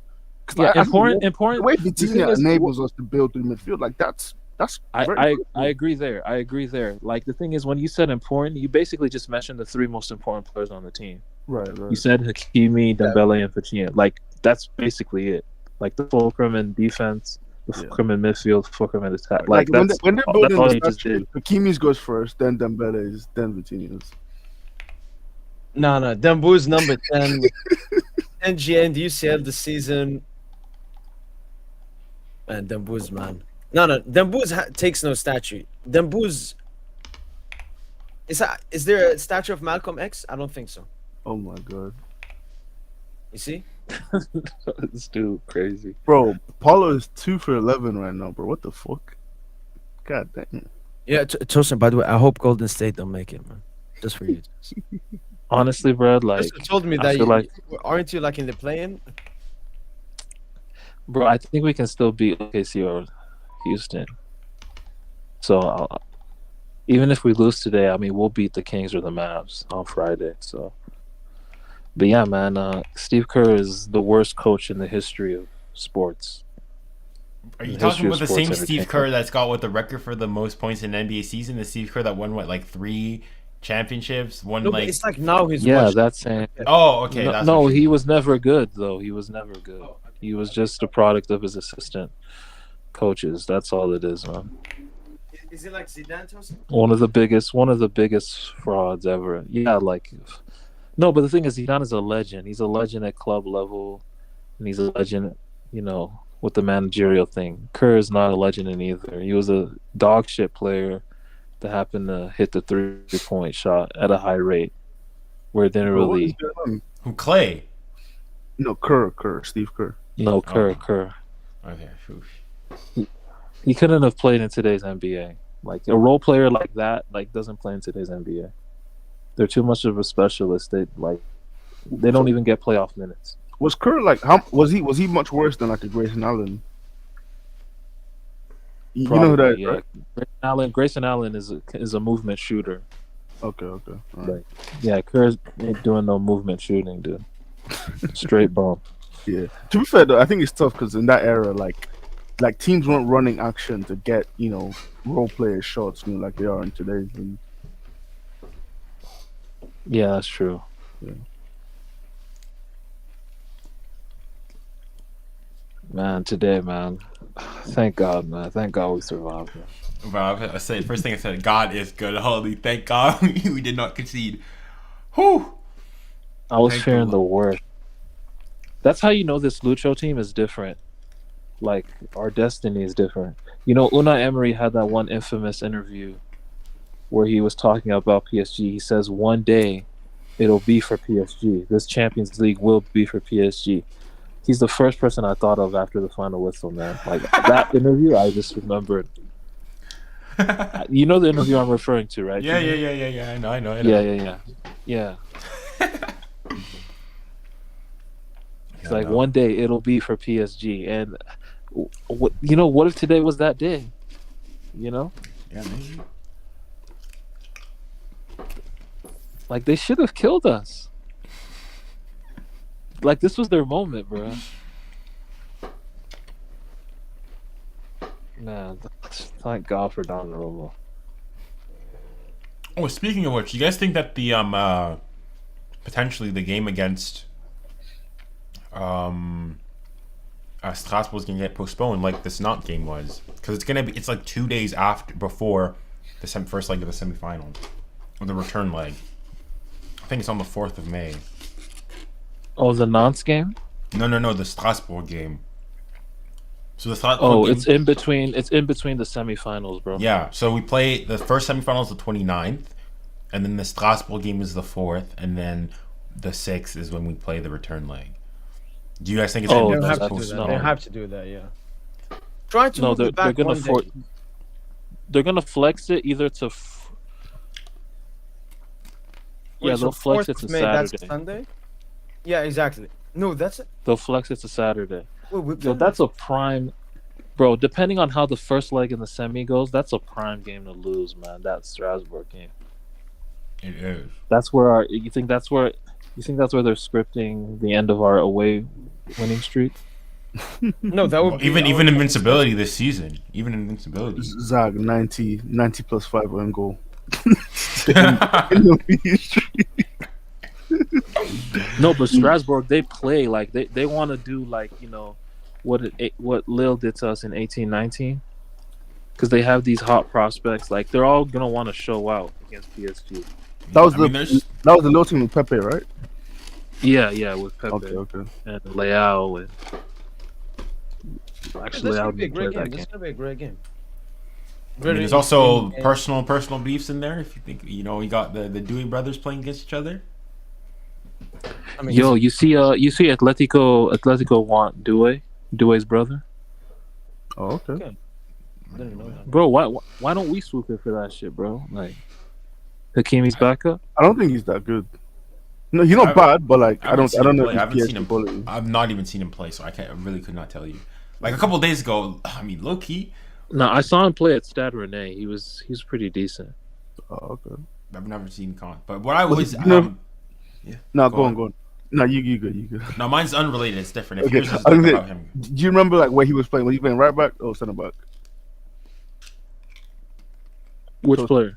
Guela Doué? Yeah, Guela Doué. Yeah. Yeah, he was playing wing back. Wing back. Okay. Because when I've seen him this season, he's played I think in their back three. So I thought of him more as a defensive player, but yeah. He's versatile, like they say. Definitely, yeah. One of those fake hybrid fucking what's it called? Woke fullbacks. I need to see Doué versus Doué because the thing is, I mean, do you think he starts that game? Thing is, they already done like an Instagram thing where like, I want to play you. Oh, that's gonna be that'd be tough. But like, maybe is it me or I just realized, so like 3 days ago I just went and decided to like start going and watching some of Bradley Barcola and Désiré Doué, like their comps from when they were younger. So I was like watching like Doué at like U13, some like futsal games that were recorded, some games with Stade de Rennes, some France games like under 16 playing against Spain, and bro, this guy, I mean, maybe it's me, but this guy did not get hyped that much. Like he's good. People like knew he was good, but if you go and you think, I think of his generation, he's the same age as Mathys Tel, if I'm not mistaken. Yeah, and, like, 05. Same with yeah. I think with Zaire Emery. Zaire Emery's in 06, if I'm not mistaken. 06. Okay. But I mean, same age range. They were on that famous under 17. Yeah, that won the Euros. Yeah. That Mathys Tel was the captain. Yeah, I didn't know. Yeah, he played that. He was the number 10. Yeah, And Warren won the Golden Ball. Yeah. Best player. Wow. I mean, I think it just goes to show that. I mean, he's always been like playing at young youth level, etc., so on and so forth. I think it just goes to show that like, just because you were good young doesn't mean you're going to be good like later on. Like Barcola never played for any of the like under 17s, under 15s, under 18s, 19s for France. It was only under 21 when he started to play. Like, and I was like looking back, watching some of the comps. Maybe you guys probably won't know this, but you guys remember he was a center forward. He was a center forward in the academy, the Lyon Academy, and then the games that sorry, keep going. Oh, was he playing off the left? He's playing off the right, off the left and off the right, both. At least the games I was watching. Like, I'm not sure if you guys will remember. But he wore the number 9, right? He wore the number 9. Yeah, he wore the number 9. He wore the number 9. Okay. But do you guys remember, like basically like prime PSG, like our like under 19s team? We had Xavi Simons, Kalimwendo, Ayman Kari. No, Ayman Kari was a bit later. Not Kalimwendo. Kalimwendo. I mean, Kalimwendo did play with Simons, but are you thinking about that season? Like the one where we had like Pembele, when Pembele was captain of the under 19s. Who else was there? Oh, Adil Sheesh. Oh, sheesh, yeah, him that Yeah, generation. Yo, Bro, I don't know why, bro. He should have been like. he should have been like Yeah. a number 10 for PSG for years to Right, come. right. But Bro, basically, like, I think he went like Saint Etienne, right? Saint Etienne, then he's Or at like was it- Sunderland or Yeah, something. now. I don't know why that nigga's career, man. Yeah, I don't know what happened. But like basically, I don't know if you guys. There was like we had a Coupe Gambardella, which is like sort of like the FA Youth Cup or sort of Coupe de France, but for the under-19s. And there was a titan of a game. There was PSG versus Olympique Lyonnais. Pop, pop. You guys, when I'm telling like. Sometimes I go and listen, people in the Prem, talk about these Chelsea Arsenal games and so on and so forth. I'm like, I went back and look at that game. Some of the names there, PSG. You had Kalimundo, Xavi. Okay, Xavi Simons was actually injured. Was that the game Kais Ruiz Atil balled in? Kais Ruiz, you remember him? I think he scored a free kick. He scored a free kick. Yeah, in the game. yeah. That game, like some of the players, Pembele, all these players for Lyon. Yeah. Shirky was there. Barcola was there. Lukeba was there. Malo Gusto was there. Oh my, like that was a flipping titan of a game. Honestly, holy smokes! Like, you know who the best player on the pitch? I know. I watched actually the highlights of that game. The best player on the pitch was Kaiser Ruiz, man. Mm-hmm. He was fucking dotting them up. But the thing is, like, his career just ended, bro. He went from PSG's under-19 to Barca's reserve team, and then he just fizzled out. It's insane, dude. And then she just fizzled out. He just made the decision to not stay. Went to Saint Etienne and got relegated with them. Fizzled out. Like, that's how quick, shit turns for these youth players.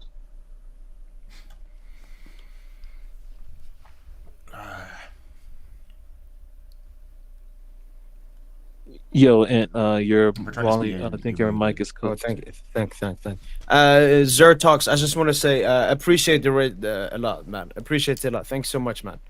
Both Bayern V and Zertox. Thank you so much, man. Appreciate it.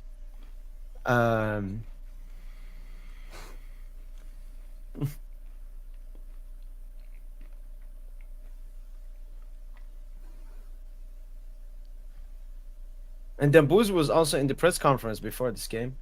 Mm-hmm. Got the man of the match. Like he's.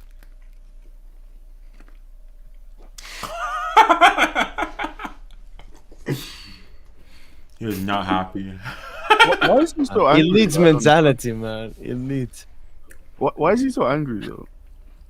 Actually, I actually want to talk about that. I actually like that because one of the things that, especially in France, we've been talking about a lot with Dembele is sort of mindset shift that he used to have. Remember previously, last year especially, when he missed chances, he'd like laugh at himself or be like smiling and like, oh, okay, next. Now when he's like missing something, he's angry with himself. Like he's genuinely pissed. Like he's like, I need to be doing better. I actually like the fact that he has a higher expectation of himself. Absolutely. I like that. I mean, fair. They lost the game, so it's like reason to not be the most enthralled and whatnot. And I mean, I think he played. I don't know. Like if he made that assist to do it, it's honestly the best game. It's his best game. No. I would have loved that chip when he sat down Martinez in that 1v1. Whoa, that was insane aura, man. That was insane. I'm him. Yeah, I get what you're saying, man. Man, Hakimi should have just played that shit earlier, man. Yeah, that's what I was saying. He should have played that earlier. I mean, he looked offside. I thought Dembuz was too quick. No, he tried to like hold his run. He tried to like skip in the air. And he jumped as well. Yeah, it was Hakimi should have played him earlier. Oh man, we got robbed of a moment, and then like imagine we just bottle it on the other end, dude. Wait, who've been all of our UCL man of the matches? So Girona was it Nuno? Should have been Nuno, yeah. Yo, Vitinha and Dembele, like they got the PR now. God damn. They got the PR now. They do? Like Dembele got the one today because most people would have argued Donna, and then I guess the Brest game, the 7-0. Remember when they gave it to Vitinha second leg? Even 3-0, both of them he got. Yeah, no. The first one he deserved. First leg he deserved it. Second yeah. leg, it was like they just gave it to him. And then Donna. And then Liverpool, it was. Who got it for the first game? Was it Elliot? Allison. Alisson. And then Donna got it for the second leg. Okay. And first leg, who got it for the first leg? Was it Vara. Kvara. And second leg, Dembele. And then in the group stage, Barcola, Salzburg, Neves City, Dembu, Stuttgart, potentially Nuno Girona, PSV. I don't even remember who PSV. I think PSG would have the man of the match for PSG would have been on the PSV team. Maybe Noah Lang, or maybe their goalkeeper as well. No, he made the blunder for the Hakimi goal. Okay. Hakimi might have got it for PSG actually. Because he scored. Yeah. Would the Hakimi got it? Yeah. Okay. I think for the Atleti game, it would have gone to like Korea or Black Korea. Yeah, because they rarely ever give it to. They don't ever give it to. So it was Molina. Molina. What? Okay. He scored the first goal. Yeah. Molina, and then Bayern. Yeah, probably someone from Bayern. Who scored their goal? Kim and Jay. Kim? Yeah, Kim. Kim Kong Jae, yeah.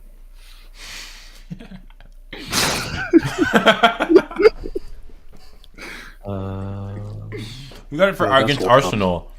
Arsenal. You know, Kim got it. Havertz should have got it against. Oh, no, not Havertz. I don't know who got it against.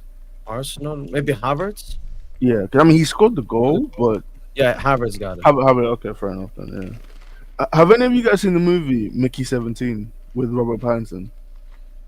All right.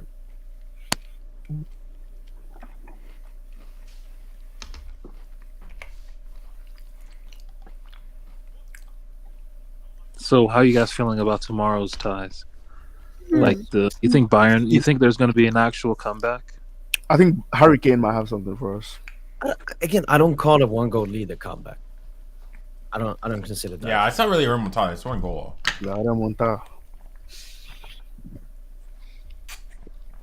I'm calling now. Kane Bro, brace. remember when Vitinha in the game, he played that hospital pass to Donnarumma that he had to the chest? Like, that was unusual. Yeah. That was so unusual. Like, I mean, Vitinha had one. Like, You also 2 years ago would never do that. Fabian had a hospital pass as well. Fabian had a disgusting pass. Tried to like split it. Is literally because I remember on stream I was literally praising him, saying low key, even though I got a Fabian agenda, now like he's low key playing good and plays a suicide pass. Oh my god! But luckily, but anyone and were any as suicidal as the one Marquis played? Oh my god!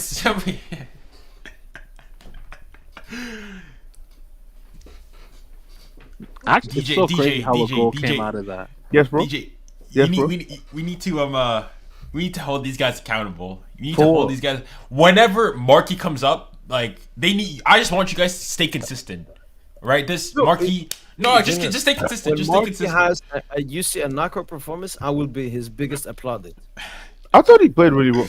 I know we've already gone over, but I thought he played pretty well in the Liverpool first leg, though. No, he did. Yeah, okay. Fair enough. Huge mistake at the end of the game is very costly. I mean, when we went back through the game, you were rarely negative on him. Really negative on him. I rember because I was defending him. You were really but tough he on cost him. us the goal. What do you think? Like Yeah, first, He didn't cost first us he the plays goal. us offside. He didn't cost First us he the goal. does. Bro, There's other niggas that led to the goal, though. Like no, that's the truth. If it was only losing the header, I agree with you. But he's the one keeping Nunes on side. exactly. It starts with It starts with that. Then he let Nunes be open. Yeah, and then he No, but stays you offside. can't be trying to play an offside trap from a long ball, though, from keeper, can you? I don't think teams do that, do they? Him, Everyone else did Bro, that. they all Just- do that, bro. He's the only one I'm not sure. holding the line. And From when like and- keeper's long and the ball, thing you is- try to play offside. But if you're gonna do that, the only reason why he's even doing that is so we could, have a head start on the aerial duel. And what does he do? He still loses it. he still ends up losing the air. Like, it's just falling on his ass in the process as well. Like, look, it's a huge difference where he is and where everyone else is. Yeah, he's definitely at fault for, at least for keeping him on side. But he's not the biggest plaintiff. Like, he's third most responsible Nah, for the goal. it starts at the head, bro. You got it. So you're saying he's more responsible than Nuno? Oh, yeah. Marky's more responsible for this goal than Nuno. That's why I don't understand. How can you be Vitinha is also stinky hair, man. Vitinha is also fucking stinky hair, man. Wait. I was saying you said he is more responsible than Nuno not tracking back. Yeah, I don't get that. That's for me. That's just pure. That's why I'm saying you Marky agenda. Yeah. No, because Pacho was recovering from Nuno when Nuno was pushing up. It was just Pacho then went too much into this and that kept Nuno. Obviously, Nuno was like go look. Nuno's ahead of Elliott. Go to the next frame. He's still ahead of him there. And he finishes behind him. That for me, that's Nuno number one. Donnarumma looking number two. One when the entire attack wouldn't have because okay, sure you can lose a header, but you can lose your header. That's fine. No, keeping him on side. This is true, yeah, but that's not the biggest blunder. You can keep some, but like you're 50 yards away from your goal there. You're 50 yards away from your goal. That's not the action. It's Nuno not tracking back. That's what's done it. No, but it's Marquinhos. Marquinhos created the attack. Marquinhos lost the duel that created this opportunity for Liverpool. How can you say Nuno first if it's Marquinhos who does the? Because Nuno is more responsible because his action not basically being loose and not tracking his man is basically what allows for LA to be basically have a free shot on goal. Yeah, and I'm telling you, none of that would have happened if Marquinhos didn't do this. Like we both. Okay, but then you can go back and say like you Marquinhos can like every single goal when it's like somebody loses the ball a minute before that, it's their fault because they initially lost possession. Like losing a ball and keeping a player on side and fucking losing a header, it's not the same thing. Like Marquinhos is absolutely embarrassing for this. Like this is completely embarrassing. By your captain as well.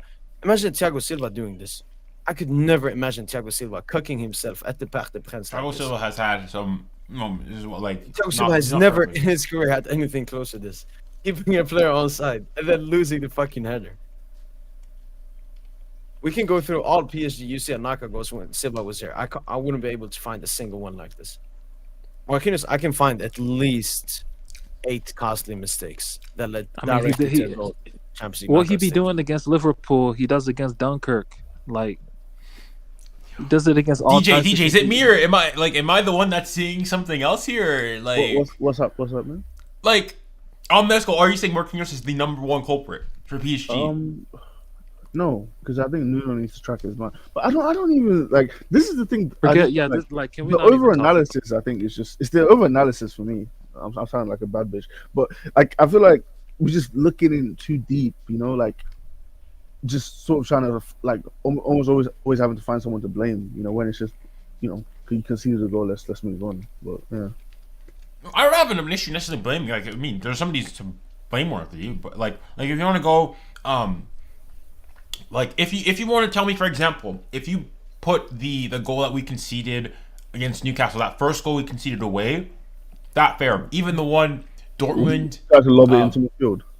Yeah, we tried that from him. That's the suicide pass. Was that the one where Almiron scores the? Yeah, Almiron scored that. If you want to go and blame that, that's the one where I can say that. Okay, that's fair. He's number one culprit because he can't be losing the ball there. But that it's a long ball. It's 50-50. Like you can lose a long ball like that. Yes, he's. You cannot lose You cannot fucking lose. But the thing is, though, in that one, afterwards it could have been different. Yes, but he's the one who initiated like that. It's a long ball.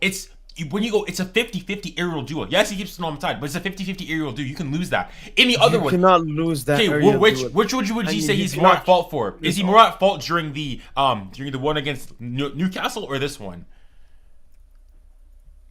Oh, this one. No. Okay, now you've lost me. I mean, he's at fault for both of them because he's the one that creates the entire opportunity. Like there was no opportunity. Then Marquinhos comes in. And an opportunity arises. But against Newcastle, he loses the ball. Nuno doesn't react well to what? To Marquinhos' mistake.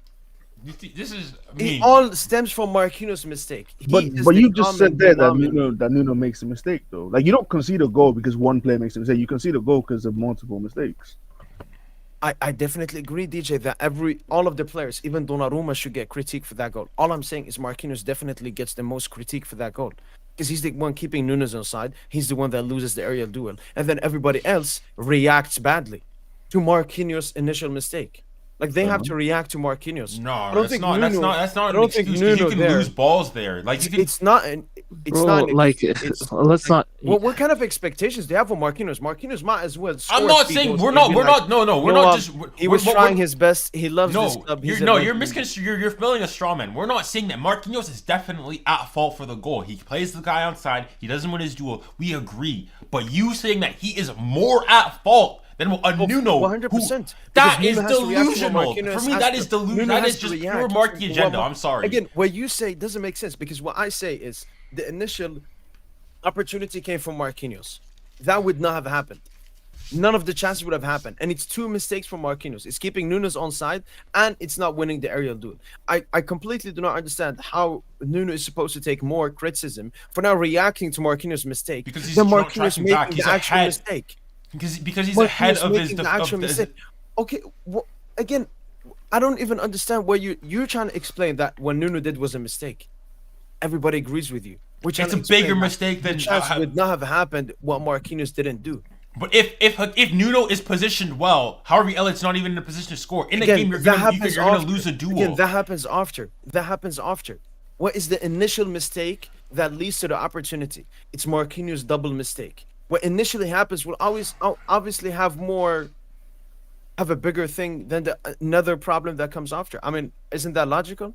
No, that's not logical because not all mistakes are legal. You don't just go back on the first one. If, for example, in a game, let's say you concede a goal after like 1 minute worth of passing, so on and so forth, and you get played out, and a player leaves his man completely open at the back post, let's say, for example, all right? Are you gonna go blame? You're gonna go and blame what the person who initially lost the ball a minute ago? That's who you're gonna blame? The person who lost the possession first and foremost? You're gonna blame the person who's most at fault.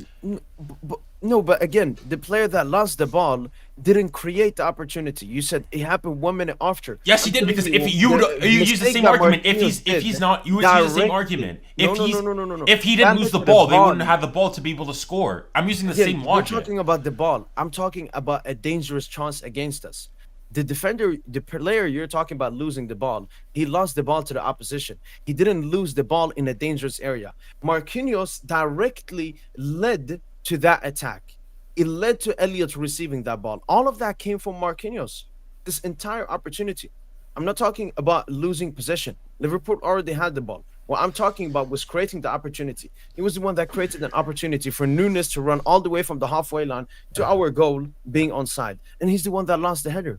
So, and he's the one also that slipped after losing the header, which made other PSG players have to do his job for him. Bro, Like it's honestly 3 mistakes from Marquinhos here. At this point, I don't even know what. Like this is for me. This is just pure Marquis agenda. Like this is like to go and watch that. And to seriously go and say that Marquis is the #1 culprit above even Donnarumma is probably more at fault for that because it should be making the save. Nuno probably even more. Pacho as well for not Marquinhos tracking the mark. Completely embarrassing as the captain as well. And once again, you just saying you have a Marquinhos agenda doesn't mean anything. I love Marquinhos. No, you someone that wants Marquinhos to perform. No, but that's what you think. Me being harshly critiqueful of him is because I have high expectations of Marquinhos. Like I know Marquinhos, and this is completely embarrassing, and he should be embarrassed by himself. You are the one just defending all of his mistakes, saying, "Oh." Well, you're building a straw man. You're building a straw man. I never said he's not. He didn't make a mistake. I'm not. No. You're putting words in my mouth. You're putting words in my mouth. I said he makes a mistake. I said that the mistake Nuno makes is a bigger mistake. That's what we're arguing. We're not even talking about Nuno here. We're strictly talking about Marquinhos here. No. We're talking about Nuno. We're comparing the two mistakes. No, I'm not denying the fact that what he did is a mistake. I'm Marquinhos definitely saying that it's a mistake. I'm saying the Nuno mistake is a bigger mistake than the mistake that Marquinhos has made. Again, I'm not talking about that game anymore. I was talking about you saying that I have a Marquinhos agenda. And Marquinhos, I'm saying you have a Marquinhos agenda. I'm using that as an example. Mistakes. No, again, I'm talking here about Marquinhos agenda, and there is no agenda. I don't have an agenda on any PSG player. There's not a single PSG player that I want to perform bad. But when I see a pattern, I would stay consistent to that. I was very harsh on Fabian Ruiz in the first 6 months of the season. Why? Because he was bad. And I've been very proudful of Fabian Ruiz in the past 6 months, or at least in 2025, because he's been performing well. If you perform well, I'll prop you. If you don't perform well, I will critique you. And Marquinhos, it's not a season thing. It's the Champions League knockout stages. Every single time we play in the Champions League knockout stages, he always has these blunders. I think I don't know how that's excusable. Part of the reputation that Marquis has built for the UCL stuff, I think, like, I don't think it helps that it's always sort of come with like some level of controversy. So like you look at like his disaster class in the remontada, like that's as bad a performance you're gonna get, you know, from a top, quote unquote, top level CB in a big game. And I think from then on it's just built and built and built, where now it's like I don't think he's ever had a mistake. So like he's had like what he did in the remontada and then what he did at the Bernabeu in the second leg. I don't think he's ever had a mistake as bad as those two games, but now the little mistakes almost become more amplified, you know, almost to the level of the previous. That's what, do you get what I'm trying to say? No, I can definitely understand that. Yeah. Like you're saying, he's put a title above his head. Exactly. Which, like everything, so he can just miss a header, and it's just now we class that as a marquee blunder, you know. Like if you look at the mistakes he made in the remontada, So that's what I'm saying. So we're not being objective in assessing his mistakes. As in, let's say, assuming he doesn't have those blunders in the remontada and against Real Madrid, right? Now and you would view him differently. And you would go and say that. That's what I'm going and saying. Because now every time he like it's a slightly bad pass, it's a marquee. Immediately marquee, so on and so forth. Like if it's a Patrick that makes a bad pass or screws it up, I mean you're not gonna always, but you're not gonna harp on immediately on it. That's what I'm saying. Even if I watched all the Champions League games, again, I would be able to find way many more Marquinhos blunders than Patrick blunders. Second of all, I have way different expectations on Patrick's first Champions League season, first season at PSG, first season top pressure compared to Marquinhos, who's been here for a long time. Second of all, you mentioned the remontada. When Marquinhos made those mistakes, obviously I was younger, I knew less about football, but I wasn't that mad about him because he wasn't a consistent starter at that point. He hadn't started that much. Marquinhos now is the fucking captain of this team. I remember Marquinhos 1920. I remember 2021 without fucking Thiago Silva. He was a captain. When I saw Marquinhos, when he got injured versus Bayern and got subbed out, I got mad. I was like, how are we going to survive without our captain? When we played Barca, he was our captain versus City. Got huge goals in the Champions League. But ever since that Madrid mistake, he just hasn't had that aura in him. He doesn't believe in himself. And that is clear every single game. Every single season, I've always said, oh, Marquinhos starts off well this season. And then he always ends in the same thing. And sure, we're into the semi-final now. But yeah, Marquinhos has not made it stable. Out of all the players, he's definitely made it the least stable in this team. Like if we go across, maybe not the Brest tie. The Brest tie, everyone cooked. But if we go through, yeah, if we say Liverpool, both ties, Aston Villa, both ties. Who was the best player in those 4 games? Who were like the top 3 players in those 4 games? I can think of Vitinha. Even though he was shit this game, he was insane in the other 3. Dembele. Probably put Dembele and Nuno, obviously. Even though he had the defensive mistake to Aston Villa, he scored in both these 2 games. Shout out to Nuno, and had huge masterclasses in Salah. But if we say worst 3 players across these 2 legs, I mean, Marquinhos got to be there immediately. These 2 legs. 4. Yeah, so 4 games. Marquinhos double Liverpool, double Villa. Marquinhos only played 3 of the 4. So you're saying who's been the worst 3 players over the 4 games we played? Yeah. Given the context of the game. Oh, Barcola as well. Poor. When was he? What was his bad game?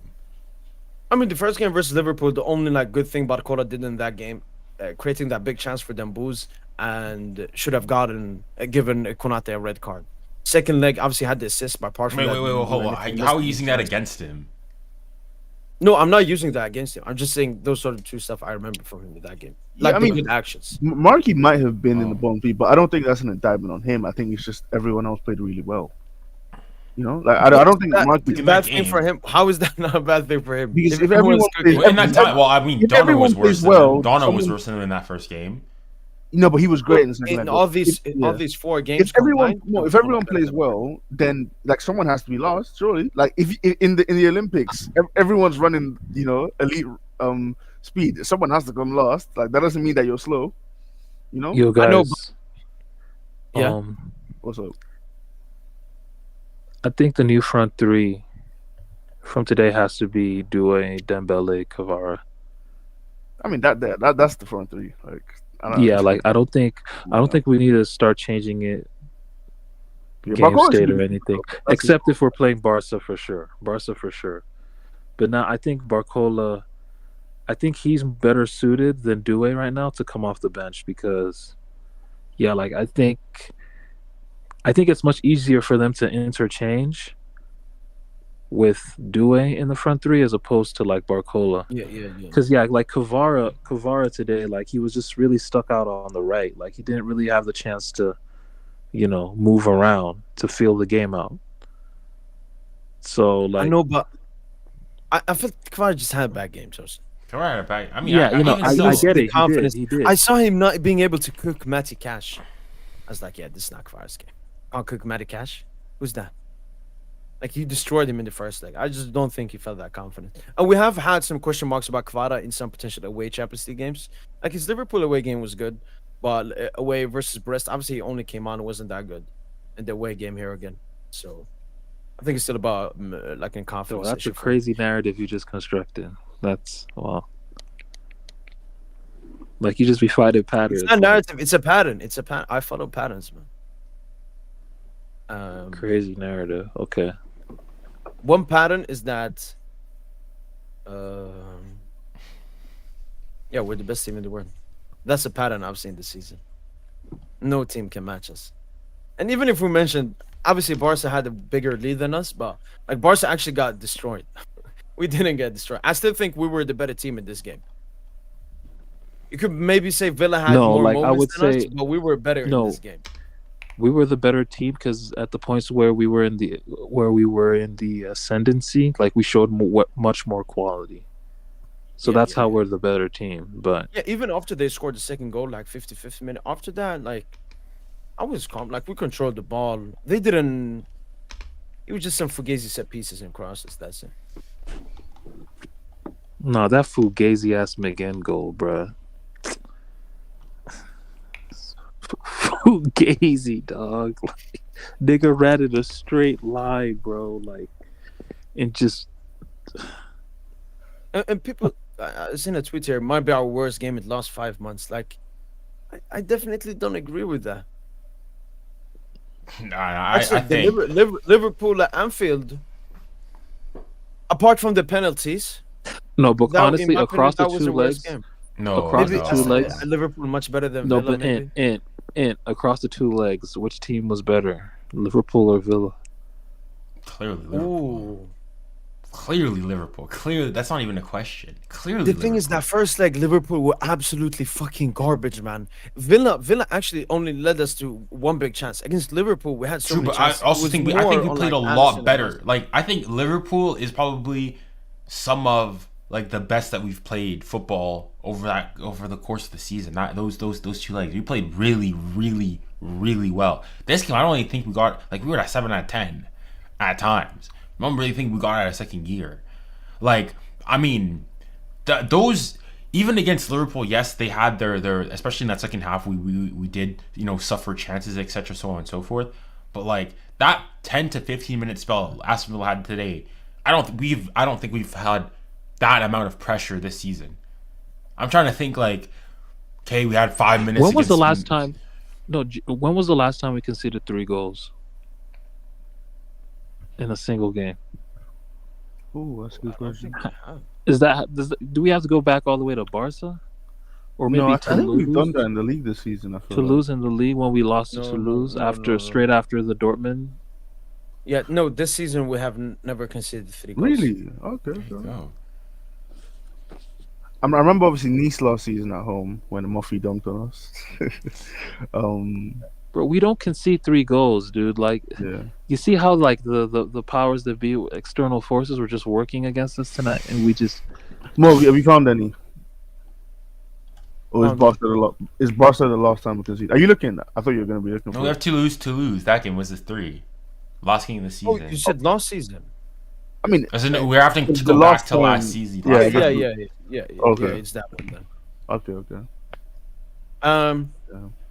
I want to bring this back. So, I think this was like at the end of 2024, right before. I mean, yeah. So at the end of last year, we made a video, keep or sell, and I thought we reacted. So, just like the finished article, keep at João Neves, Pacho, Due, Gonçalo, Lucas, Safanov, Vitinha, Mbaye, Nuno, Warren, Hakimi, Dembele, Barcola. I think we all say the same there. Sell Fabian. I still think because of his age, he's probably the most sellable one out of the midfielders. Or maybe he moves to expandable. I think Colo, I mean, it doesn't change for any of these players. yeah, And I think it seems the same for these players. Yeah, apart from Donna. Donna maybe goes down to keep. Mayulu keep, I think. Oh, Mayulu keep as well. Yeah. Yeah, it was probably Tosin who got put Mayulu here, man. Heavy pressure from Tosin. Why does he have a Mayulu- Mayulu agenda? No, actually, No, interesting. he's just like In training, they do a lot of weak foot drills. He's Like got they do a really lot good of weak foot. 5v5s where they just play, where you only have to play on your weak foot. And do you know who turns out to be the best at it, like amongst the players? Mayulu. Mayulu. Oh, okay. No, not Dembouz, not Kvara, not like it's Mayulu. Mayulu be going crazy in the training sessions. I didn't know they did weak foot only. Off the weak games. foot. Yeah. When did they do weak foot? I mean, I know they like because when I play games like that, it's like you're like restricted like 3 touches, not typically like only weak foot. No, it's just primarily weak foot training. I think it's in like it's they're off talking about the when they no play like on comment- a really small full yeah, net, like, but it's like no really comment. small. It's on no comment. Yeah, those. I think it's just like they restrict the touches because like think from a coaching's perspective, why would you restrict it to only playing with your weak foot? Like you typically like because I've done them when I've played like for my academy in Vancouver and whatnot. They'll play maybe like you only have 2 touches or 3 touches. You're restricted to the amount of touches you have, but because even in France they do the same thing. Like with the French national team, it's you have only 3 touches. Because I don't see the point in weak foot only. But yeah, he does finish really well with his left. He's got a good good weak foot on him.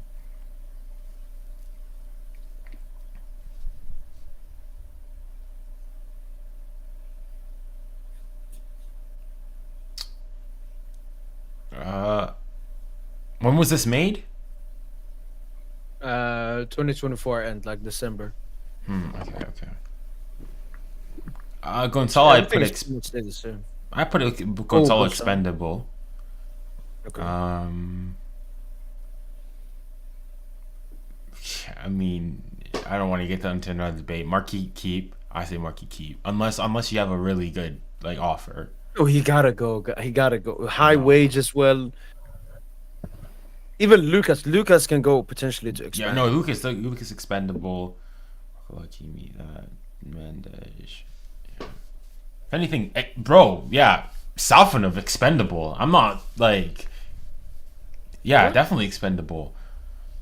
I'm not saying like, Safanov's not nothing crazy. For me, Safanov is like an average keeper, nothing crazy. Yeah. No, he's a good backup. Why should we get rid of him? He needs to go. No, that doesn't really film. He's a worse Donnarumma. Safanov has been good for us this season whenever we've needed him. I mean, like even in the Bayern tie where he see the goal, like he was still good in that game. I remember. Oh, he's the one who causes the goal. Chance. He's the yeah, unlucky, bounced off like Nuno for gaziness. One of the penalty shootout versus Arsenal, still keeping the treble alive. Like Safanov is but how do you have one of the best him? backup seasons I've seen. How do you have him as keep for sure and like expendable for Donna? No, because at that point in the season, Donna was like, also like Donna just moved from expandable to keep, in my opinion. Also, like you're keeping Safanov to be the backup. You're selling Donna because one, you don't know what. Exactly. It's not like Safanov's going to be the starter. Yeah, exactly. Okay. And then Kangili, yeah, I'll potentially move him up to sell. Like, I think we have to sell him this summer. I don't see a place for him in this team, especially with us making Magnus Achlios as a summer priority as well. Like, what's the point of having Kangili then? Man, I hope it's Cherky, man. I hope so. I Honestly, read some but if it's PS not reports Cherky- saying, like United gonna get him or something. If it's not Cherky, I mean, let me talk about it. Is worth considering. Who? I didn't quite hear that.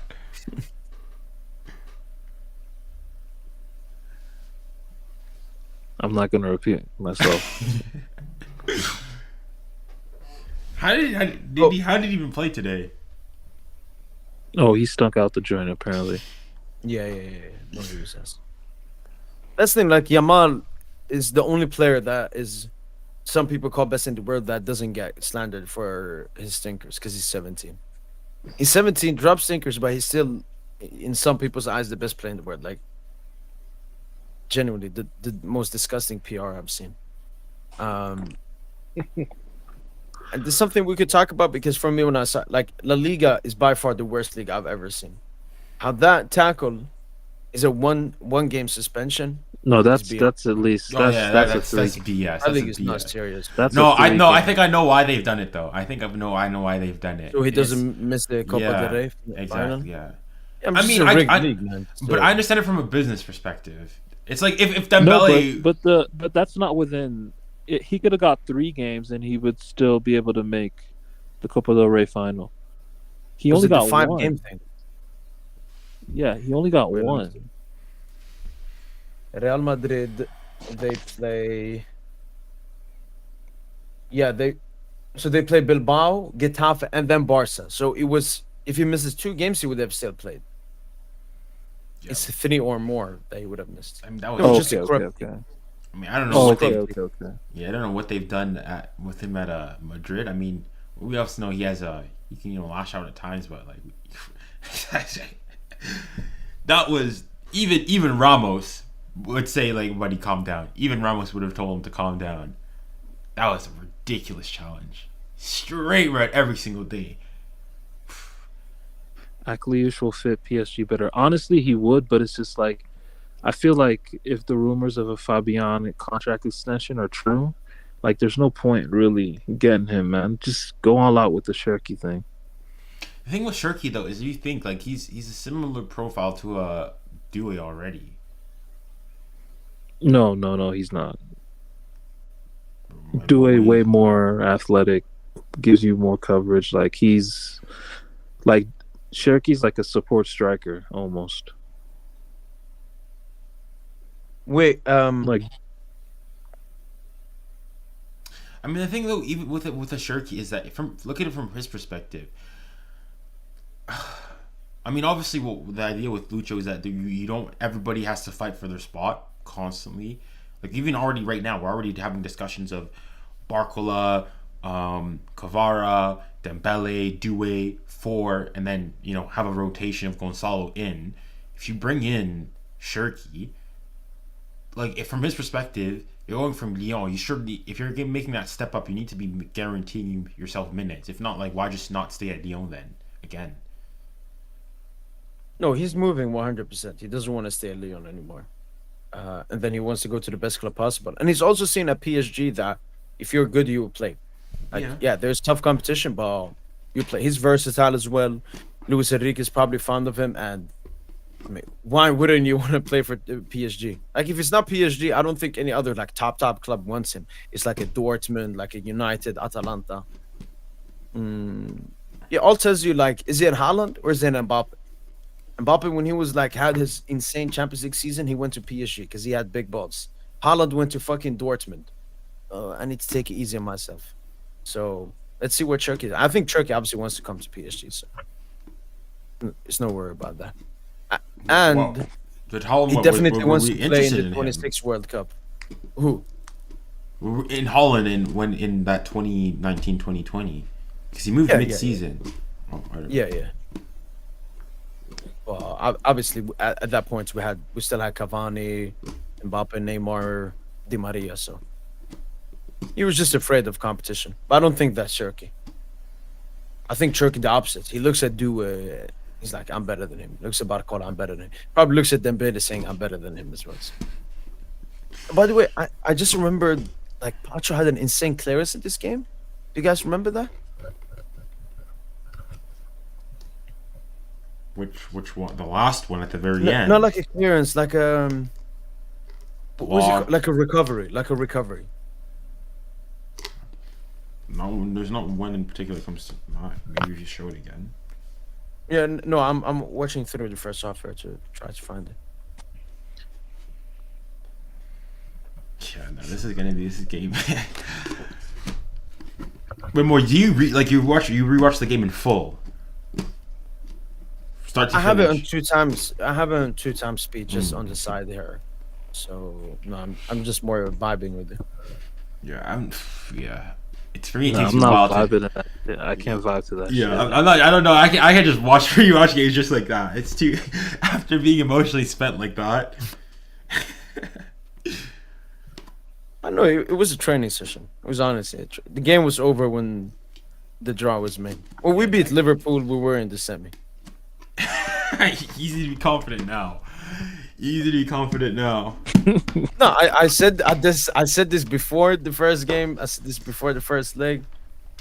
But like, you said that the players were just kind of behaving like us, the fans. Yeah. You know, just being overconfident. The young, they Is say that- age is just person.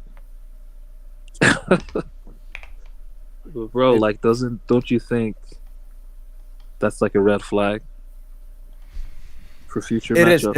It is Tosin. But we play Arsenal and Barca, so we don't have to worry. Do you guys I mean, really if we play think? Madrid, that would be tough, Tosin.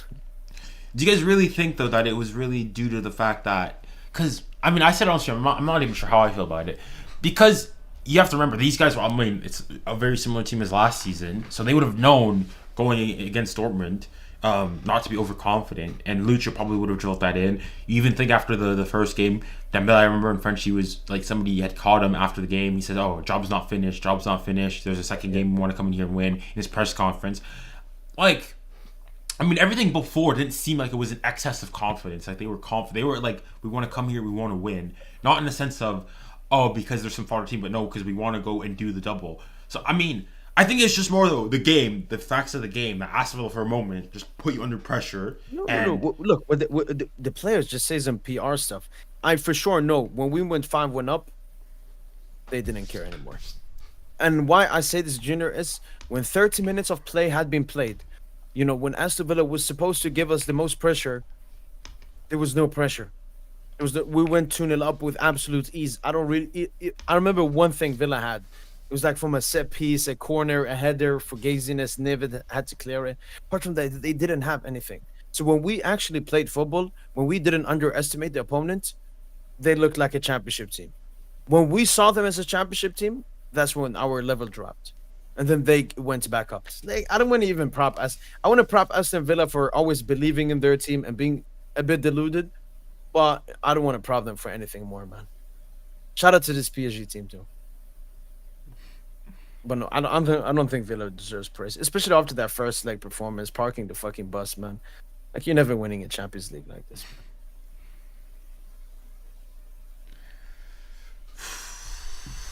We just need the Arsenal now to complete the quadruple.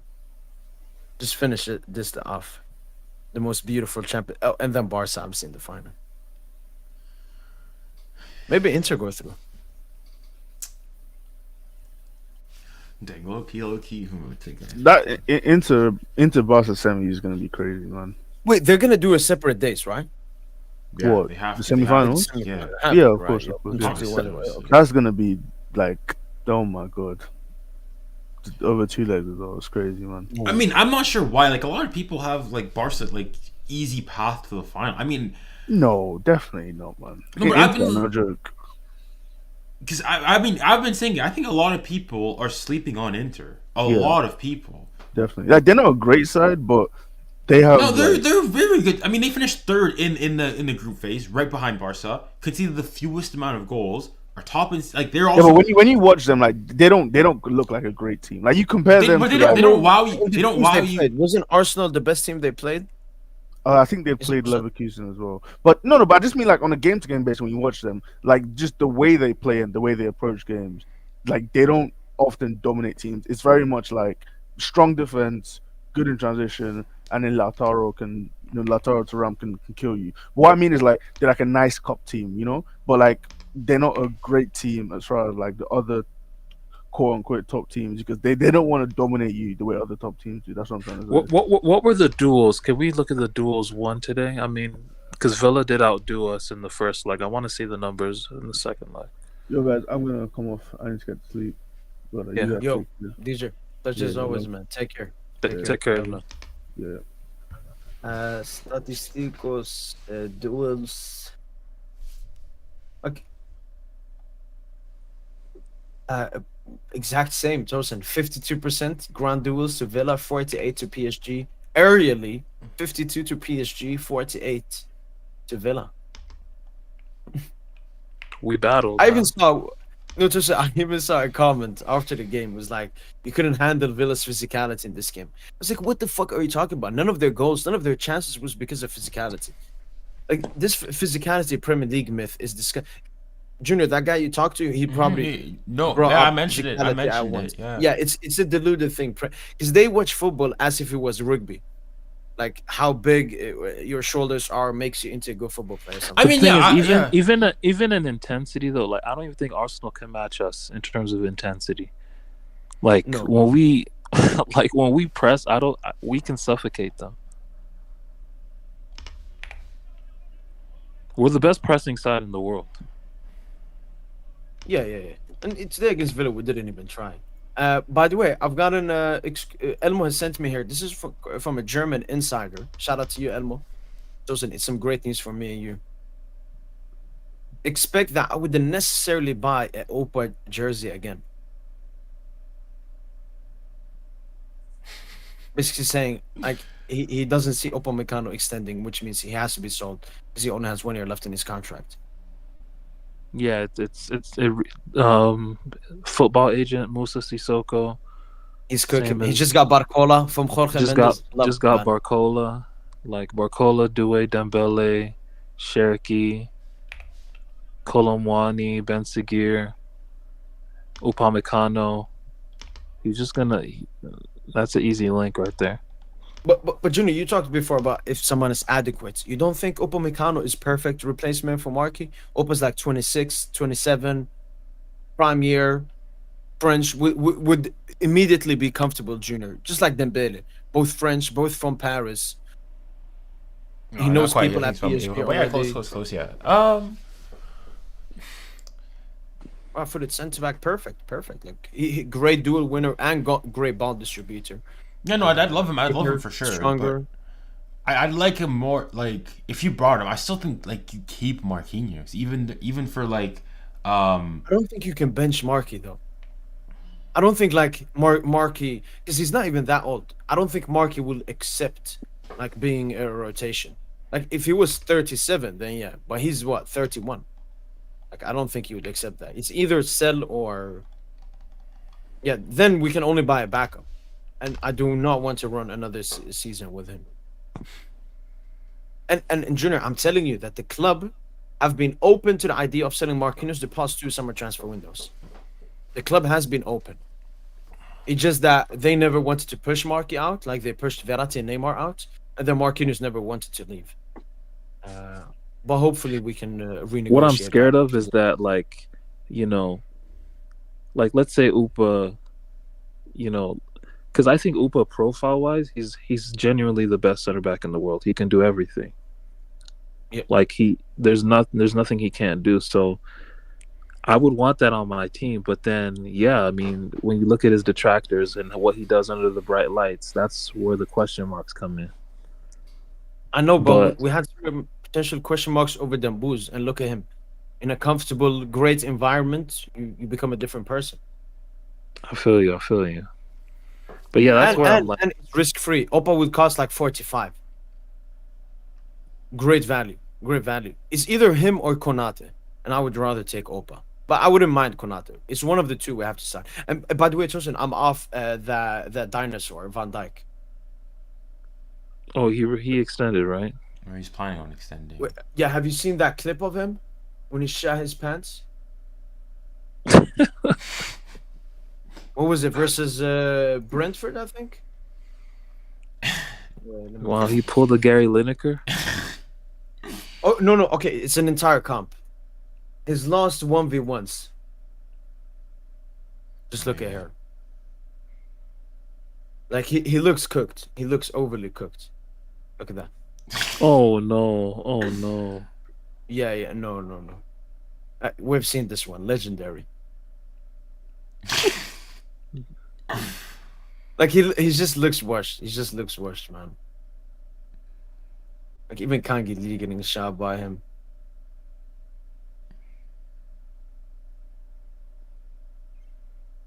Wow, that's Southampton. Oh my goodness! Look at that. No. I'm off Van Dijk. And he's just getting cooked, man.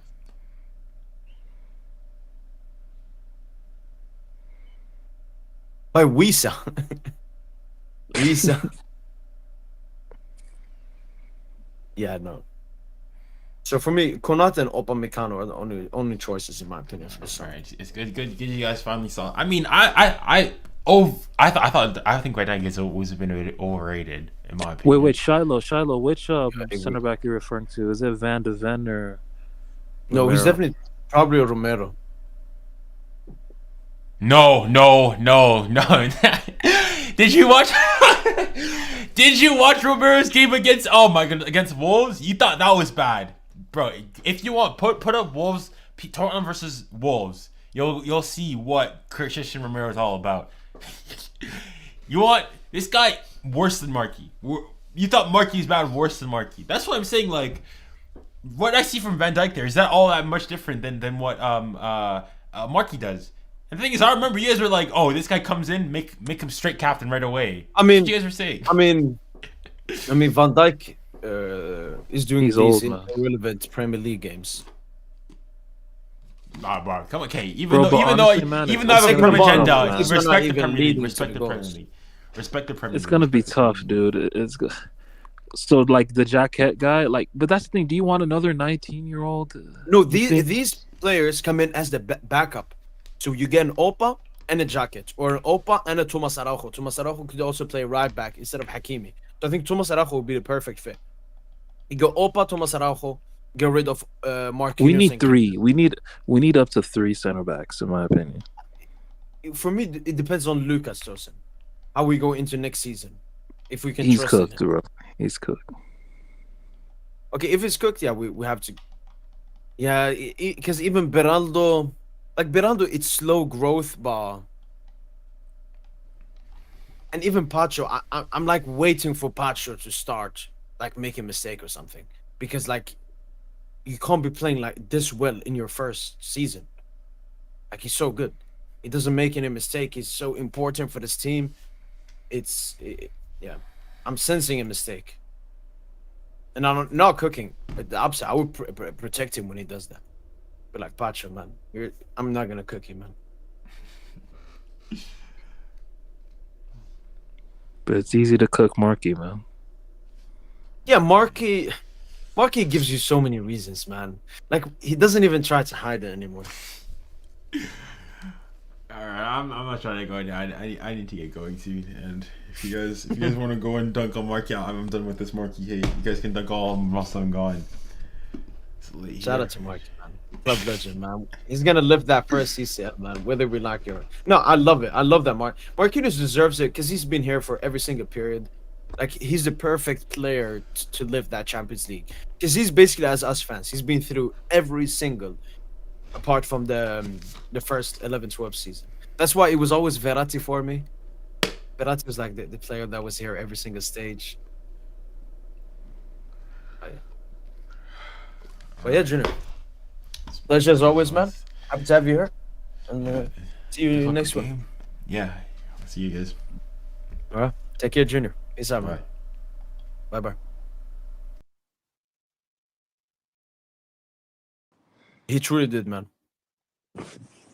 And that's true as well, Zach. I'm even looking at some highlights here. Like Patrick, just what a signing he's been, man. He looks more confident on the ball, especially when we get pressed. Like he can carry now the ball into the center. Yeah. Something that number 5.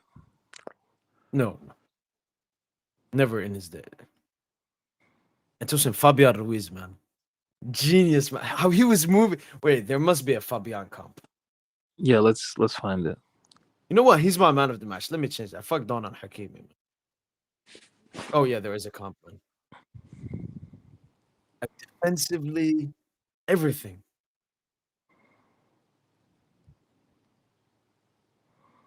He's like an orchestrator, Tosin. He's not like a Jude Bellingham. He's the complete opposite, man. This stinks, man. So bad. Wait, Fabian. Unk still got it. That wins the header.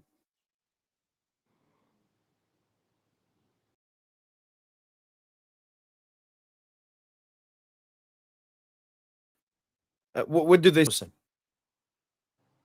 Because the boost, like, this can be a dangerous shot. Fabian put it immediately. The boost still on side. But yeah, I want to see a replay of that miss. Like, how did he hit that? I think he probably went to go over the keeper, like with power. Then here the header. Oh, you.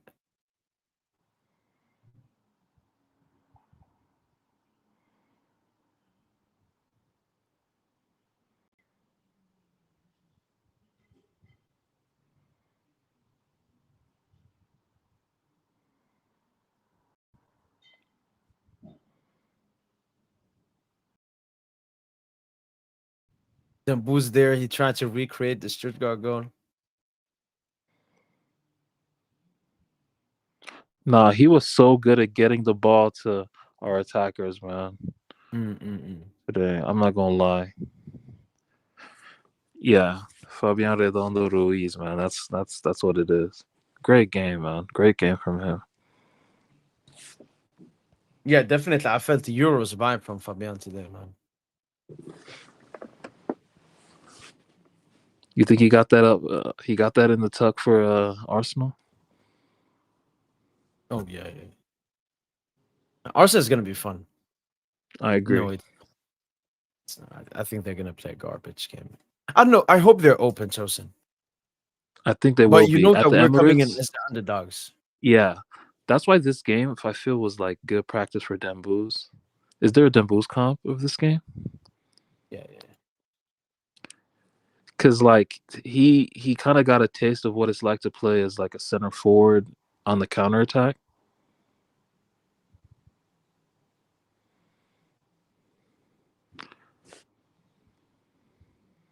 Like here, look at him. That's what I'm just saying. Like if he's dropping- gonna play this role, honestly, I think he should just start doing, man.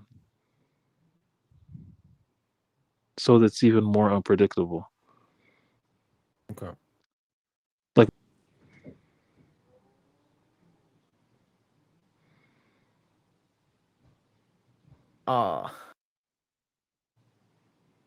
Oof. Not too much.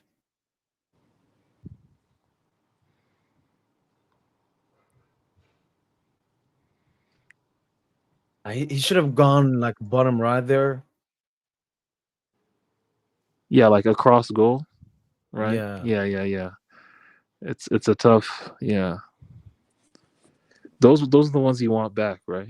You realize, he could be the best center forward in the world, man.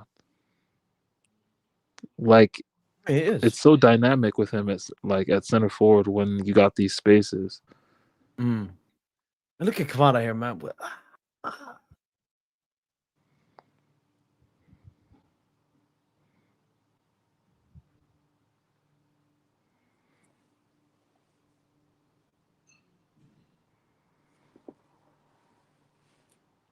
What we doing? Gonna be interesting. Yeah, man.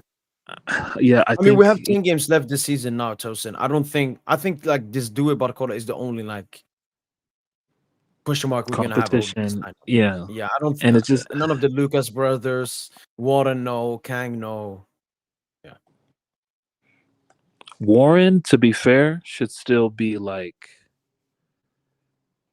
he should still be a factor. Off the bench. Yeah, even off the like today he could have come off the bench.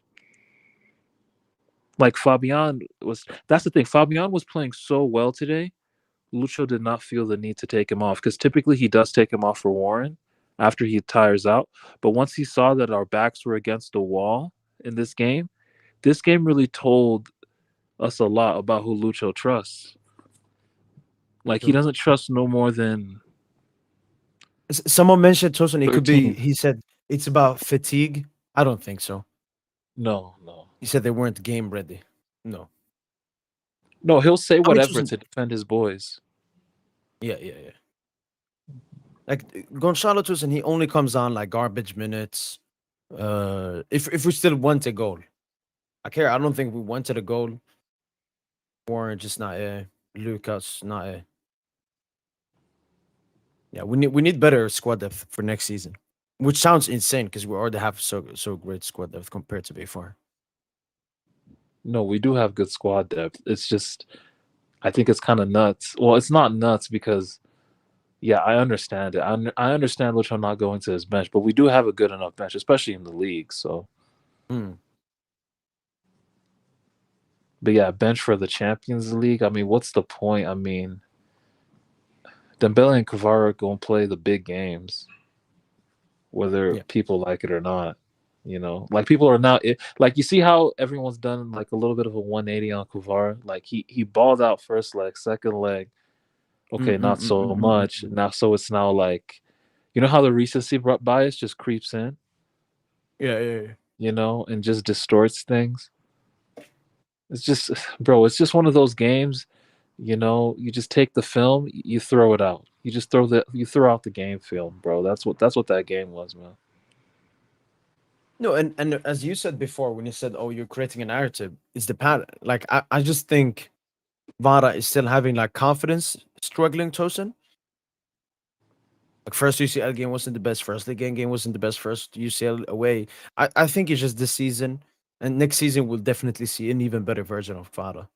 But obviously, Tosin, like he's ahead of Barco. But I agree with you. I think it should be even after today's game with the space we had and everything, Tosin. Maybe more space in the second half. Yeah, I think it's got to be Due, Kvara, Dembuz. As you said, it's more rotation. It's more freedom for the three players. Dembele can also work as an outlet and as a playmaker because he likes to switch between them. Barcola can only play as a goal scorer or like as an outlet. Can't really play that playmaking role. So, yeah, I think that's the best. And as you said, Fabian is undroppable. We can't bench him.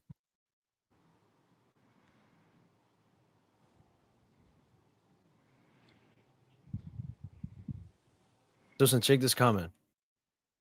Oh, watching an eye on the Warriors game? No, I'll tune in for the second half though. Are they up? Yeah, by like 6 points. Okay. And this is a one out of one game, right? This is a playoff.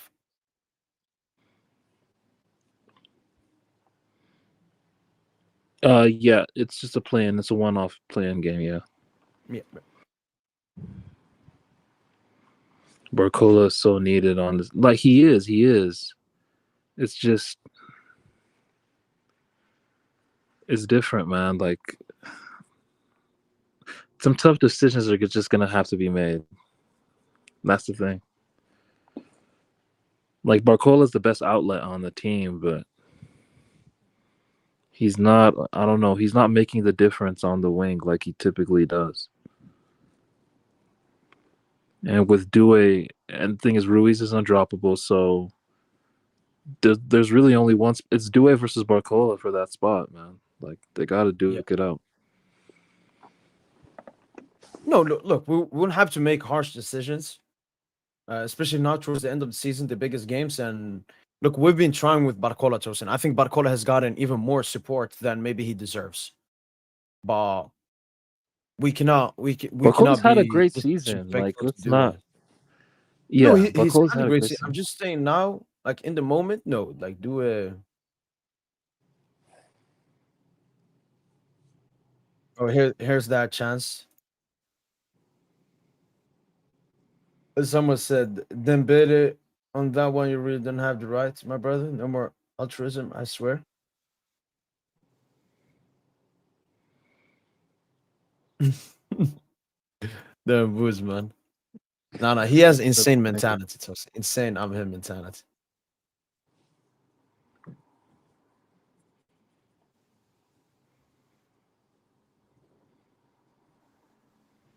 Man, back-to-back semis though. That's what the fuck I'm talking about. Now let's get to the final. I think this was like, you think it'll be like we'll start strong, but we'll struggle on how to finish. Pause. Like, Against Arsenal. No, I think we could. yeah, like we started well against Villa, like the tie, and then we didn't really end as well.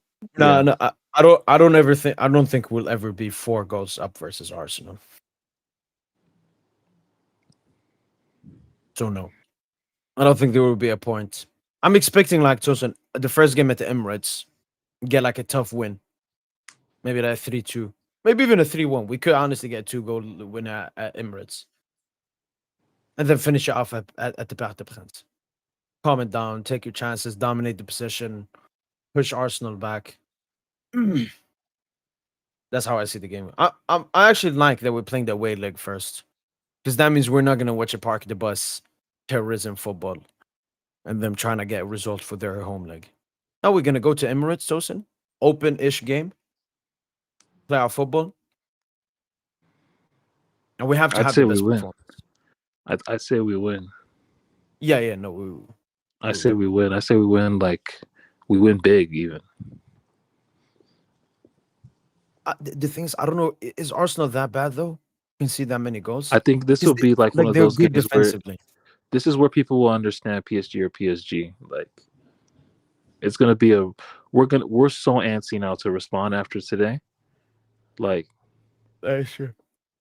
Wait, but it also depends on what happens in the Arsenal Madrid game. Like if Arsenal win again, as you said, 2-0, it's 5-0 on aggregate. They're gonna come in very arrogant. We're gonna slap them up.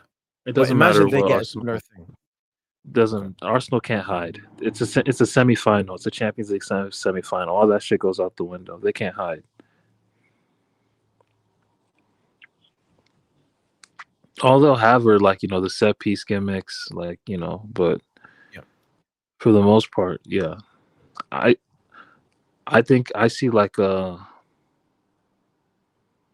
4.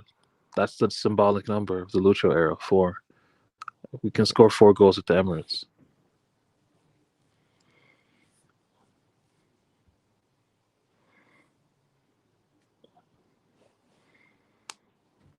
And then we can really, I think also with Due, we dominate possession much better as well. Oh, this dude Phil trying to join for a bit. Yeah, so happy he lost Tosin. Because if he didn't lose, the stuff that he would have said, man. If they exposed you, I knew it. Also, a tougher game than Madrid. I don't know how you see us scoring 4. Be serious. I don't think Arsenal are tougher than Madrid. I think like footballistically, maybe they're a little bit better. But Madrid, it's more about the mentality. No, Madrid. against Arsenal, we're gonna show our best. And when we show our best, Arsenal cannot hang technically, physically either, because we're gonna press them off the pitch. Yeah, and I think They Tosin, don't- out of all the defeats we had in the group stage, the Arsenal one hurt the most. Like we wanted revenge as well. Dembouz didn't even play that game. No Dembouz, no Kvara. Do had a trash game. He definitely wants to change that.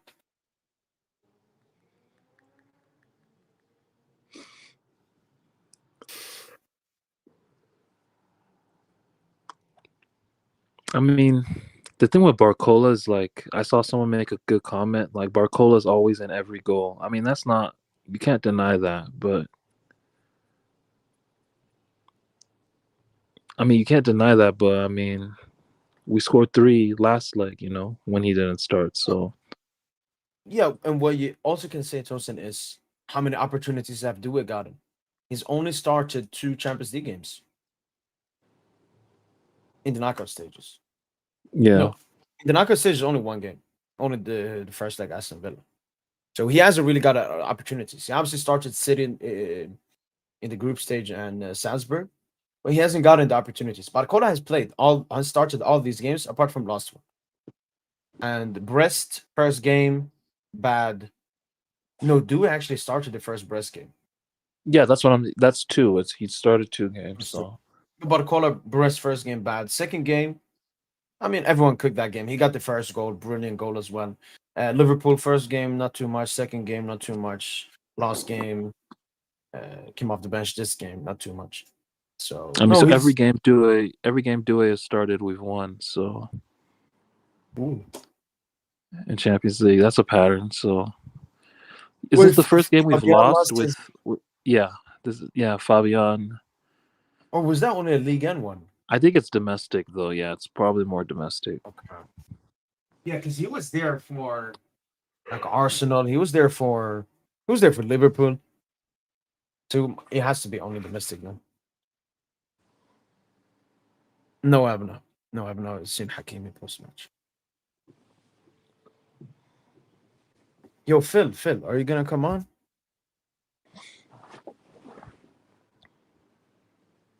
But by the way, Justin, you want to join tomorrow or the day after? You probably. I'm doing tomorrow, obviously Arsenal, Madrid, and then the day after, running it back with Lee on United. Oh wow, I can't. I don't think I can join.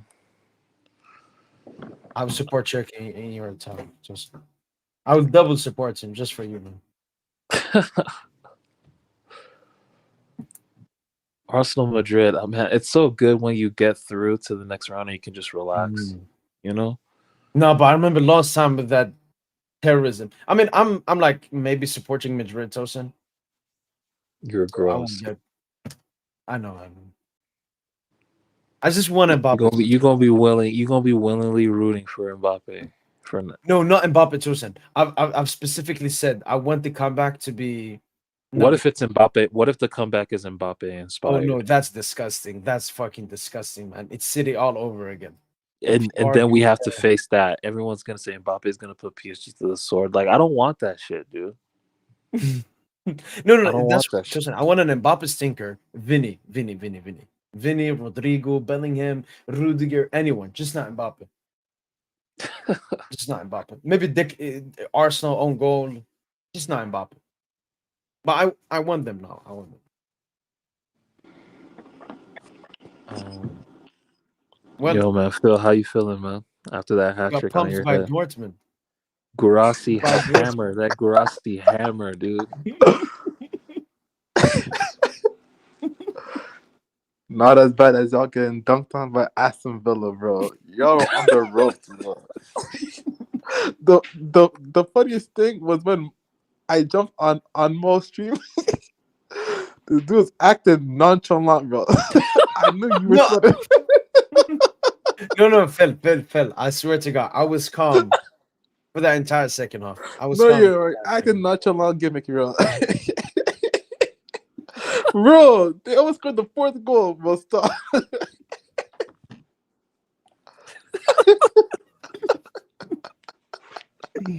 No, I swear to God, I was calm. You know what? I even turned off the commentators. I had like epic war music on to get me like. And I was just looking at the camera. I was screaming. I was like, guys, we're gonna come back. It's Aston Villa, man. Come on, it's easy. 10 minutes left. Come on. And I was the leader, man. I was the leader of that team. No, but I look at that one of us were gonna get like knocked out. Yeah, knocked out. yeah. Like I swear, one team always gets cooked. Like on the comeback thing. That's so true, bro. I felt it was us, dude. I felt it in my balls. I felt it was us for a minute. Yeah, see, when it was 3-1, bro, my heart froze, bro.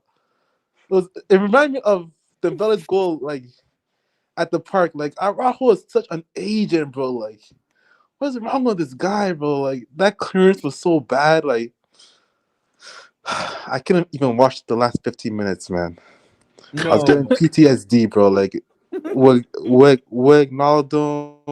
Roma, bro. Like, but your game was crazy, man. Like, I was watching it. Like, that save on Rashford was intense. That header too. Like, No, dude, I could not believe what I was watching. I could not believe the bullshit niggas were scripting out there, dude. And then that third goal, like Rashford dribbles past two players. Like, what the fuck? Ridiculous, man. No, honest, dude. They made Rashford look like R9. I got flashbacks from They made him look like R9 on that shit, man. That shit was disgusting, man. Phil, didn't Rashford do the exact same thing against you in the Europa League at the Camp Nou? So I remember something. He dribbled from the corner flag. Yeah, I think so. Yeah, and then it was going past Kunde and then give it for a cutback. Oh, on goal. It's an own goal, something like that. Like he dribbled past someone and then he crossed it in, and there was an own goal. Okay, yeah, but and Phil, who was more ass today? You. I mean, I guess. Yeah, you can say that. We were terrible. How was your mom? But you know what, Phil? How was your mom? Like the whole team was bad, bro. Like the whole team was bad. Okay.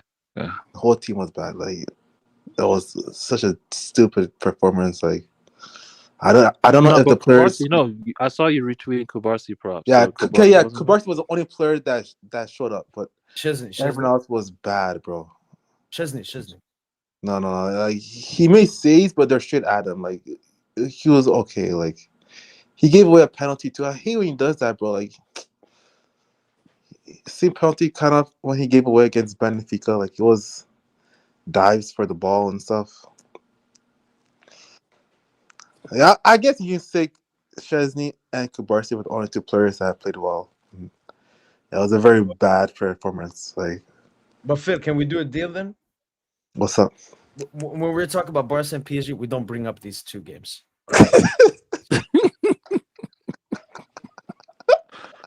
All right. Do we have a deal, Phil? We're both okay. 25 still. Yeah, you can even bring up Arsenal from the Arsenal 2-0. Don't bring up this. Yeah. Oh my god, man. And Phil, it's 2 games. That's like crazy. Barca, 2 left games for us. Huh? That Champions League final, Phil. Oh yeah. It's gonna be intense. Hopefully. Wait, who you guys cheer for tomorrow? Arsenal or Madrid? Like who would you guys rather face? Arsenal. Honestly, I don't care, but I think it'll be Arsenal. I don't see Madrid coming back. Yeah. Like for me, I would probably rather face Bayern. So I hope they come back, but it's gonna be tough because they have so many injuries. But Inter too won't be bad too because they have so many players that are a yellow away from suspension. So they might be suspended for the semis. So, but I'd rather face Bayern. Yeah. So tomorrow, hopefully the games are good. Hopefully there's a comeback. You know, because I think UEFA are scripting a comeback. Like yesterday was a tease. You know, like they don't want like boring ties. You know what I mean? Like second legs. You know. I don't want Madrid to come back though. It's so cringe. I think Bayern will come back. Yeah, same here. I think Bayern will do it. Is that really a comeback though? Yeah, I guess 2-1 loss at home, but yo, if they do it, Madrid would definitely do it. Huh? Wait, what do you mean? If they do it, Madrid will do it. Oh. I think both. Yeah, I think both coming back, and we'll have that Barca, Bayern, PSG, Madrid. Basically, football heritage. These are the 4 biggest clubs in the world in the Champions League semi-final. Fair enough. No, but it would be so cringe if Madrid does it. Because the way they're, I don't want that social media media shit, dude. I don't want that Madrid shit. I ain't gonna lie, bro. Same here. No, Tosin. Because we play them in 2 weeks. So it's not going to be that long. And then we will end it off. We will end this satanistic team, man. Nah, but Are you sure, Mo? You trust Marquinhos against this satanic club, bro? Marquinhos will cost us at least 2 goals. I'm already prepared that. Oh my god. Mbappe's gonna have a masterclass fit. Mbappe's gonna have his best game from Madrid by far in those 2 legs. You think so? Yeah. Because he's gonna play for himself. He is on the line. It's not Madrid on the line getting knocked out, Phil. It's Mbappe's legacy. Because if he gets knocked out by PSG, his legacy is cooked until he knocks us out again. That's gonna be crazy. Man, I can't believe today, man. I'm still hot, bro. Like, I wanted a padded session, bro. Like, I was gassed watching the game. But then the white shirts kind of threw me off, and I was like, what the fuck? Why are we wearing white shirts? Because our last game where we worn white shorts, we lost, you know. But I still thought we would hoop, you know, and then, bro, the whole team was so bad, man. And Garassi, like the ugliest hat trick I've ever seen. Have y'all seen that clip of some like black guys? I think it was in the Dutch league. He scored some hat trick. Was so ugly. Like, I think Tosin saw it. It's some like meme video. But like, Garassi's hat trick reminded me of that meme video. Like, all of his goals were so like clumsy and lucky, man. Like. And then they scored the 4th goal, but it was offside. I was like, oh my god. Like, my heart dropped when that ball went in. So were you were more afraid of 3-1 than 2-0? Yeah, you can say. You can say that. Oh man, I don't. Hopefully they fix. Hopefully it was just a one-off game, because the players, they made some great statements. They're saying how like this is a good learning experience. I would say so too, because I don't like unbeaten runs. They're kind of a bad omen, you know. And like, we had a long unbeaten run in 2025, you know, and like no, that's how you flip it, man. That's how you flip it, man. That's how you flip it, man. Every L. Oh my god, here we go. No, like, bro, I agree, to be honest, because we lost as well. Our unbeaten streak kind of flamed out. So how you guys lost to Liverpool? What's unbeaten streak? Oh, how long ago was that? Like maybe 3 weeks ago, I guess. A month ago. You're right. I guess we just have to lose. I guess we're always gonna lose one leg, one game per time, man. Yeah, no,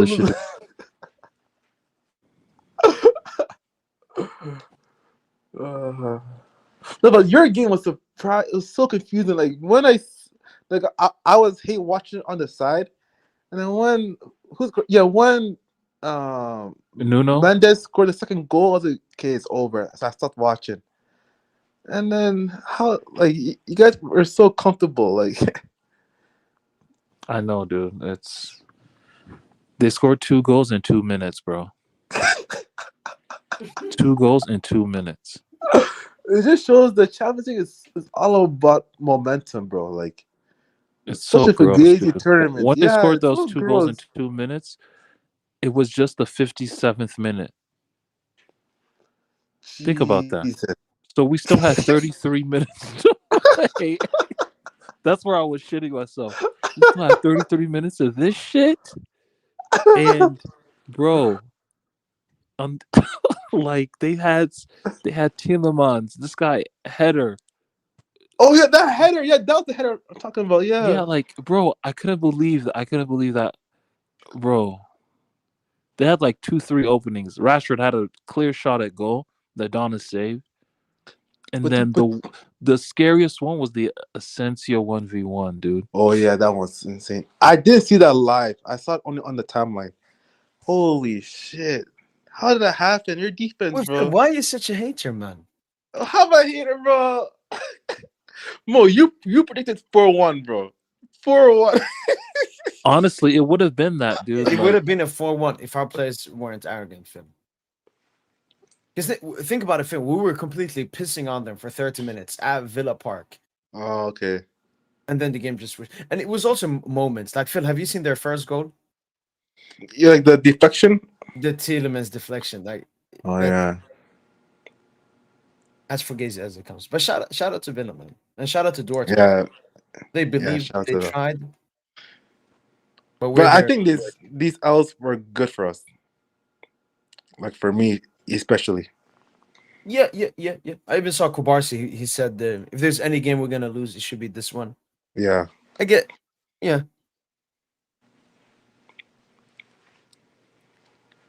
And the semifinal is played in 2 weeks, Phil. So we barely have any time. I mean, you have some big games coming up until then as well.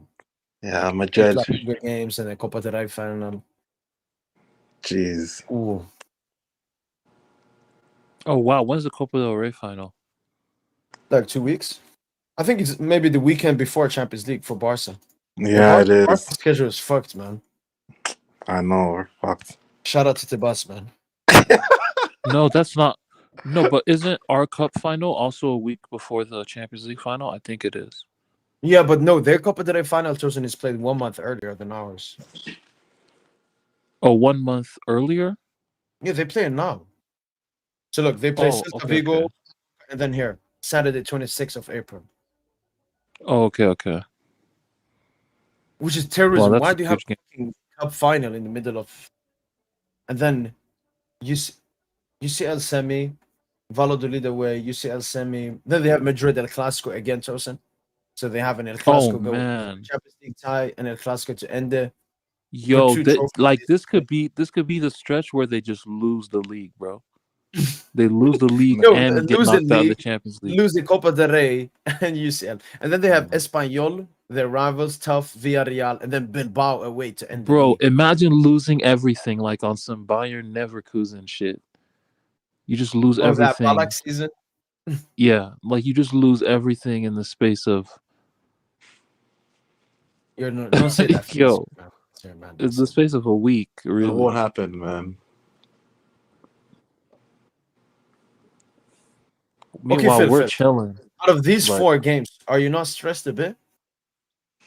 Like, Not really, because right now it looks stressful, but I can promise you right now, we're gonna go into the league Clasico by more than 4 points. So Madrid are gonna drop points again before the league Clasico. So then that game won't be as big. You know what I mean? Yeah. So it's gonna be the Champions League semis and the Copa del Rey. What if final. you're wrong? What if Madrid are on a run? What if let's say Then, Madrid are knocked bro, out? they're garbage, bro. They have to before. Let's say they're knocked out. Let's say they're knocked out by Arsenal, right? And Okay. they're on a run. What run can they do though? 'Cause- And let's say they've even beaten you in the Copa del Rey final. okay. Don't you think they could just get everything? They could take everything. No, from you. they're not winning the league, bro. Just stop. They're not winning the league. Because I mean, 4 points isn't that bad. They're facing Getafe away, and that's a tough game. That is right before the final. It's on a Wednesday, so they even have 1 day less rest than us, because we play on a Tuesday, and they play on a Wednesday. They play away to Getafe. You know, and even they're playing this weekend away to Bilbao without Mbappe. Like trust me, bro. Oh shit! Oh shit! I mean, no, They're playing Bilbao? They're playing at home versus Bilbao, but still, at it's home. without Okay. Mbappe though. Like, and they're garbage, bro. Like, people always talk about our defense, this, our defense, that. Madrid's, they can see more goals than us, like in the league, bro. Like their defense is terrible, man. Like,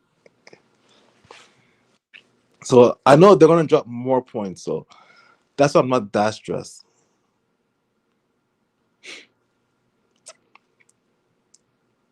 Well, we have no games left, man. There's no games left. Do I you even guys have feel?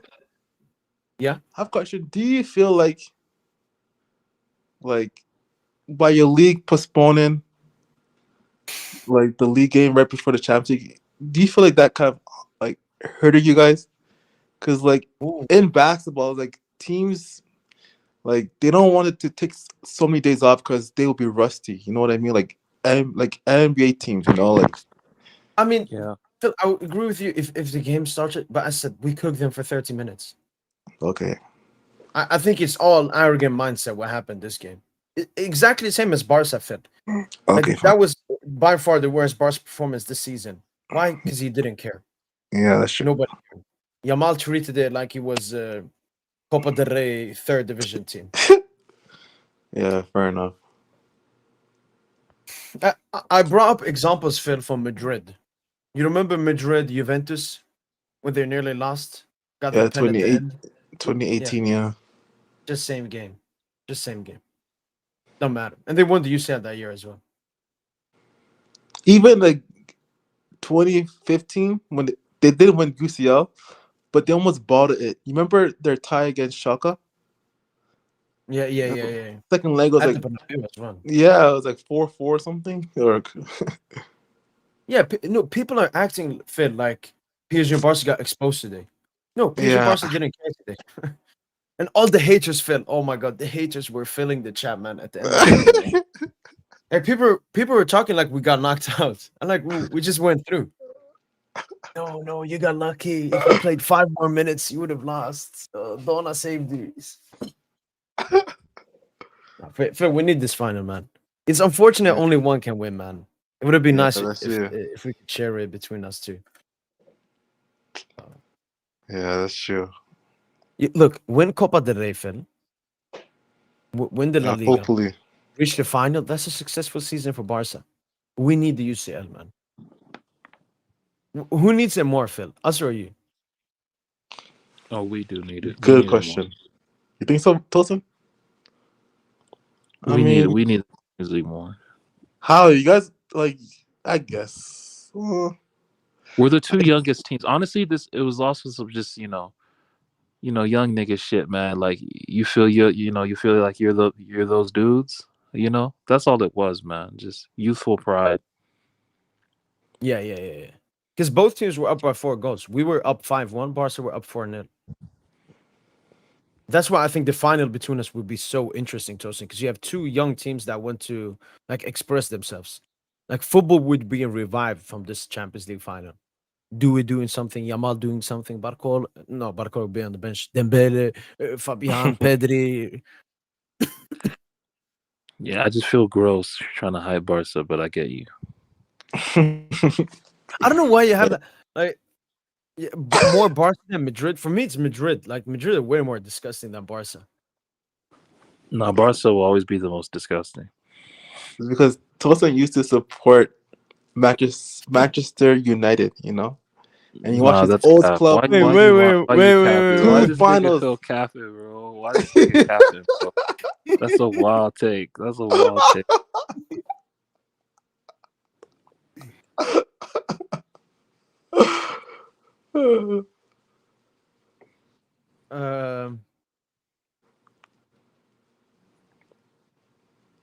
But how do you guys feel about Inter though? Like, do you think they beat Bayern? That's the game to watch for me tomorrow. Not this Arsenal, Madrid shit. The game to watch is Bayern Inter tomorrow, bro. I think Inter's watch is fake. I think people gas Inter because people still have in their mind like their performance against City and in the final, and they think that they still play like that, but they're not the same team. You know what I mean? Like even this season, they played City, and that was the only like City game in the Champions League that they play well in a big game. Like you know what I mean? Like so like it just shows how like awful they are. Like they're not that good. Like they rely on wing backs for width. Come on, man. Like I don't really trust them, but they still have good strikers like Marcus Thuram and the Argentina guy. Yeah, Lautaro, but like. But don't you guys like struggle against center forwards a lot? Like Sorloth, Today Guarassi. You kind of struggle with these tall, athletic, like Turam could be a problem for you guys, and then Lautaro. Is he really like excluding Araujo? Like Araujo was there. Like Phil, Tosin left, but Turam, he Turam, he seems like those. Is he really like those? Like, is Turam a target man? He seems like mostly like a striker that runs in behind. You know. Yes, he's not fast enough to run in behind. Oh, he's not? Okay. No, he's more of a get it to me and he'll hold it up for you. Him and Lautaro are very good at hold up play. They're both good. Yeah, they are. I don't. No, it's an interesting. No, but to be fair, it is an interesting. Like they could definitely cause you problems. Because you do struggle against strikers. You do struggle against these kind of strikers. That's what I've noticed. That's kind of low-key why I don't want to face y'all, because one pattern I've noticed in all our opponents, apart from like Ludovic Ajorc from Brest, every team we faced, Liverpool, they had like Diogo Jota. Villa, they played Rashford. Arsenal, they're going to probably play like Mikel Merino or something. We haven't really faced like a center forward type team yet. I see. So it'll be interesting to see how we match up against. If we play Barca, like you guys, you have a center forward. Bayern, Inter, all of them have center forwards, so it's more straightforward. That's going to be interesting. Like for us. But I still don't see Marcus Thuram as like he doesn't cause me any fear. You know what I mean? Like he doesn't need to cause fear. He doesn't need to cause fear, but he can hold the ball up, bro. Like he can. Like, did you see that assist he had for Yeah, that was Lautaro? nice. Yeah, that was nice. Like he can just. All it takes is just one transition, to kick to kill y'all, bro. True. But I still feel like at full strength, Bayern are better. So like, I feel like Bayern would have been a tougher matchup for us if they were healthy. Yeah, no, I agree. Like, I think Bayern are low-key better than Inter, dude. I think they can do it tomorrow. It just depends on Kane. Exactly. Like, their injuries made the tie more closer. Like, if they were full strength, they probably would have slapped them. Yeah, if they had Musiala, Davies, it's a different tie. None that they're missing Neuer, Yupa, they're missing. Who else? Yupa, Neuer, Musiala. Jesus, that's like at least 5 starters, bro. Like, yeah, it's bad. No, I don't think they can. Yeah, facts, Maz. Inter are overrated, bro. Like,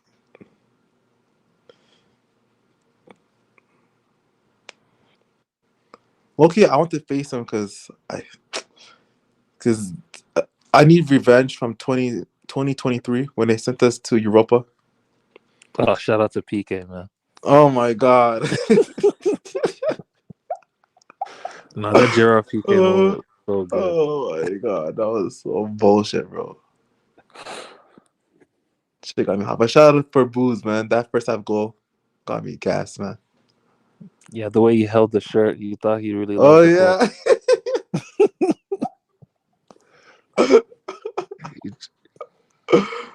Oh, pain, man. Losing to Leverkusen, drew ties to Napoli, lost and drew to AC Milan, lost and drew to Juventus. Yeah, look at their big game record, bro. Like, they haven't beat Milan so far this season. They're so fugazi, bro. And then you have Collays on Twitter crying, "Oh, they're going to hurt us, this and that." Like, oh, they're so embarrassing, bro. Like, so you don't fear Inter or Bayern? I don't feel Bayern because of injuries. If they didn't have injuries, I would have feared them. Because even when we faced them, in the league phase, even though the score was 4-1, they still like the score was kind of fugazi. Like they outplayed us majority of the game, you know. Yeah. So like they're still a good team. But like I know you guys are confident versus Arsenal, but if I were you guys, I feel a bit worried.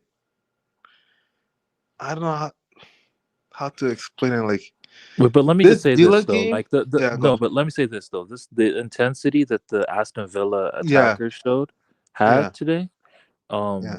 I don't think Arsenal's front line could match that. Like they Fair don't enough. even have like a Rashford. They don't even have a, Yeah, like they fair don't even enough. have like a, like they're just a lot of players that they're missing. Yeah, that's true. But I feel like today you guys were not just lacking physicality, like defending, was also in the midfields too. And Arsenal, they have the physicality in the midfield. Like they also showed that in that 2-0 game when they faced off. I know you guys tried to hide that game, but it did happen, you know. But I still see you guys. Okay, It's is it not. relevant? Is it relevant? Is it relevant?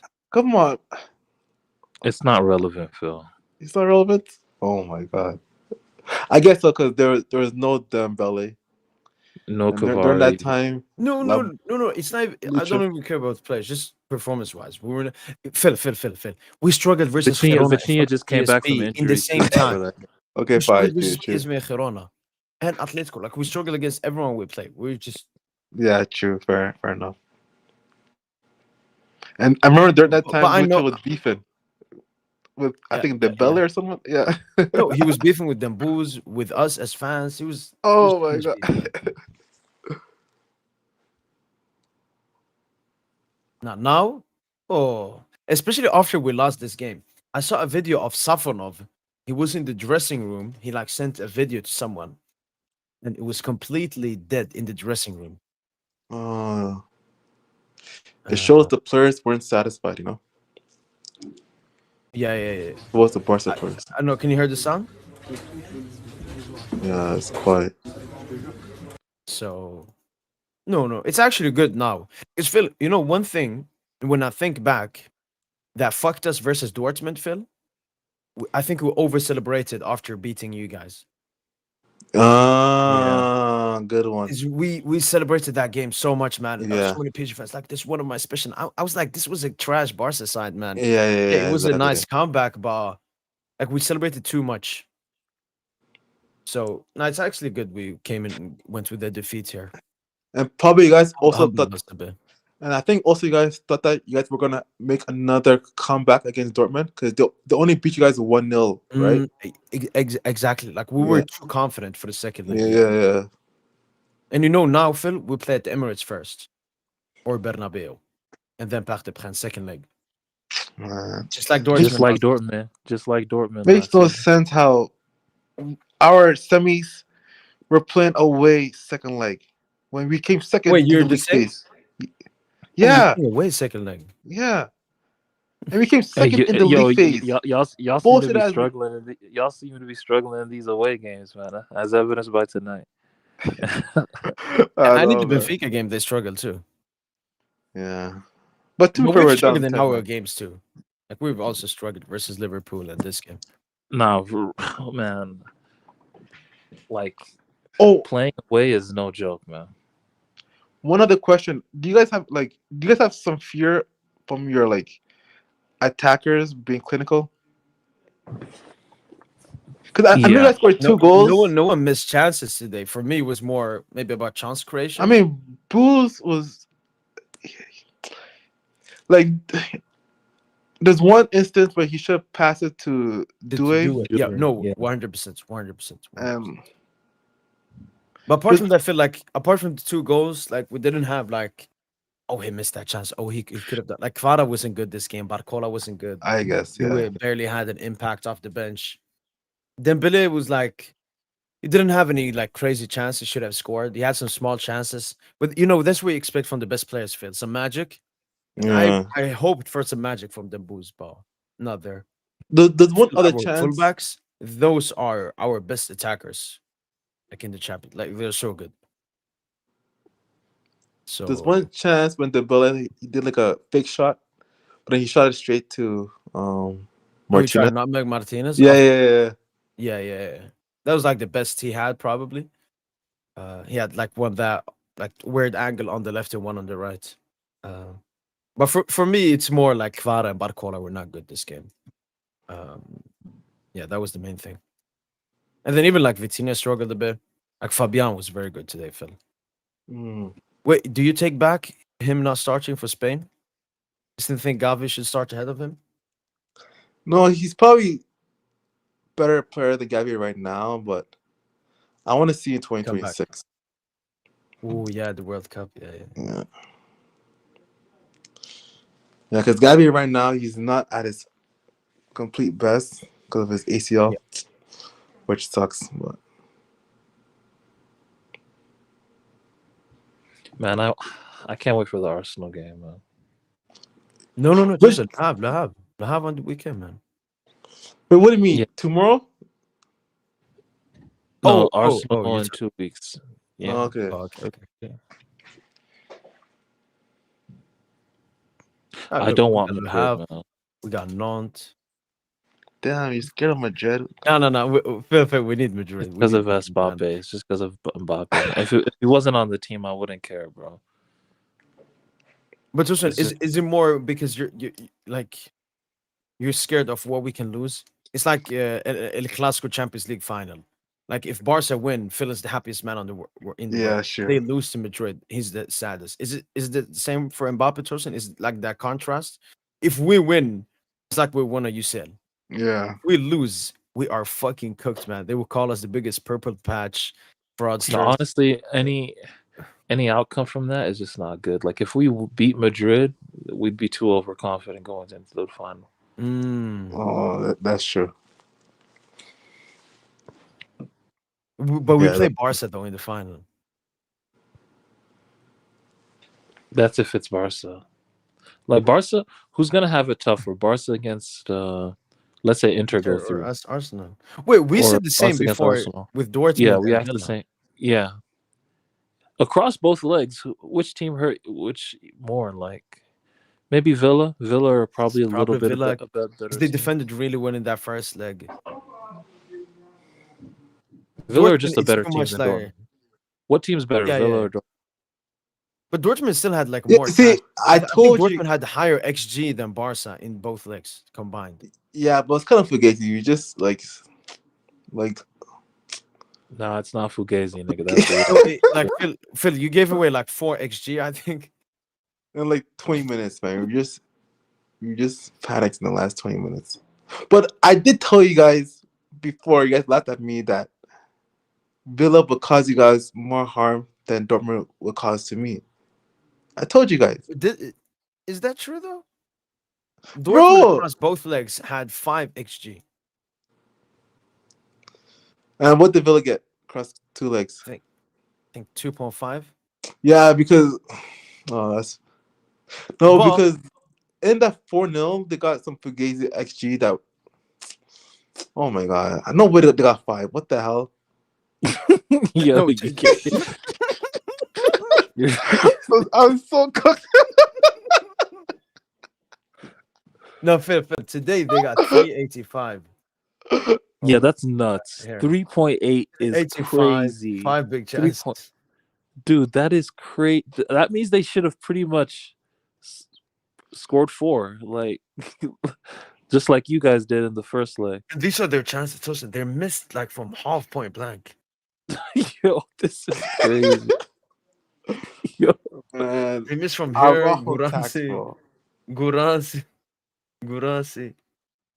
Look, they missed these chances, Phil. These are all big chances they missed. Pain, man. Okay, to answer the question, I think Villa. But I don't know. It's very tight. Because 5 XG is undefendable. Okay, but Arsenal, Inter. I would say Inter. Because Phil, if we played Inter, like I would be not scared, but I would be more worried playing Inter than Arsenal. Inter got better Champions League experience, very great from the counter attack, better at defending. Honestly, like they're just Better midfield as well. Their midfield can match up with y'all. Low key. I guess. Hakan, Barella, technical genius as well. Wait, who's the midfield? Is Barella and who else? Inter. And Barella, Hakan Hakan, and Mkhitaryan. Mkhitaryan. Nobody mentions Mkhitaryan, bro. Respects me, man. But he can do. He can. Yeah, I know he's not good, but he can still. He can still do something, you know. Bro, he's like 40 years old, man. Yeah, no. The average team of the Inter team, Phil, is 31. PSG and Barca is 25. Like Inter genuinely have like a Mourinho when they won the UCL because they had an insane average age as well. Yeah. Yeah, Mkhitaryan is 36. Acerbi is 37. Sommer is 36.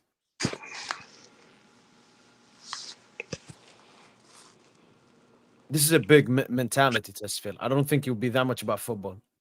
Yeah. You played Inter before, Phil. You remember the game at San Siro?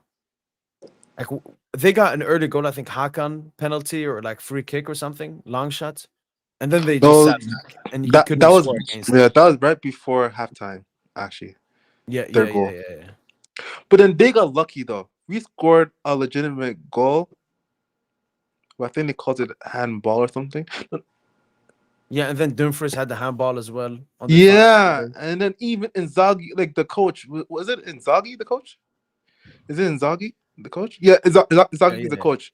He was like, his reaction was like, "What the hell? How is that not a penalty?" Like, they got so lucky, bro. Like, and that was with that shitty Xavi Barca, man. And that was against Prime Inter. I don't think Inter are as good as they are, like back then. I mean, as they were back then. Oh no. Like even me and Tosin, we watched one Inter game this season. They're good, but no, you should definitely beat them. But they're very dangerous from the counter, Phil. I think you've seen their goals versus Bayern, right? Yeah. Like how they, those passes with the runs, Yeah, they could obliterate your high line, man. Exactly. Yo, they're gonna get smoked. No, chill. They're not gonna smoke us. Trust me. Araujo won't touch pitch. No, bro. I saw a tweet, bro. Like he was really saying how this Barca game shows how much Flick doesn't rate Araujo. Like he was willing to sacrifice our campaign in order for Araujo not to play the semis. Because the reason why Inigo did not play because he was scared he might get a yellow and miss the semis. So Flick wanted Inigo to play the semis no matter what, even if it would have cost us the tie. And that's pretty true. A game against Inter, you need a defender like Inigo. You know what I mean? And I think we will defend a lot better against Inter now with Inigo because Araujo is a clown, bro. I hate when people they think defenders it's all about athleticism. No, it's not. It's mostly about IQ. Look at Kubarsi. He's not the greatest athlete, but the reason why he's a great defender is because of IQ, man. Because soccer pitches it's not that big. You know what I mean? Players it's about being in the right position. You know, making the right reads. You know what I mean? It's not all about last ditch tackles. You know what I mean? No, that's why always wins over athleticism. It's just athletic and IQ. That's the best combo. That's why we're the most talented team in the world. We have the athleticism, the technique, and the IQ. I guess. Mo, you watched plenty of Barca games, right? Pedri came on. Even he was as. But man, it's so funny how you guys start this, this new offside trap. This high line system, and Araujo, he can't adjust to it. It's unreal. It's sad. He needs to be sold. That's actually nuts. No, but it kind of makes sense because he has, but he has the profile that of like what Flick would want for. Are you sure he doesn't have that? He doesn't have that great of an IQ. He's more like a rash defender. You know what I mean? He doesn't really read games. He's just like a lash. Okay, I'm just thinking maybe like body wise, he's like a Jerome Boateng. He's built like a Jerome Boateng type. So yeah. Yeah, but Mo, you watch lots of Barca games, right? You see how good Inigo is. Like he's our and he's like 37. He's your best center back. You just say he's your best center back. No, I think I say it's even with him and Kubarsi. Center backs in the world. No, he's better than Kubarsi. But why are you doing this, Mo? Kubarsi's a genius, man. No, my God. You know that I read Kubarsi. Kubarsi starts over fucking Marquinhos, Fraudquinhos, okay? But no, I think there's a level between him and Inigo this season. My it's Inigo Pacho. But profillistically, they're too similar. I'll play Kubarsi Pacho. Okay. It's funny how Mo did a 180. Man. Don't give Kubarsi PR, man. Don't give Kubarsi. Yo, is Guirassy top scorer in the Champions League? Yeah, yes, 13. Man, this wow. This better season than Rafinha. He got double Dembu's goals, Sosa. Dembu's only got 7. We padded up them assists, though. Give me 5 assists. Hakim is having an insane season. 7 GA, Tosin and Phil. Highest a defender has had since Marcelo, 17-18. Who? Yeah, Hakimi, bro. 7 GA. Jeez. Genius. One of the all-time greats, man. He could make he's putting good competition, best right back of all time, if he continues at a great level. But he needs some UCLs. He already has 1 UCL. With who? Madrid. When? He was 17-18 or something. 17-18. Oh, he was on the squad then? I don't know. Yeah. Okay. No, I remember he had like the Moroccan flag up and everything. Ah.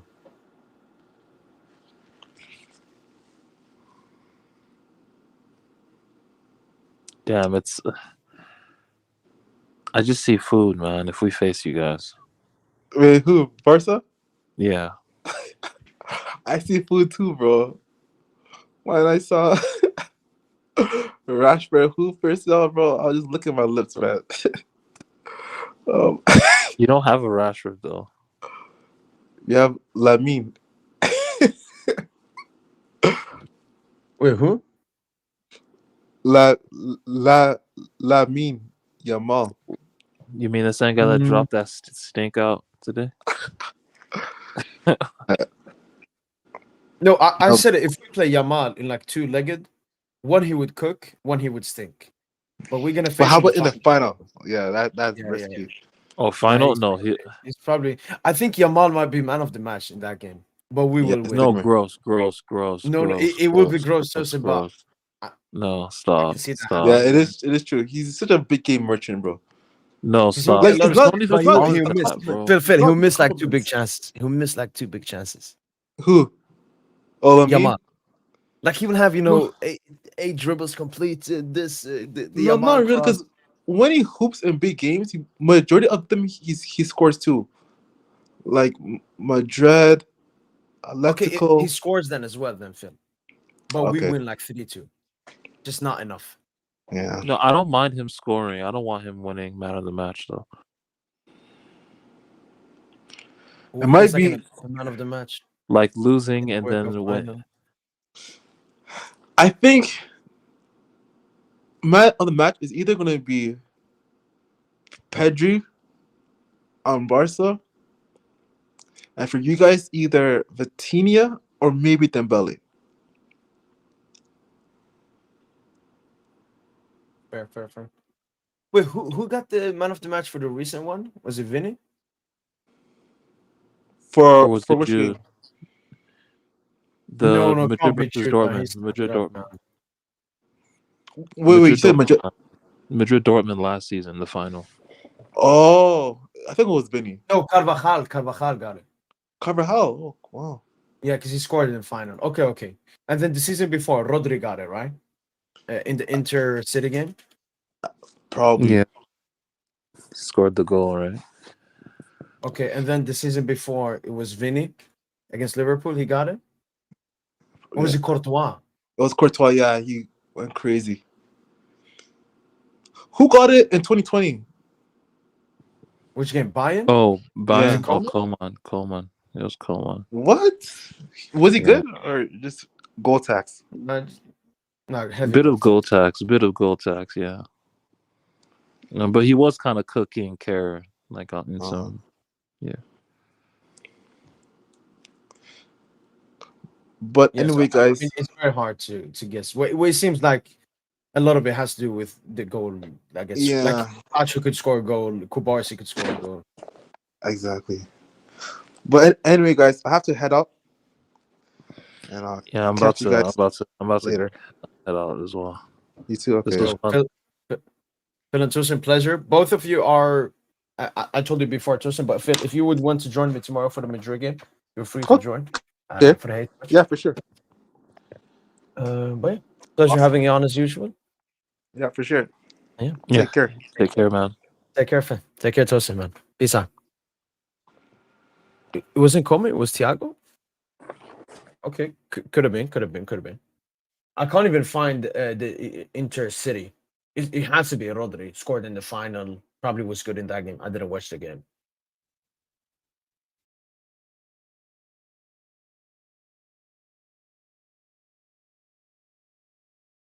Oh wait, I will find it now. Yeah, Rodri got the man of the match for the final.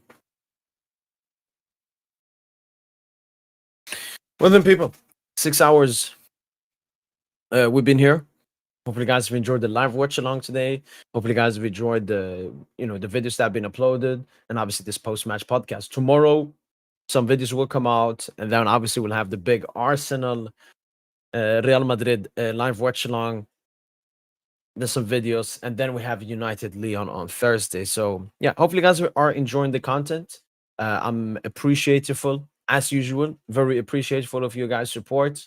The growth has been absolutely amazing in 2025, especially like the views number and the subscriber numbers are nearly equal of 2024, and we are barely 3 months into this year. So no, thank you guys, thank you so much. I'll keep working hard. I know there was no pre-match pod for this game, but I made sure that the live watch along in the post-match was extra spicy. But yeah, as said, huge support, guys. Wouldn't be able to do anything without you guys. Yeah, thank you so much. That's been it from boy PSG. Yeah, upstream. Yes, sir, Prince. Mez, San Maxime, Funkel. Good night, man. All right then. That's been it from boy PSG.